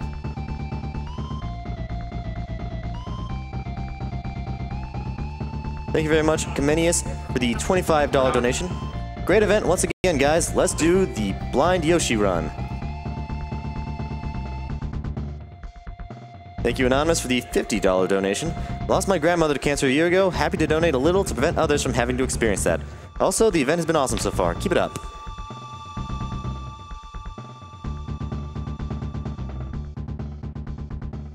Thank you, Amau, for the $5 donation. My girlfriend's cousin just got diagnosed with lymphoma and it already spread to her liver. It's not a lot, but I hope this money can go towards a day when no one has to receive this news. Thank you, Anonymous, for the $25 donation. Blindfolded Yoshi, count me in. Let's get this goal met. Thank you, Wooga, for the Blindfolded Yoshi's Island, for the $10 donation. Blindfolded Yoshi's Island, this side, gotta see. Thank you, Mappyland, for the $20 donation. Blindfolded Yoshi's Island hype. Let's meet that donation goal. Again, we don't have too much time for the Yoshi's Island run, so make sure to get those donations in, people.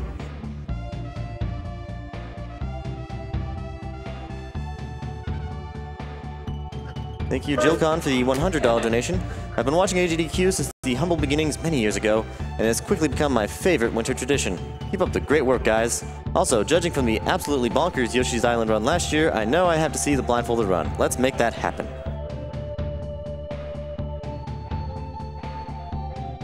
Thank you, Unzon, for the $10 donation. Here's another $10. It's not much, but blindfolded Yoshi's Island needs to happen. Thank you, Prison Edgar 2015, for the $25 donation. I want to kill the animals, but there are more important incentives at stake. Blindfolded Yoshi's Island. Thanks, Anonymous, for the $5 donation.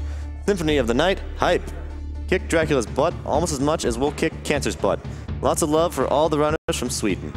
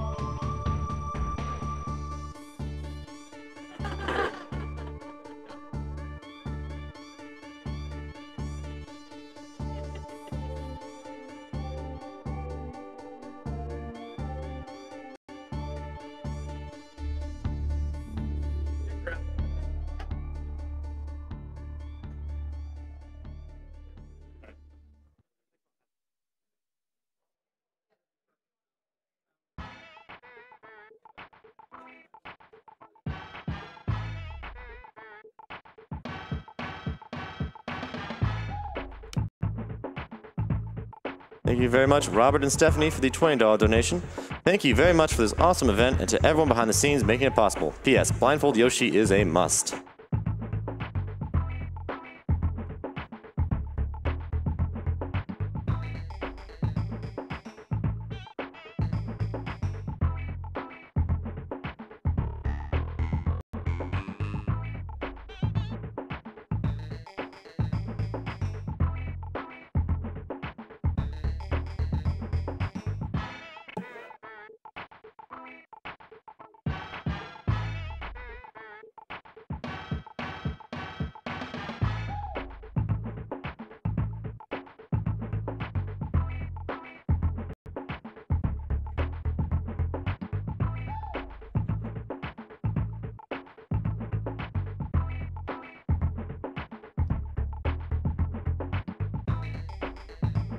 Thank you very much, B-Dragon28, for the $50 donation. Blindfolded Yoshi, hype. Thank you very much, Glidewell, for the $55 donation. Gotta see that Blindfolded Yoshi run.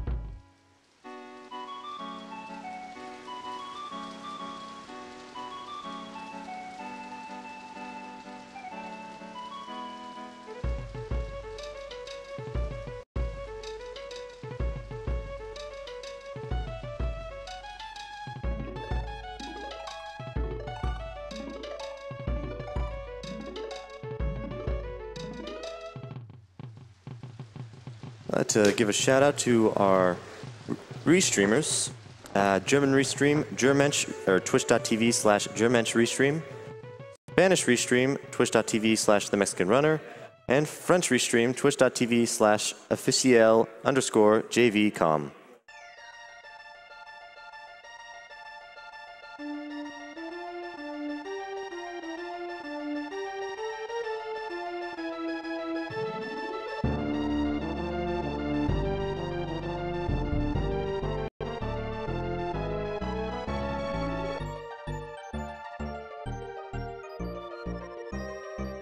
Thank you very much, Triv, for the $50 donation.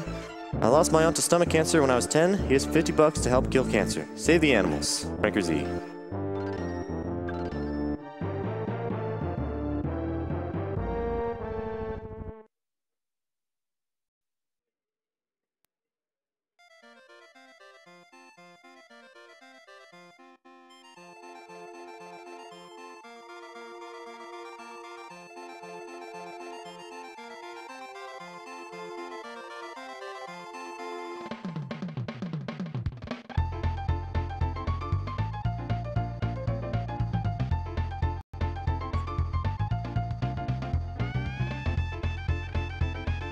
Thank you very much, Shadow's Temple, for the $100 donation.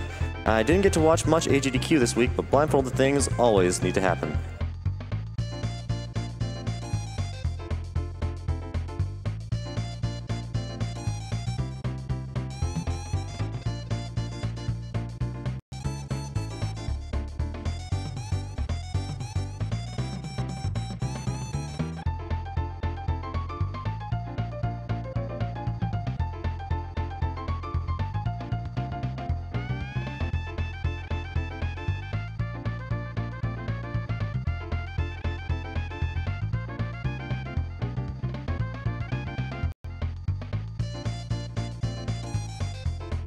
Thank you, Hexagon Sun, for the $50 donation. Of course, I had to put this towards the blindfolded Yoshi run. Please don't tell my boss, but I haven't worked all week. Kill the animals. Thank you, Chitagi, for the $20 donation. Not every day you get to donate for 2 great causes at the same time, Blindfold Yoshi and PCA. Even less common to be able to donate to 3, yes, 3 great causes, Yoshi, PCA, and saving frames. Kill the animals.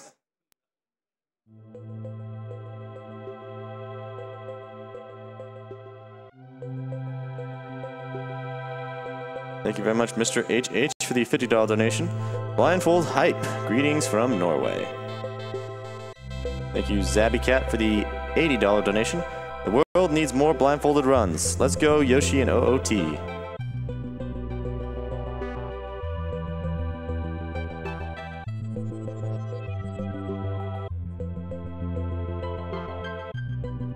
Thank you, Wicked, for the $50 donation.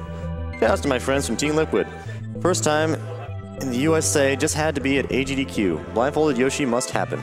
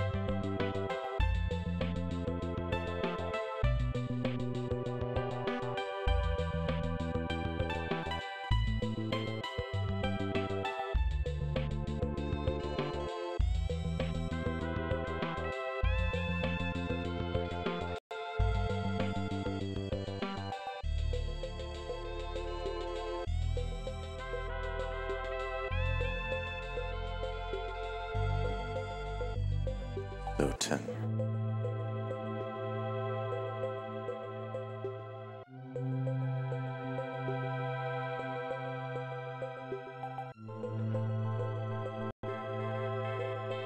Thank you, Ninja, for the $50 donation.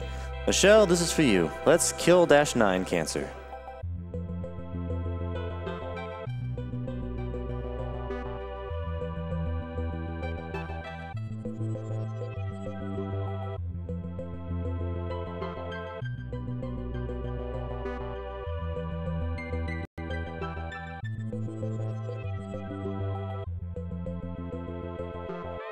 Thank you, Celsius, for the $20 donation.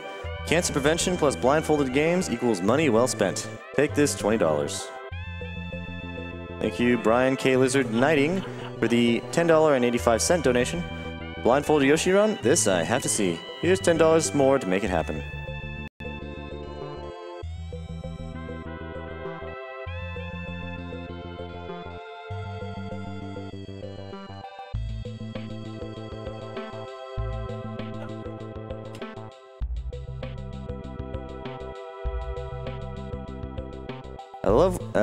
Thank you, Kesmi, for the $50 donation. I love what you're doing. It's always good to start the new year with an AGDQ event. Truly waiting for the Yoshi's Island run. P.S. Give me blindfolded Yoshi run.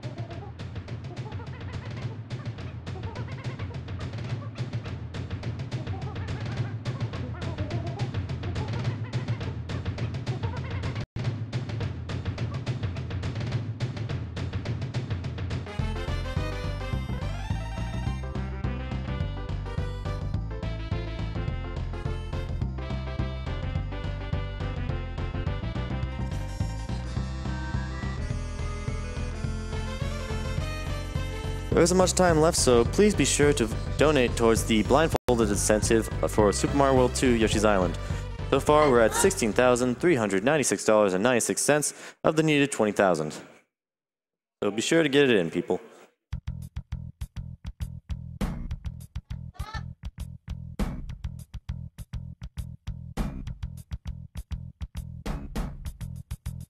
Thank you, Warman13X, for the $25 donation.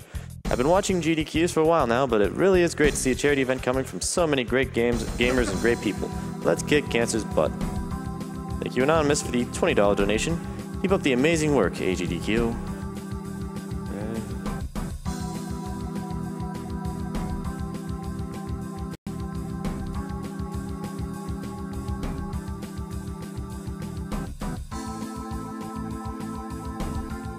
Thank you, Alex111, for the $20 donation. First blindfold Punch-Out, now blindfold Yoshi's Island and OOT. Can't wait to see what next year brings. Shoutouts to 219.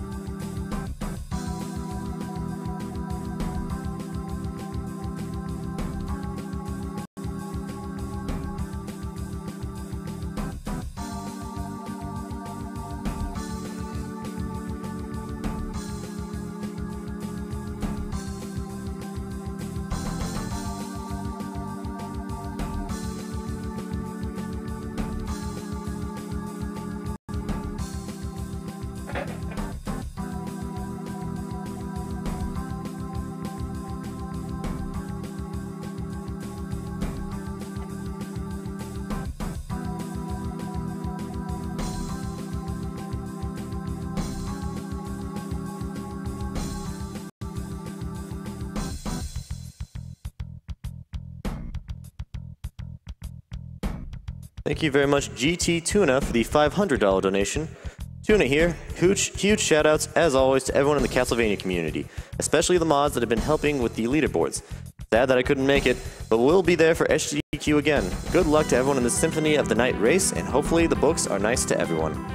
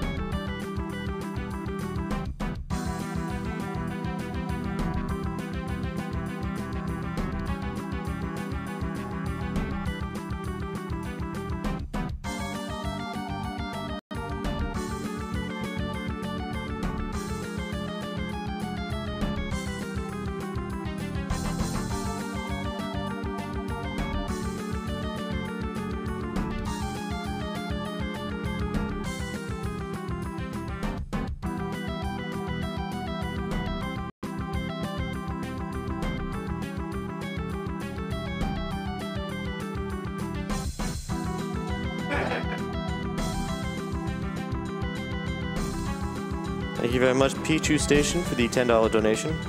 Arkham Asylum is a very cool run. The city is amazing and has great improvements this last week. Please take this few dollars to have a great show.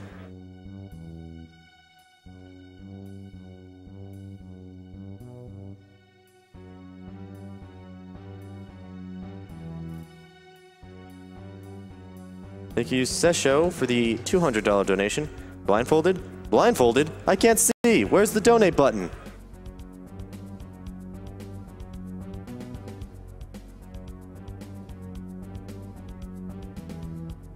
Thank you, Anonymous, for the $50 donation. You guys, video games and blindfolds and curing cancer, send more money.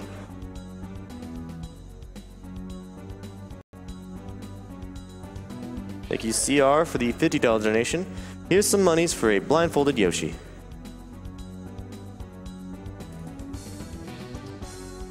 Thank you, Mr. 45, for the $50 donation. Thanks for all you do for this great cause. Here's to the blindfolded Yoshi's Island run.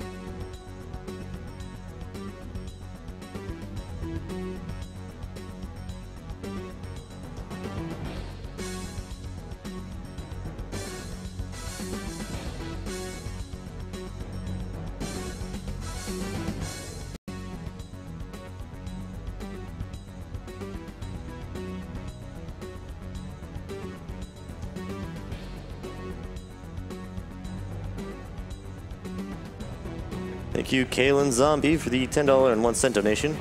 We need blindfolded Yoshi's Island run, so hopefully this little bit will help push it to existence.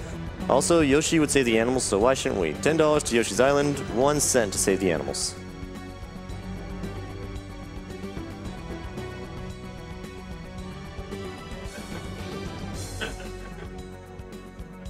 Thank you very much, Sweet Johnny Cage, for the $10 donation. Shoutouts to Long Island Joe, who first showed me this wonderful game and is currently tweeting up a storm about it.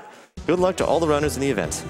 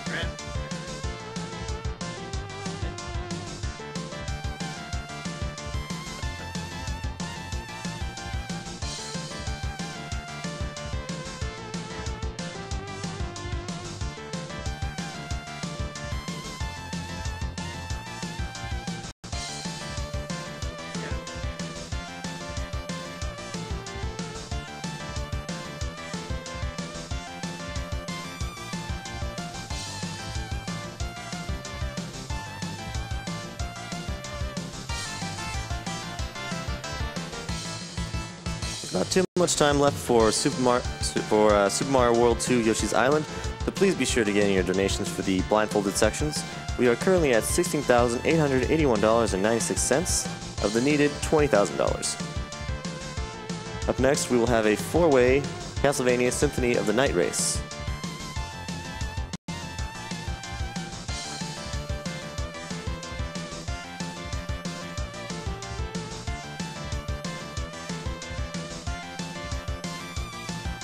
Following the race, we will have a run of Animal Crossing, and following that will be Super Mario World 2 Yoshi's Island, so get in those donations.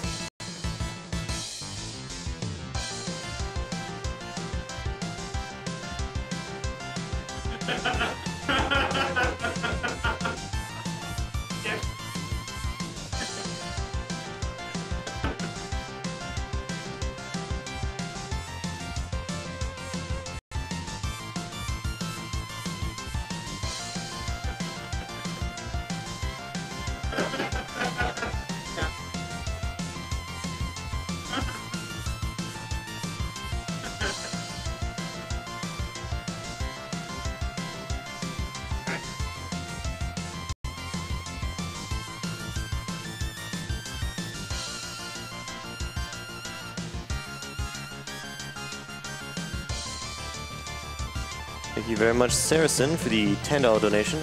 Let's all kick cancer's butt blindfolded. Thanks to all those involved in AGDQ. Hoping that me and my buddy Nick can volunteer our talents to AGDQ next year. Thank you, Keaur, for the $25 donation. AGDQ is awesome. Keep it up. Also, hi, John.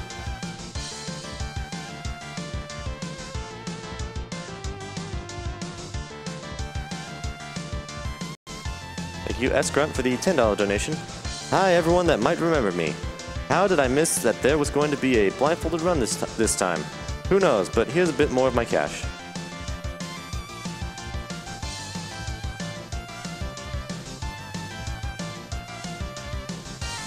Thank you, Green Arrows, for the $50 donation. It is really awesome what you guys put together every year. Put this towards the Yoshi Blind Run.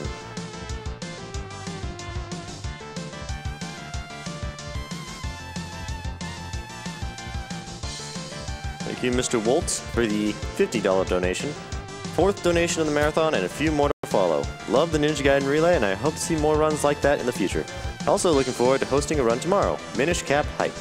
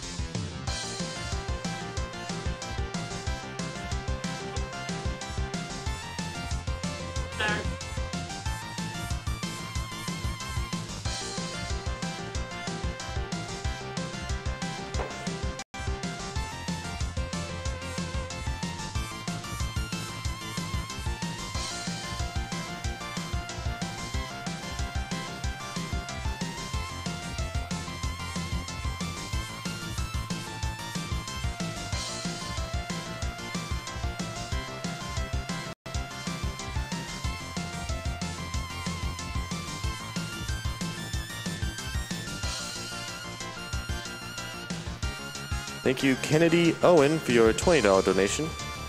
Alucard tells us that the only thing necessary for evil to triumph is for good men to do nothing. But you good men and ladies of AGDQ are certainly doing a lot more than nothing. Keep hydro-storming and shield-rotting cancer every time it gets revived. Thoten 4-way race hype. Shout out to my girlfriend Tiffany, and may the RNG be with you all. Also, kill the animals.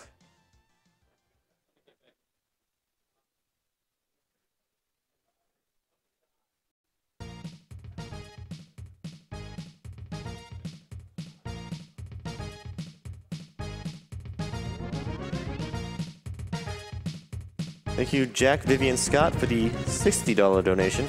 Greetings from Yeppoon, Australia. As I am legally blind, it brings me much joy to see games beaten blindfolded. Here's some money for Yoshi's Island blindfolded.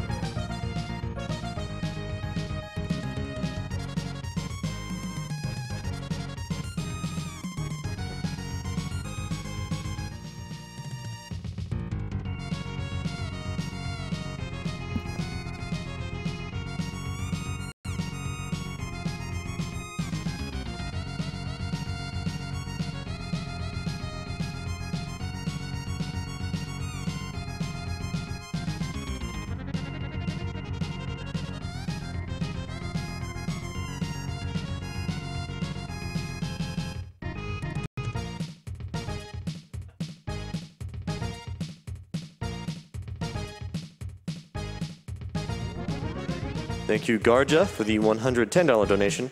Blindfolded Yoshi, this I have to see.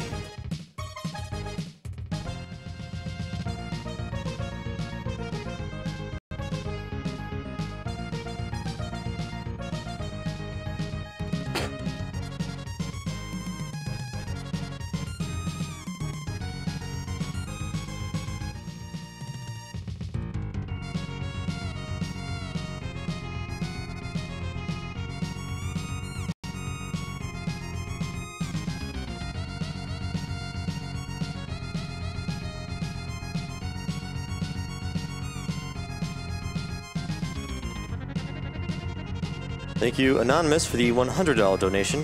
Who's in charge of the background music? Good job.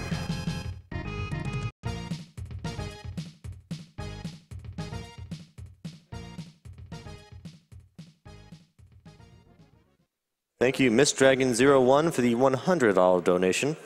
Thanks and props to the runners and volunteers at AGDQ 2015. I think I'm still high from the Ninja Gaiden race. Looking forward to the rest of the marathon. Please put my donation towards Blindfolded Yoshi's Island. Let's do this.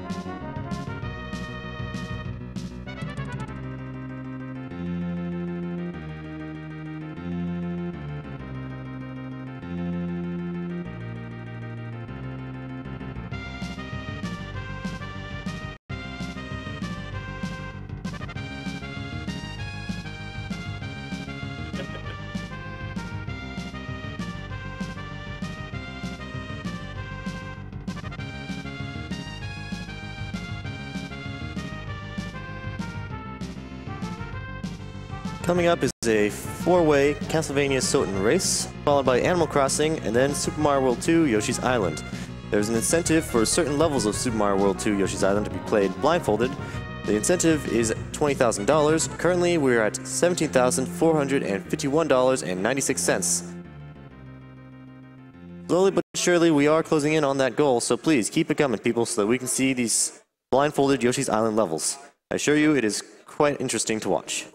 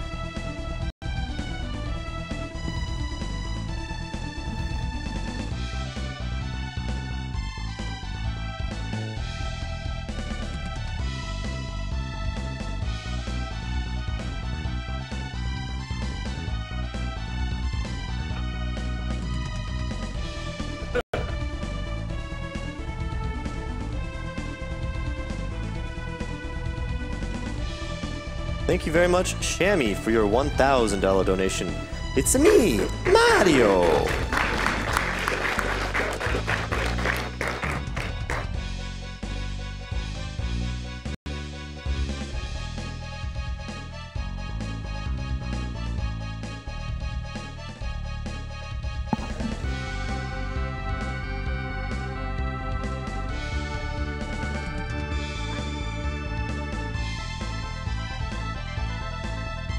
Now then, the blindfolded Yoshi's Island incentive is currently sitting at $18,511.96. Only about 2.5K more to go, and we can see this happen. So keep it going, people.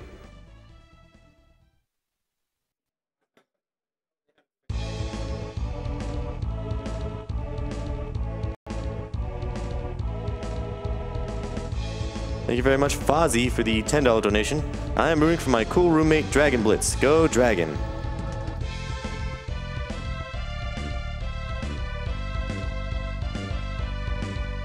Thank you very much, Blue Rhythm, for the $25 donation. Here's to a cancer-free future for our children.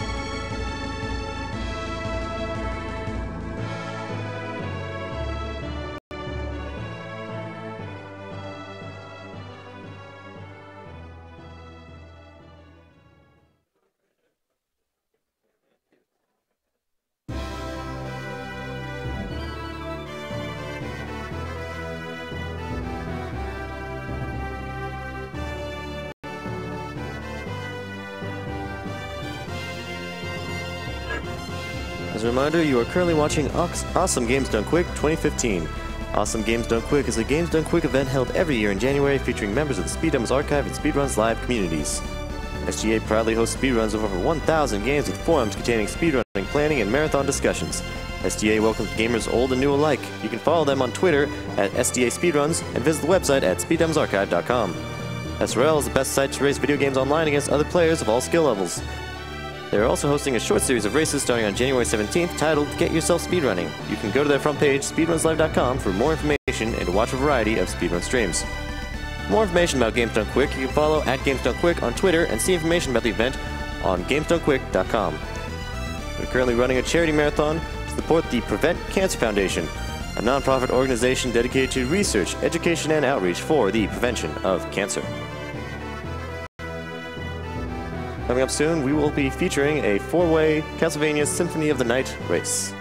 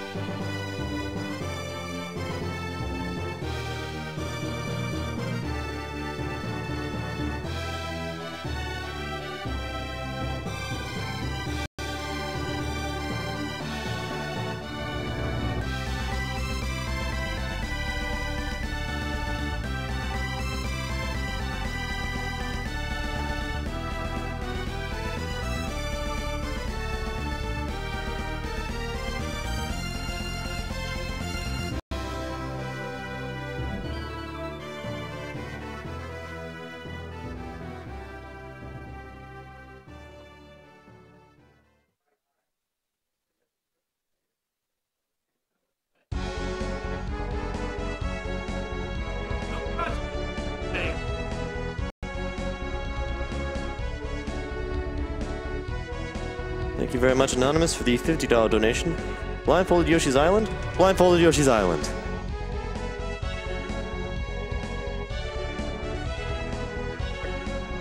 Thank you, Anonymous, for the $25 donation.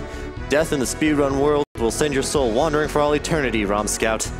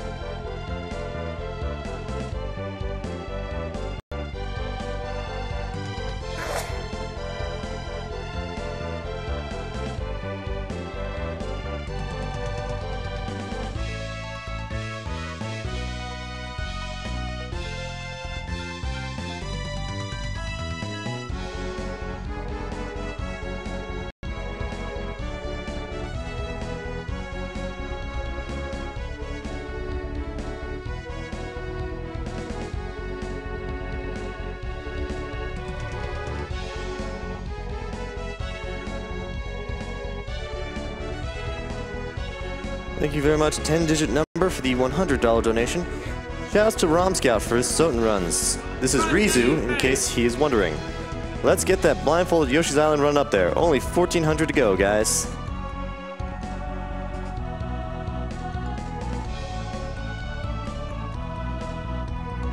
Yes, quick updates.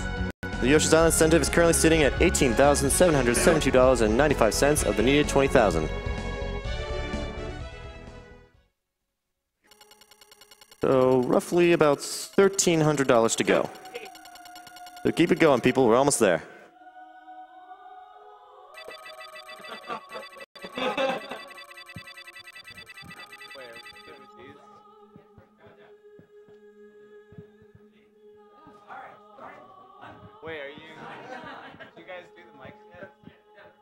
Okay. Could I get a roll call on the couch before we begin?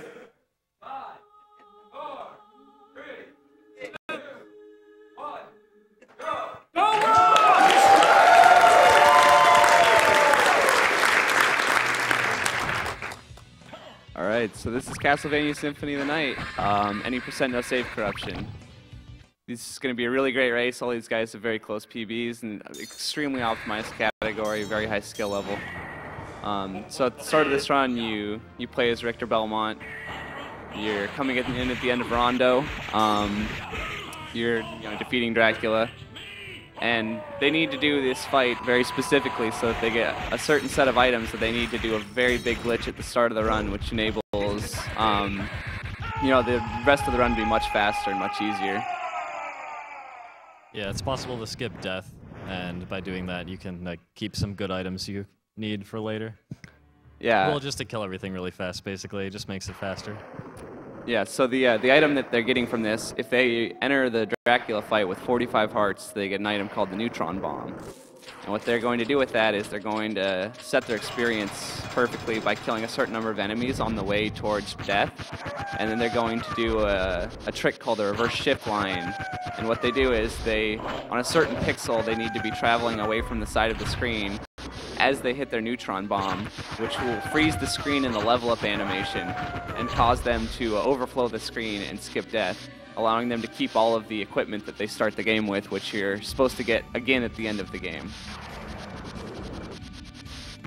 It's coming up really soon.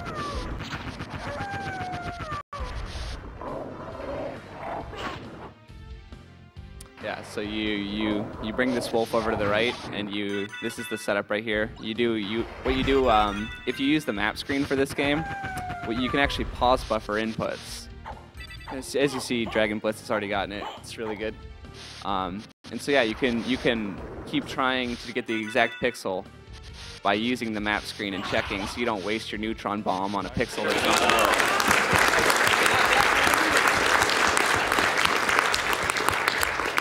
Okay, so everybody has successfully kept their amazing armor, and now they're pretty much going to cruise through the game for a little bit, get the wolf relic, and head up towards another part of the castle.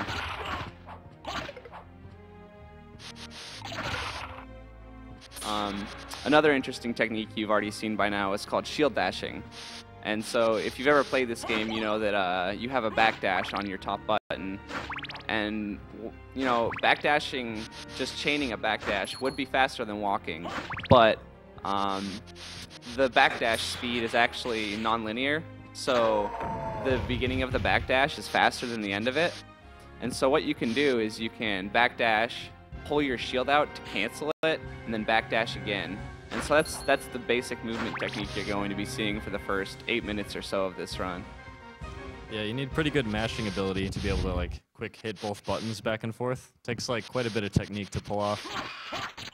Yeah, so this is Slogger and Gaibon. As you see, the bosses are made quick work of with the Alucard sword. It's a very late game weapon. It's extremely powerful, and it pretty much destroys everything in your path.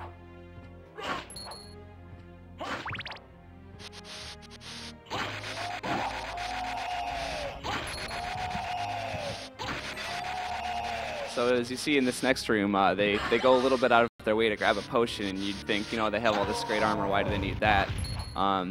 When you use items in this game, you actually get a very, very long invincibility period, which they can abuse to make a glitch later in this game, much, much easier, much safer for a marathon setting.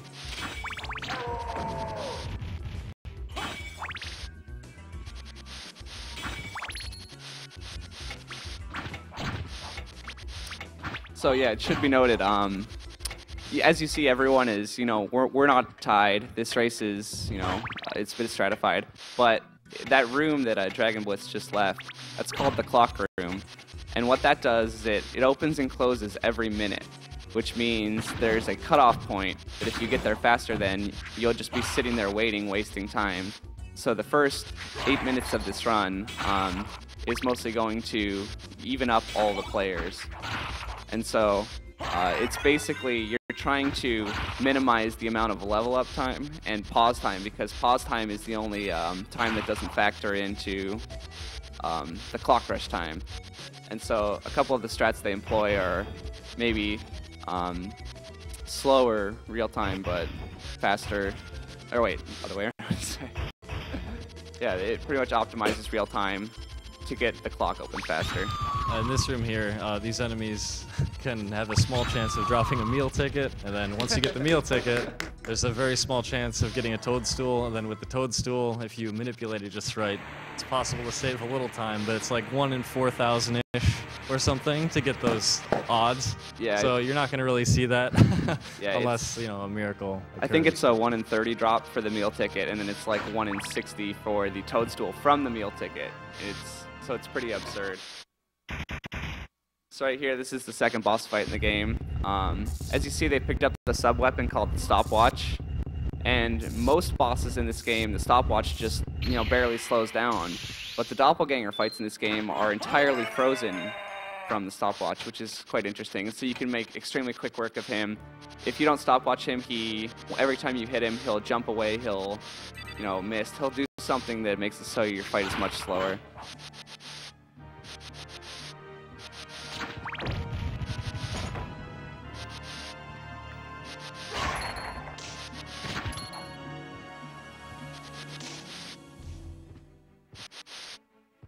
Okay, so coming up here, we're getting the Wolf Relic.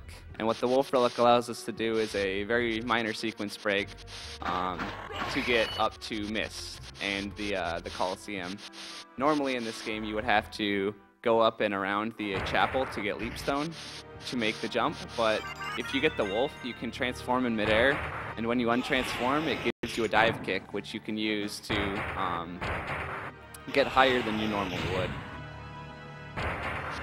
which allows you to, pretty much sequence break the game. And also here, you should note that they're going a little bit out of their way to grab this Garnet, and that's going to allow a bit of a glitch in the shop later, and it is extremely important to doing this run. So now they're heading back to the clock room. So if they all, played kind of similarly, they might all be tied if they can make it back before the clock changes over. Yeah, I'm pretty sure everybody here is on pace for a sub-8 clock rush, which is the cutoff, and so we should have a really great tied race at that point.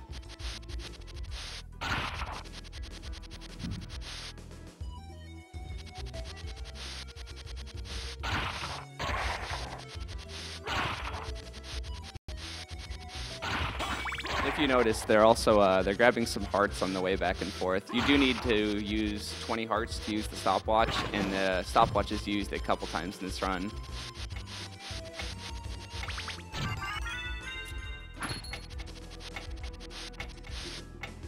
All right, and Rom has entered the clock room, and as you see, the door is closed. Dragonblitz is just behind him. Yeah, so we're at 3-way tie right now. Yep. And Can we get a potentially a 4-way tie. All right. Oh yeah, super close. So now the race is anybody's game. There's no more cutoffs. This is all optimization.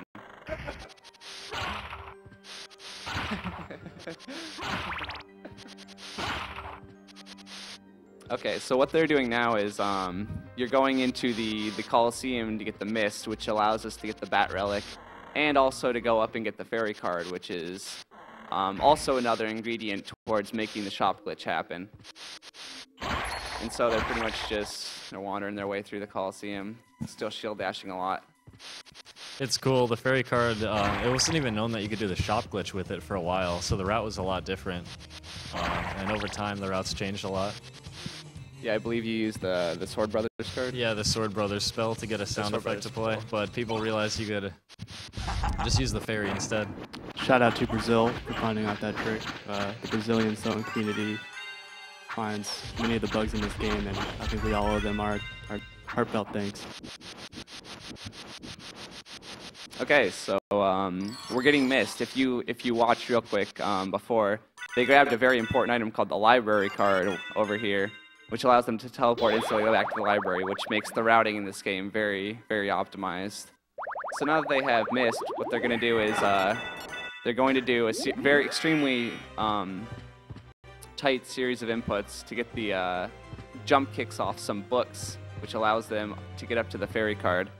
What they do is they're going to equip the potion that they got earlier and get a brief period of invincibility so that they can dive kick the books without getting hit.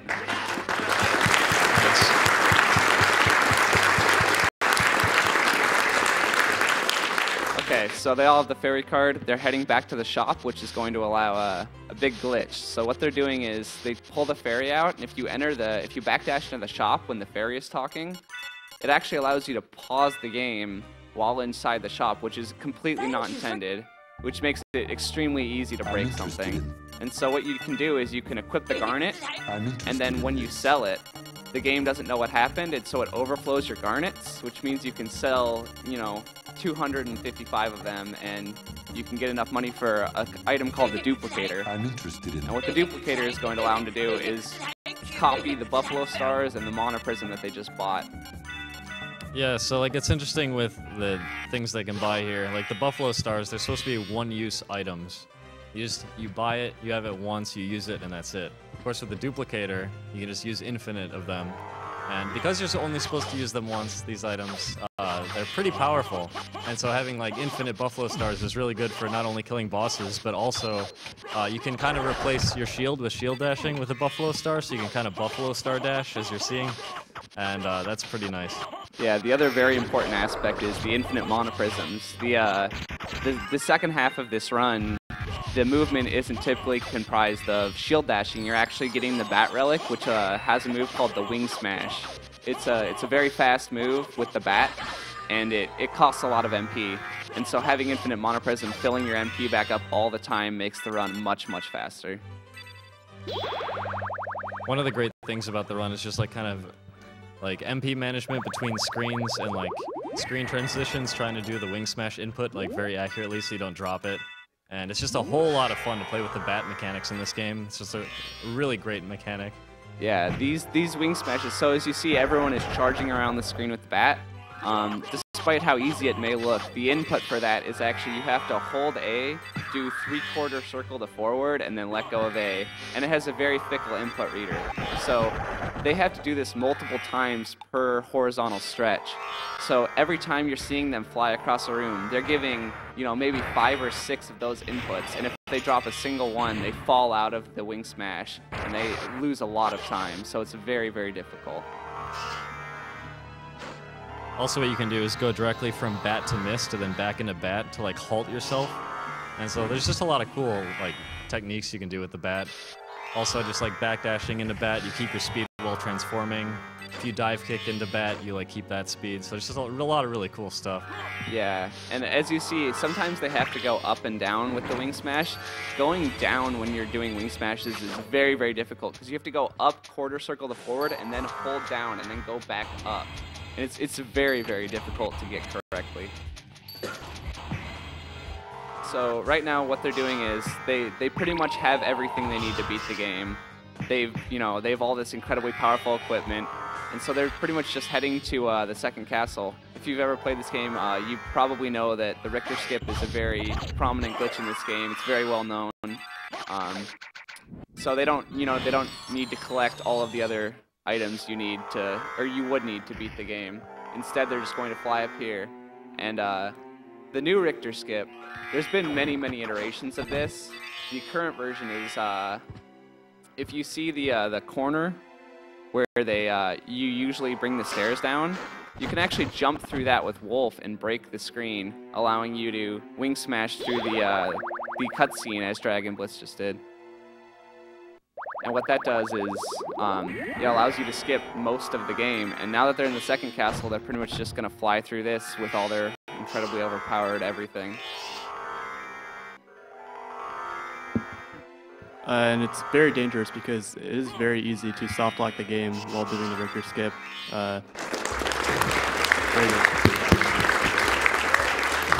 You have to skip the cutscene while you're doing a wing smash, and if you don't continue doing the wing smash, you'll fall out of it, and the cutscene will just kind of continue on infinitely, and there's nothing you can do. So that was good.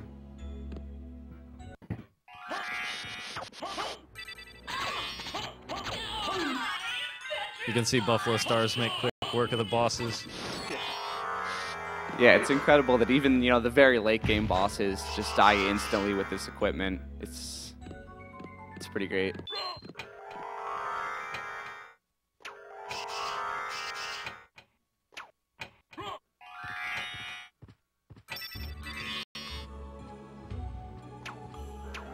So it looks like we have some people in the imp room. This room is very scary. If you drop a wing smash, these imps can start chain stunning you and hitting you around. You can lose a lot of time in that room. It's very difficult.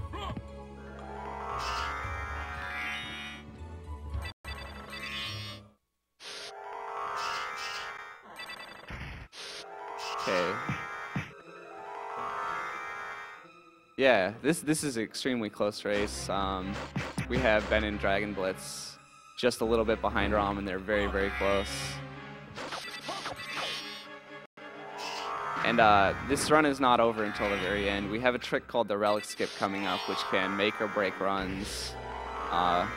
We're using the same technique called the reverse shift line that you saw earlier to skip death, except instead of using a level up off of a neutron bomb in the wolf, we're going to use an item called the heart refresh, which we actually got at the very beginning of the game too, through the Dracula fight.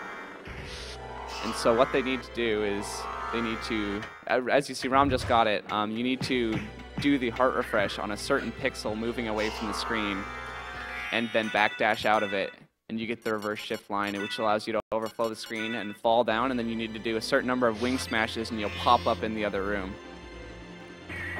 That makes all the sense. So it looks like Dragonblitz missed it once. It loses a lot of time. The heart refresh animation is very, very long. It's a really frustrating trick to miss.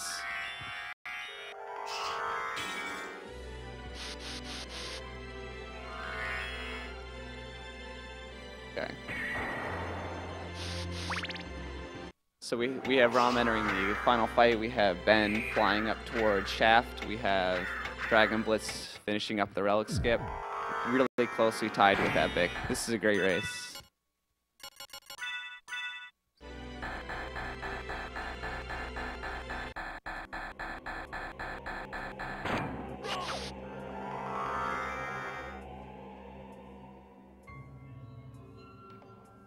All right, we have time coming up.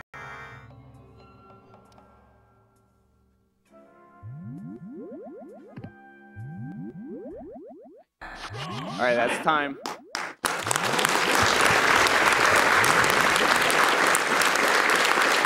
Well done, romscout. That Princess TV put you over the edge.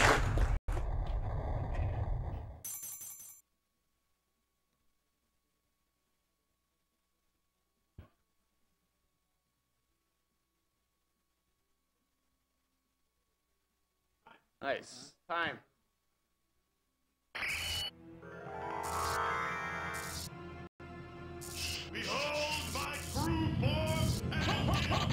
So as you see, even the Buffalo Stars make extremely quick work of the final boss. They're pretty incredibly powerful. Close here at the end. Yeah, it's extremely close. What a great race. Go back whence you came. All right, Trouble and time. Nice.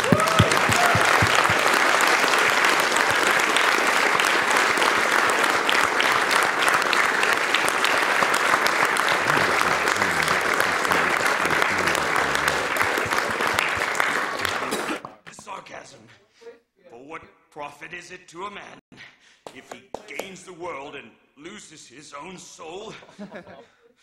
Matthew 16:26, I believe. Oh my God. Yeah, that is absolutely incredible run from romscout. We only get the best from him. Still great runs from all the runners. Already a hard lot.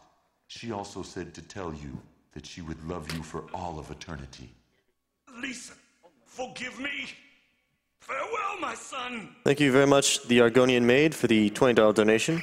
My grandpa nearly succumbed to cancer, and cancer runs in my family, so I don't mind what you're doing at all. I want to see both the blindfolded run and the animals safe. Come on, you can get those seconds the next run. Make it so. Alucard, I'm glad you're all right. I'm sorry. 'Tis my fault. Thank you very much, IFD Delusion, for the $50 donation. Blindfolded Yoshi's Island, yes. $40 to that, and $10 to save the animals. Might as well save the animals since we are also trying to save humans. Thank you very much, Mr. Wonderful, for the $20 donation. Donate to the World Wildlife Fund to save real animals. For Super Metroid, we kill them, always. Alucard, what will you do now? The blood blood that flows in my veins is cursed. 'Twould be best for this world if I see. Farewell then. Will not meet. Thank you very much, Control Alt WTF, for the $20 donation. Had to donate again for Soden and Blindfold Yoshi's Island. Shoutouts to the Soden community and Turbo Dog for his tutorials that helped me learn to speedrun this awesome game. One last shoutouts to one of my favorite streamers, romscout. We will meet again. And on that day, maybe. I see. Let's go. Everyone's waiting for us. Thank you very much, Jeff1, for the $20 donation. Is someone testing me every day I live? Well, the best of me is all I have to give. That and $20. Thank you very much, Deep Fried Tank, for the $20 donation. Yoshi's Island blindfolded? Sign me up.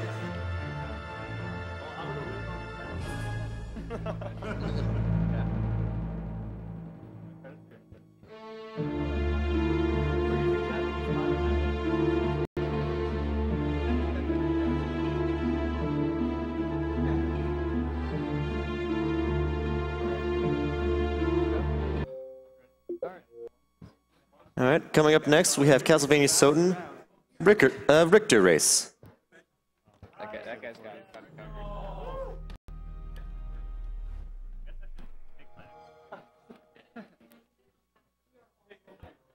I'll take mine out. Mine's not used. Oh. Oh. Actually, I don't want mine. Yeah. Oh. Yeah. Oh, yours. I'll just get it back.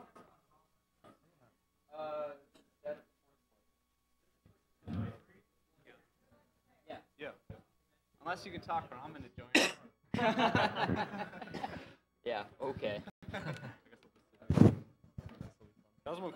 There you go. Thanks. But me?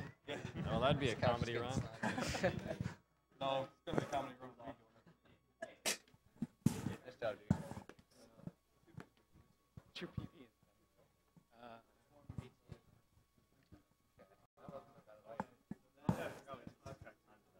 Yeah, So I got habit of getting insane marathon runs.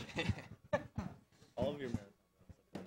That Basically better classic. relatively than last AGDQ? 25 seconds? No, I mean relatively. Oh. Before we begin with the Richter Race, could I get a roll call on the couch? I mean, you're going to yeah. romscout. Can I get a roll call on the couch, please? Roll call. I'm Satoru. I'm Cosmo. I'm romscout. Dragonblitz. I'm Midboss. Epic. You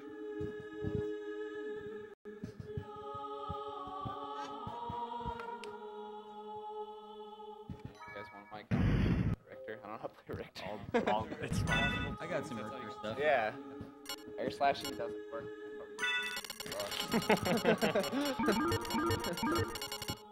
That's just smash. He uses an afterglow. How is that possible? How is that thing not falling apart? Thank you very much, Ski Sonic, for the $25 donation. Have to donate to one of the first best games that challenged me to go beyond simply beating the game. One of my favorites of all time. Oh yeah,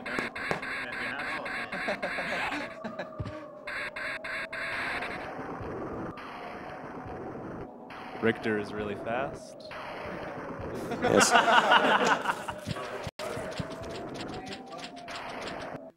I mean, well, yeah, they'll just change it.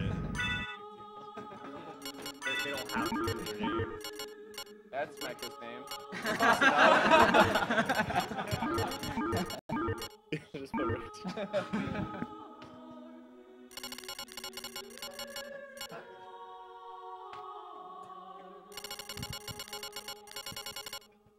It's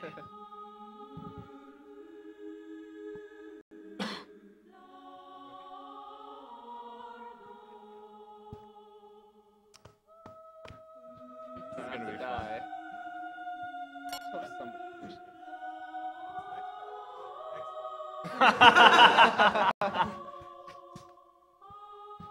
Nice name. I'm assuming 6 was already taken.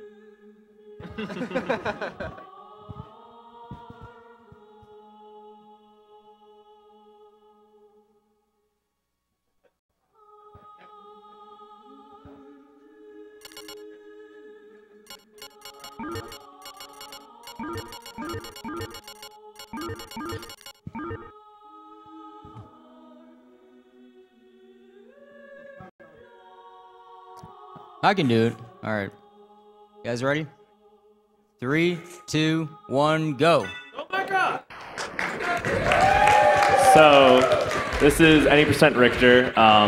Very difficult category. A lot of button presses, a lot of finicky inputs that you have to be really consistent with. Yeah, well, Alucard mode pretty much destroys your face buttons. This destroys your D-pad even faster. Or control stick if you do it that way. No, never ever do it that way.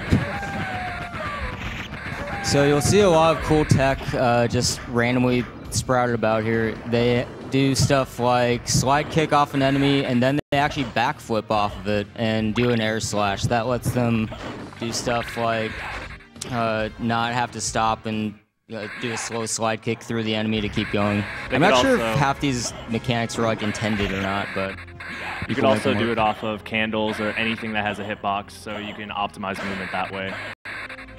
Yeah, and actually sliding on the ground is the fastest form of movement, but there are just so few opportunities to make use of that in this route that you just see them air slashing almost everywhere.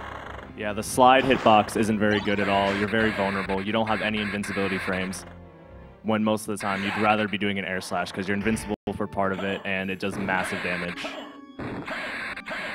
And you can also, you might have noticed on Ben's screen there, jumping out of an air slash. You can also do this down to like a pixel, so sometimes you'll see them barely rise with their air slash, and that's just a very precise push of the jump button during the input.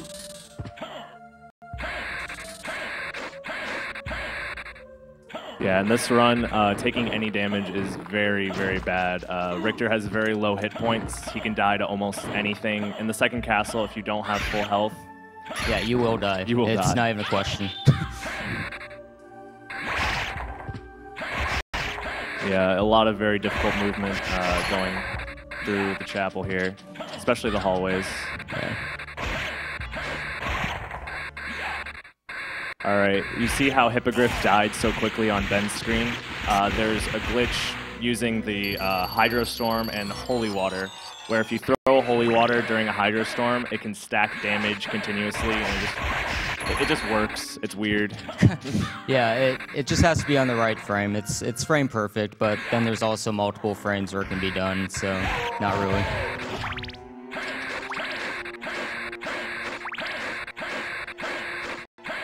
Yeah, you don't have to fight Richter in Richter mode, thankfully. It'd be a good fight, though. I think you have to fight like Maria in the Saturn version or something. Or the PSP version, but yeah, we don't talk about that. Coming up here is a very, very precise trick. It's a very... I think it's either frame perfect or close to it and very position dependent, and Ben almost got it there. It's not worth going for more than once. It only saves like 2 seconds tops if you do it optimally, so one try is all it's worth pretty much. And no, not Oh, yeah. Mecha Richter. We in there. So, yeah, he was a little behind there, but as you can see, he's caught up quite a bit to Ben. And that... Yeah, he should be in the chapel very shortly. There we go.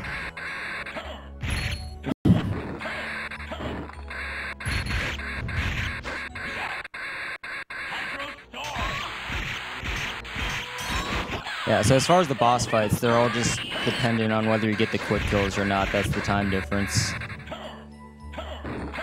They're gonna die eventually, it's just how quickly. Well, coming up hopefully after... Nice achievement, dude! Oh, nice!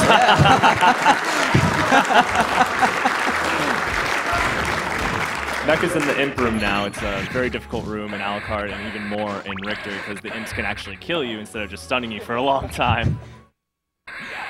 I should say yeah, Ben taking a very risky route there, doing the slide kicks off the Minotaurs. If he messed up at all, the axe would have killed him. Yeah, the Coliseum is basically where Richter goes to die.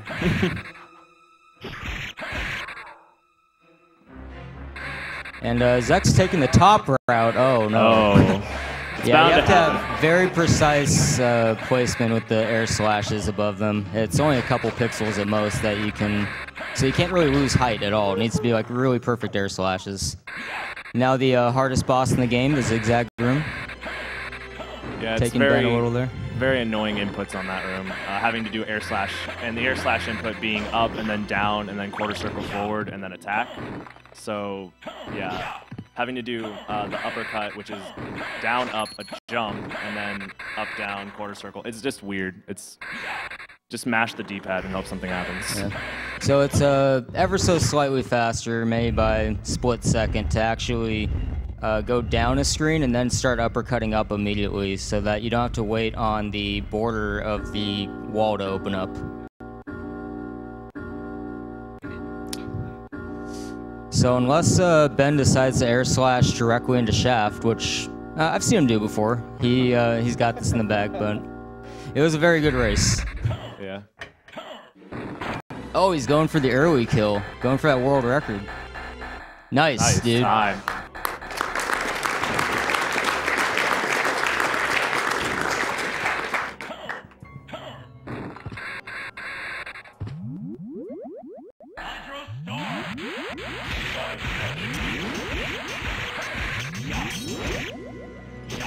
Oh.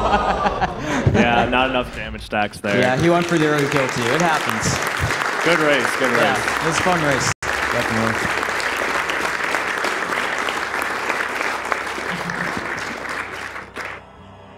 Yes, well done to all Sutton runners, both Alucard and Richter. Yeah, that's pretty much Richter mode in a nutshell. Hi. 531 or 41. Ah.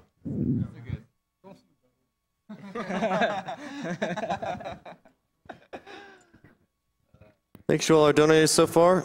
Coming up next will be Animal Crossing, and after that is Super Mario World 2 Yoshi's Island. There is a blindfolded incentive for certain levels in Super Mario World 2 Yoshi's Island. We are currently sitting at $19,325 of the needed $20,000. So just a little bit more and we're going to be there, so keep it up, people.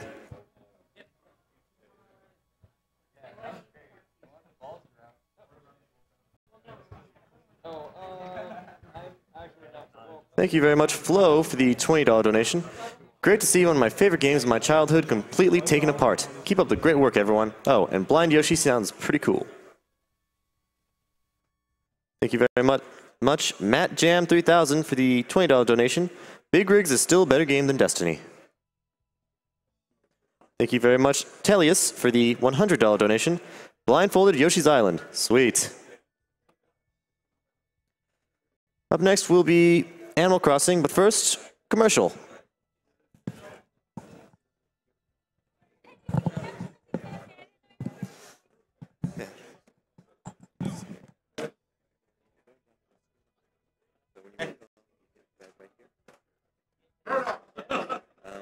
you're choosing to ignore it, then you hit ignore.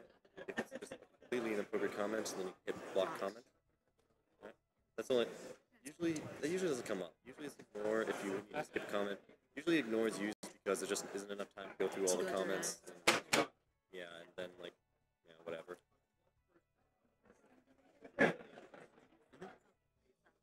Yeah.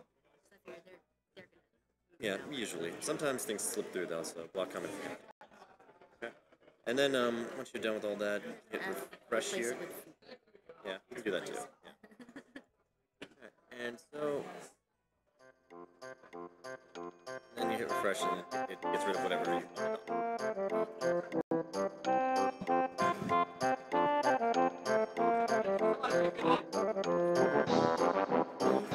like if all you see is like a real name, there's no parentheses, you probably say anonymous. But if it's like a username type of thing, then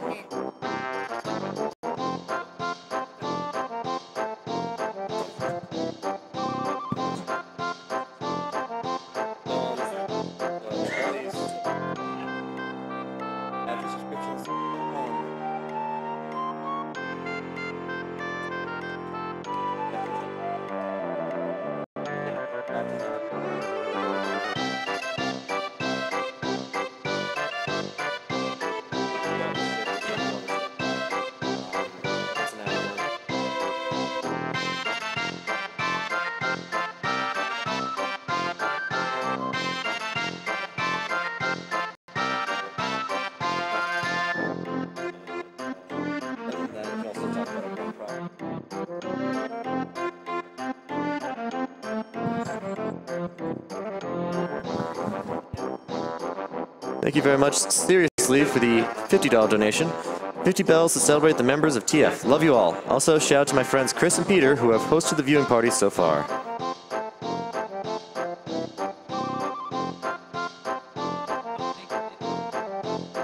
Thank you very much, Slytherin42, for your $64 donation.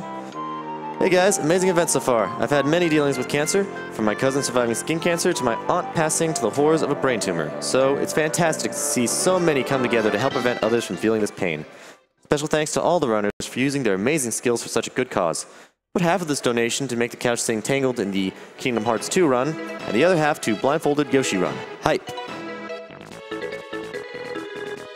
Thank you very much, Dr. D, for your $50 donation. Yoshi, blindfolded, can't resist, must donate.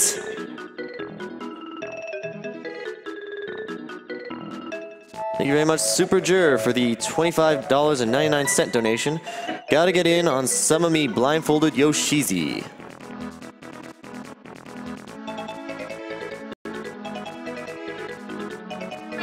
Thank you very much, Slug Breath, for the $20 donation.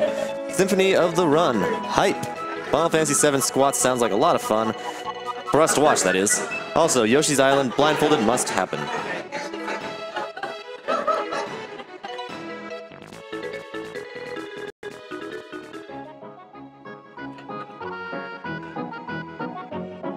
Thank you very much, Ben Hamilton, for your $500 donation. Best cause ever. Put this towards the Yoshi's Island Blindfolded Challenge. This one's for my schmoopy, William.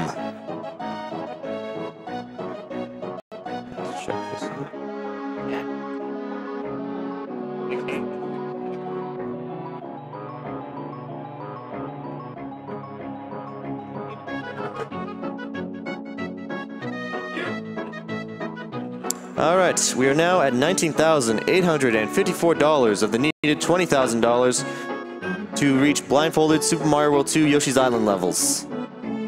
So any heroes want to finish it off? Now would be the time.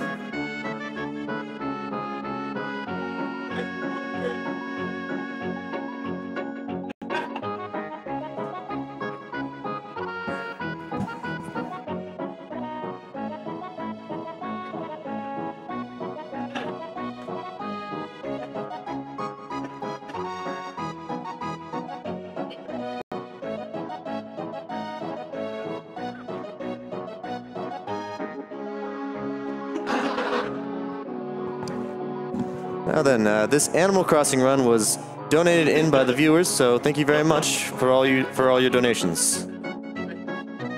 Just a reminder, this is Awesome Games Done Quick 2015. Awesome Games Done Quick is a Games Done Quick event held every year in January featuring members of the Speed Demos Archive and Speedruns Live communities. SDA proudly hosts speedruns of over 1,000 games with forums containing speedrunning planning and marathon discussions. SDA welcomes gamers old and new alike. You can follow them on Twitter at SDA Speedruns and visit the website at speeddemosarchive.com. SRL is the best site to race video games online against other players of all skill levels. They're also hosting a short series of races starting on January 17th titled Get Yourself Speedrunning. You can go to their front page, speedrunslive.com, for more information and to watch a variety of speedrun streams. For more information about Games Done Quick, you can follow at Games Done Quick on Twitter and see information about the event on gamesdonequick.com. We are currently running a donation marathon to support the Prevent Cancer Foundation, a nonprofit organization dedicated to research, education, and outreach for the prevention of cancer.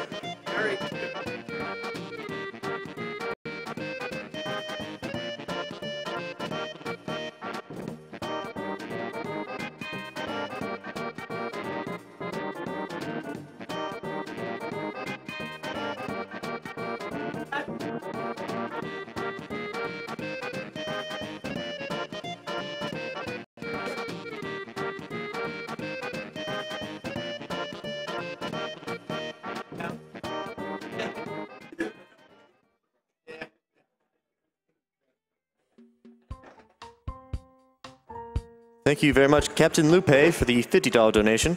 Keep up the awesome work and kill the animals. Thank you for your great effort in fighting cancer. Greetings from Germany. Thank you very much, the Seeker of Hype, for a $20 donation. Gotta get me some of that blindfolded Yoshi hype. Nintendo.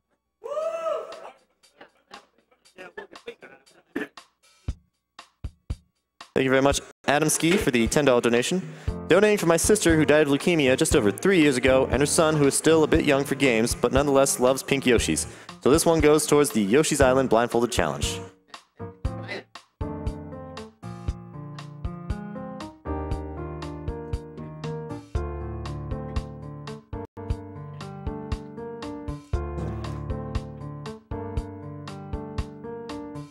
All right, good show to all our donators. I'm proud of all of you. We've reached the incentive for the blindfolded Super Mario World 2 Yoshi's Island.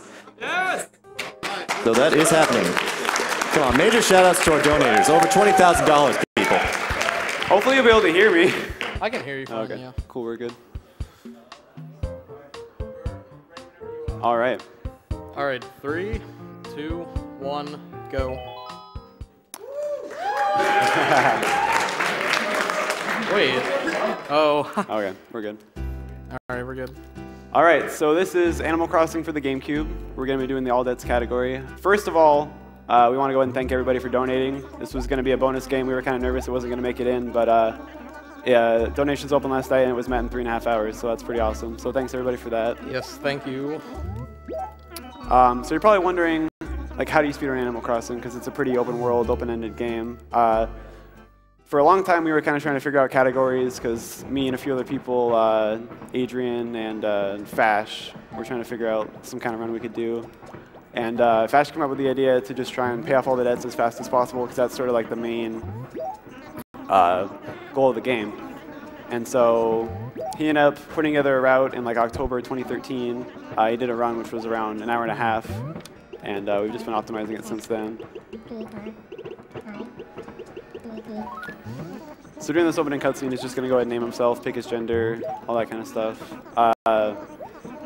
We have it set to a specific date and time, just because there's some in-game events that need to happen at specific times.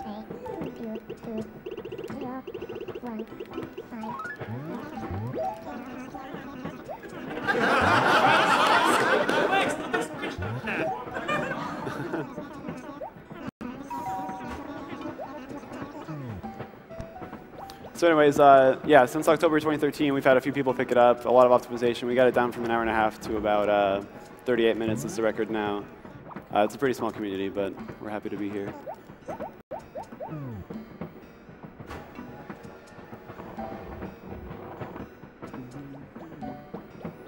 So basically the way this run works is you do a duplication glitch over and over to pay off all your debts.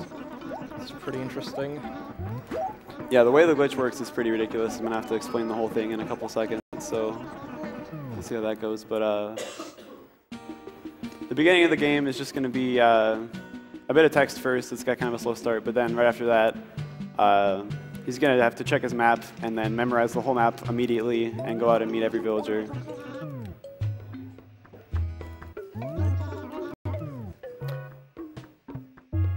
So if you've never played the game before, basically you're a human that moves into a town full of animals, and you don't really have a place to live, so Tom Nook gives you a house, and then throughout the game you can kind of upgrade it and slowly pay it off with money. You kind of, you'll like fish and catch bugs and all that kind of stuff. It usually takes the average player, I'd say, probably about a month to get enough money to pay off the whole thing. It's around 1.4 million bells, which are the currency of the game.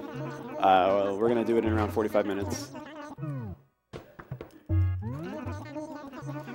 So here the house you pick, it doesn't really matter, but we picked this one because the wallpaper is really important for the duplication glitch that we do later. Yeah, there's a visual cue involving the wallpaper in that house. And as you can see, text smashing is a pretty important part of the run. Yeah, it's A and B alternatively.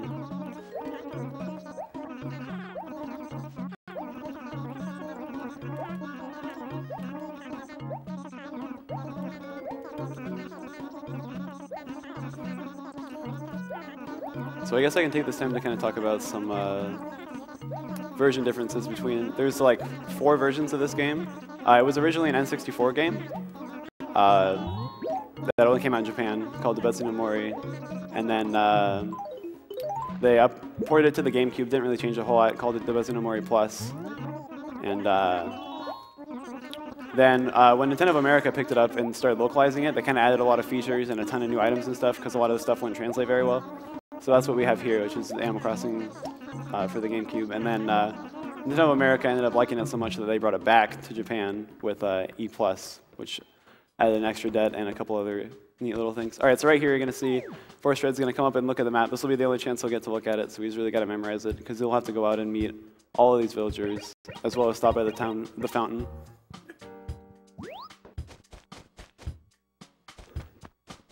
This is sort of what makes this game such a fun speedrun. The beginning, especially, is that it's a lot of on the fly. Like, you never know what your town's going to look like. So for a marathon run, especially when you're not resetting, because a lot of times you'll reset to get an optimal layout. But when you're not resetting, you have to memorize the map really quickly, and it's going to be different every single time. So you're going to have to go out and hope that you have it right. So yeah, the Tom Nook basically says that he's going to help you out. He'll give you a part-time job to work for him, and he'll give you money towards paying off your house, because you don't really have anything at the beginning. And the first thing he asks you to do is to go ahead and introduce yourself to everyone in town, but you can actually do that before you even talk to Tom Nook at all, and he offers you the job, just because if you already have all the flags of the villagers already cleared, then he won't even ask you to do it, so that'll save you a decent amount of time. The way the flags work in this game are actually really interesting.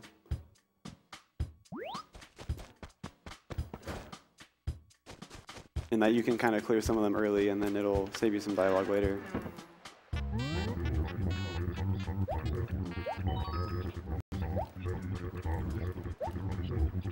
Limber's voice is pretty good.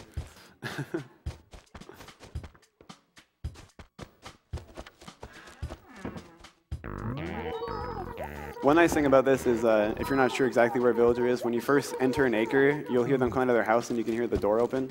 And even if you have like a 5.1 stereo, if you have like headphones on or a 5.1 stereo surround system, you can like hear exactly where they are in the acre. So that can really help you out. I think there's 6 villagers, and you have to introduce yourself to the mayor of the town as well. Alright, so this is the last villager, so we're gonna go start chores now. This is pretty much everyone's least favorite part of the game, casually. In the speedrun, though, I think it's pretty easily my favorite part. This one should be like right above us.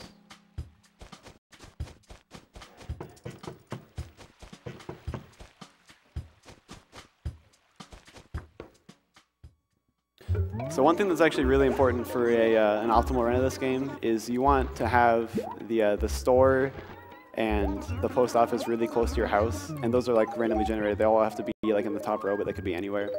So a lot of times you'll reset if they're not up there. But obviously for Marathon that's not going to happen, so you sort of have to just deal with what's given to you.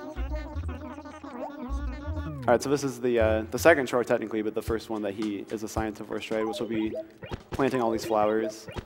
And they can be kind of a pain because they can only go in certain places, because the whole game is sort of based on squares and like where things can go. So you sort of have to run around in between frames while you're pausing in order to get everything out. Nice, that was good.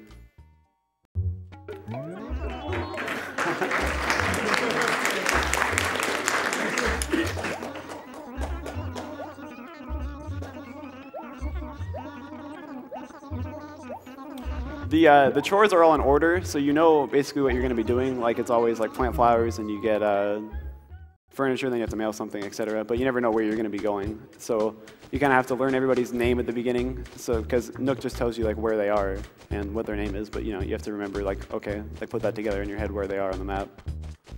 And since it's different every time, it can be pretty hard.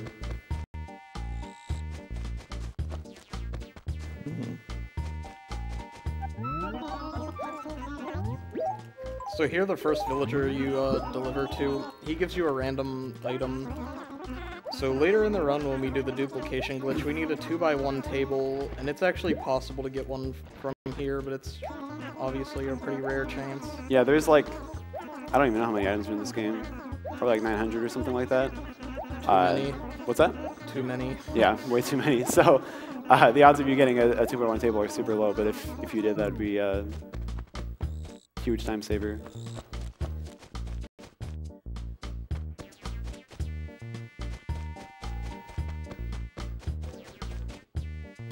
That was actually one of the biggest problems in the run for a long time, is that if you didn't get a table from either that villager, or if there wasn't one in the store, you'd have to reset. But we, as a community, sort of found ways around it. So here we finally get the map. You can't look at it from the start.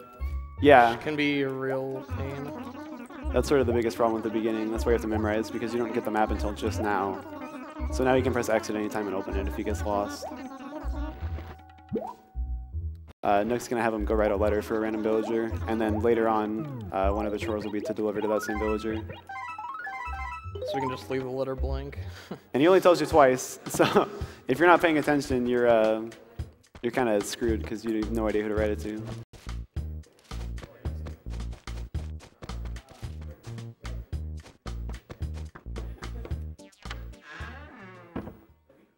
But yeah, I know a lot of people actually wrote an advertisement like he asked you to do, but you can just leave the letter blank. It doesn't make a difference.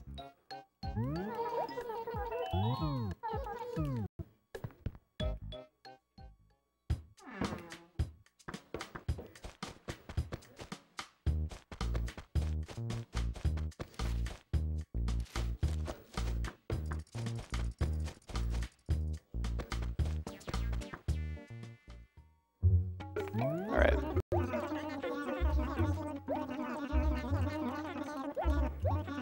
So next up, this is sort of an interesting thing I discovered by accident one day. Nook doesn't have anything for you to do, so he tells you to go talk to a villager and get a chore from them. And so a lot of this game, you can talk to your villager friends and ask them for stuff to do, and they'll like, oh, I lost my Game Boy. It's over at whoever's house. Can you go get it back for me? And so we do a lot of races of just the beginning of this game, just because it's sort of like the more adaptive part and the more I guess race-friendly part of the game.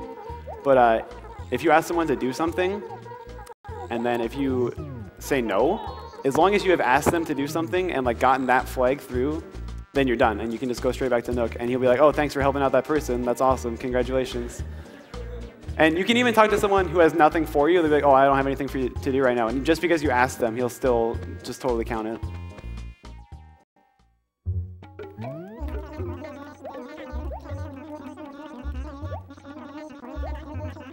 All right, so Forstride's going to be delivering a carpet to Kitty.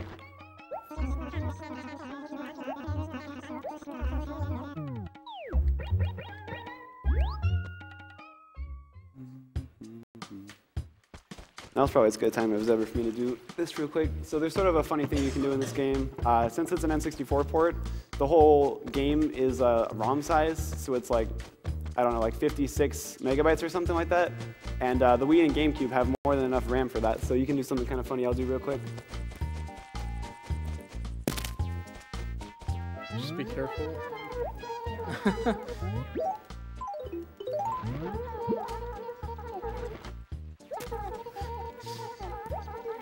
All right. So I hold in my hand the very Animal Crossing disc that we use to boot this game. It's completely loaded in the Wii's memory. You don't need the disc for the whole rest of the run.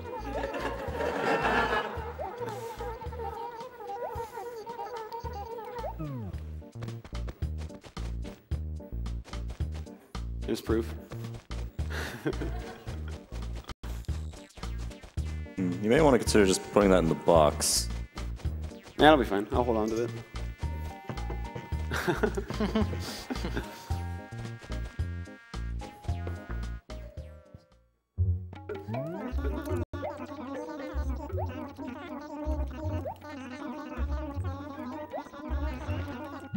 All right, so now he asks him to deliver an axe, which you can kind of prepare for because it always goes to whoever you wrote the letter for.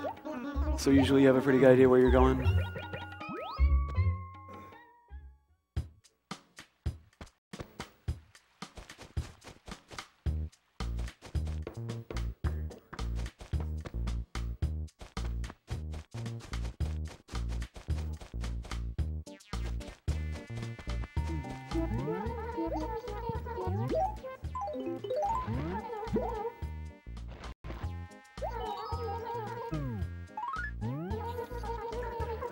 Oh yeah, she shows off the blank letter that you mailed her and praises you for it.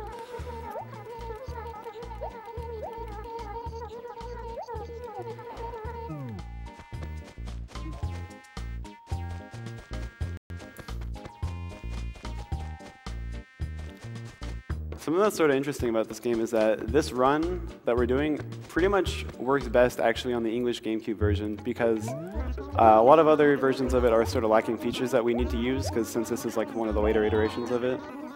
And another major reason is that the duplication event, does it work in Yeah, N64? the duplication glitch works, but the problem is the codes that you use to get items from Nook aren't in it. Right. Which you're gonna see. Really Yeah, so shortly. there he asked him to write a bulletin board entry, and you can leave that blank as well. Alright, so now we're done with chores. Right. Those are pretty good chores. It's honestly one of the more difficult parts of the run, just because everything is so random and you sort of have to adjust every single time on the fly. So. Yeah, this is pretty much where you save most of your time in the run. All right, so after this, the game is gonna get start breaking it a little bit.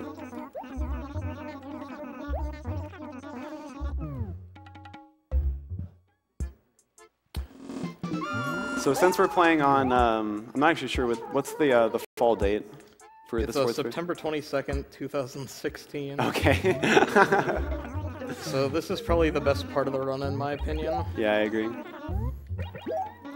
But before that, we're gonna. So in order to get a table, you can use these. They're called global codes that were given out by Nintendo to get certain items, and they're sort of weird because they're like Nintendo things, but they're sort of jumbled up. And so the one that we like to use the most is a link to the past, and then it's going to be #LinkGoThePast.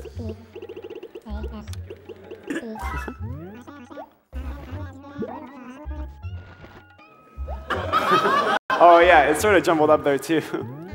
Alright, so now we have to go get an autumn medal from Tortimer at the Wishing Right. Well.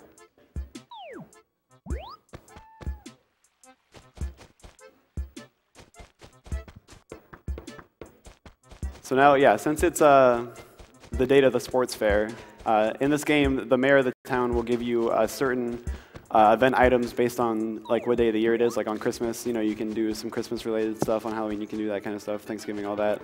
And this is the sports fair, so he's going to go ahead and give you a spring medal, which is it meets the very specific requirements of the duplication. You can place it on a table. And it's a 1-by-1 item, and it also is worth a ton of money. It's worth 14,000 bells each, so that's the item that we'll be duplicating for the run. How many bells each was that again?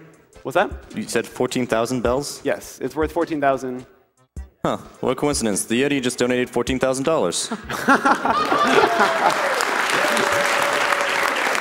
All right. Okay, so we're going to start setting up for the item duplication. This is going to be a lot of stuff to say, but basically this is a setup that Stockfolder found actually one day when we spent a lot of time trying to get this trick down, and we never could really do it. That's a bit too late. But I asked him, and he basically said he'd help out. So basically he's going to grab this. All right, that's perfect. Nice. He's going to grab this shirt and then run up and pause on the right frame to let the table, he's like stuck between spaces, so the table pushes him up forward and then to the right, up on top of the shirt. And then he can fall down onto the table that's down there. And then after that, he's going to put the spring medal down and pick the table up. And so the spring medal actually takes the properties of the table. And then after that, you can throw something that you can interact with on top of that spring medal table, and it gets corrupted. When you leave your house, they switch around, and then the item on top of the tape deck will be duplicated every single time you enter your house for the rest of the game. So we just get 2 there. Yeah. That's all we need to pay off the first debt.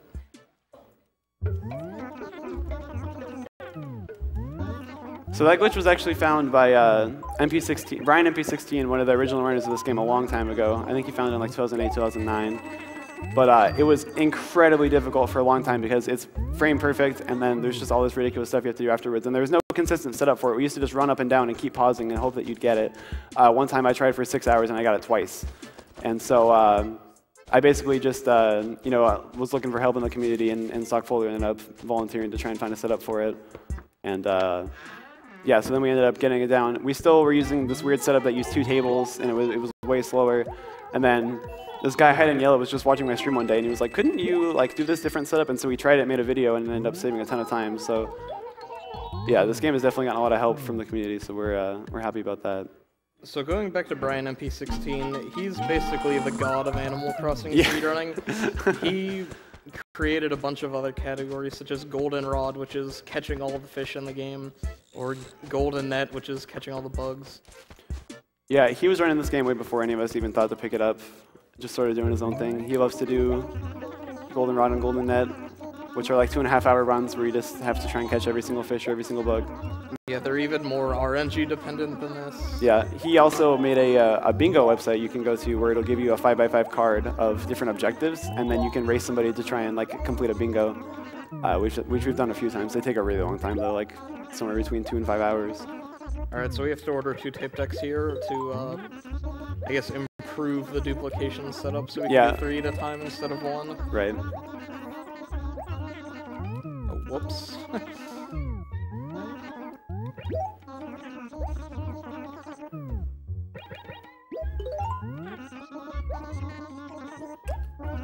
All right, so those will show up the next day in the mail, so we can go ahead and grab those. But first, he's gonna go ahead and run up and.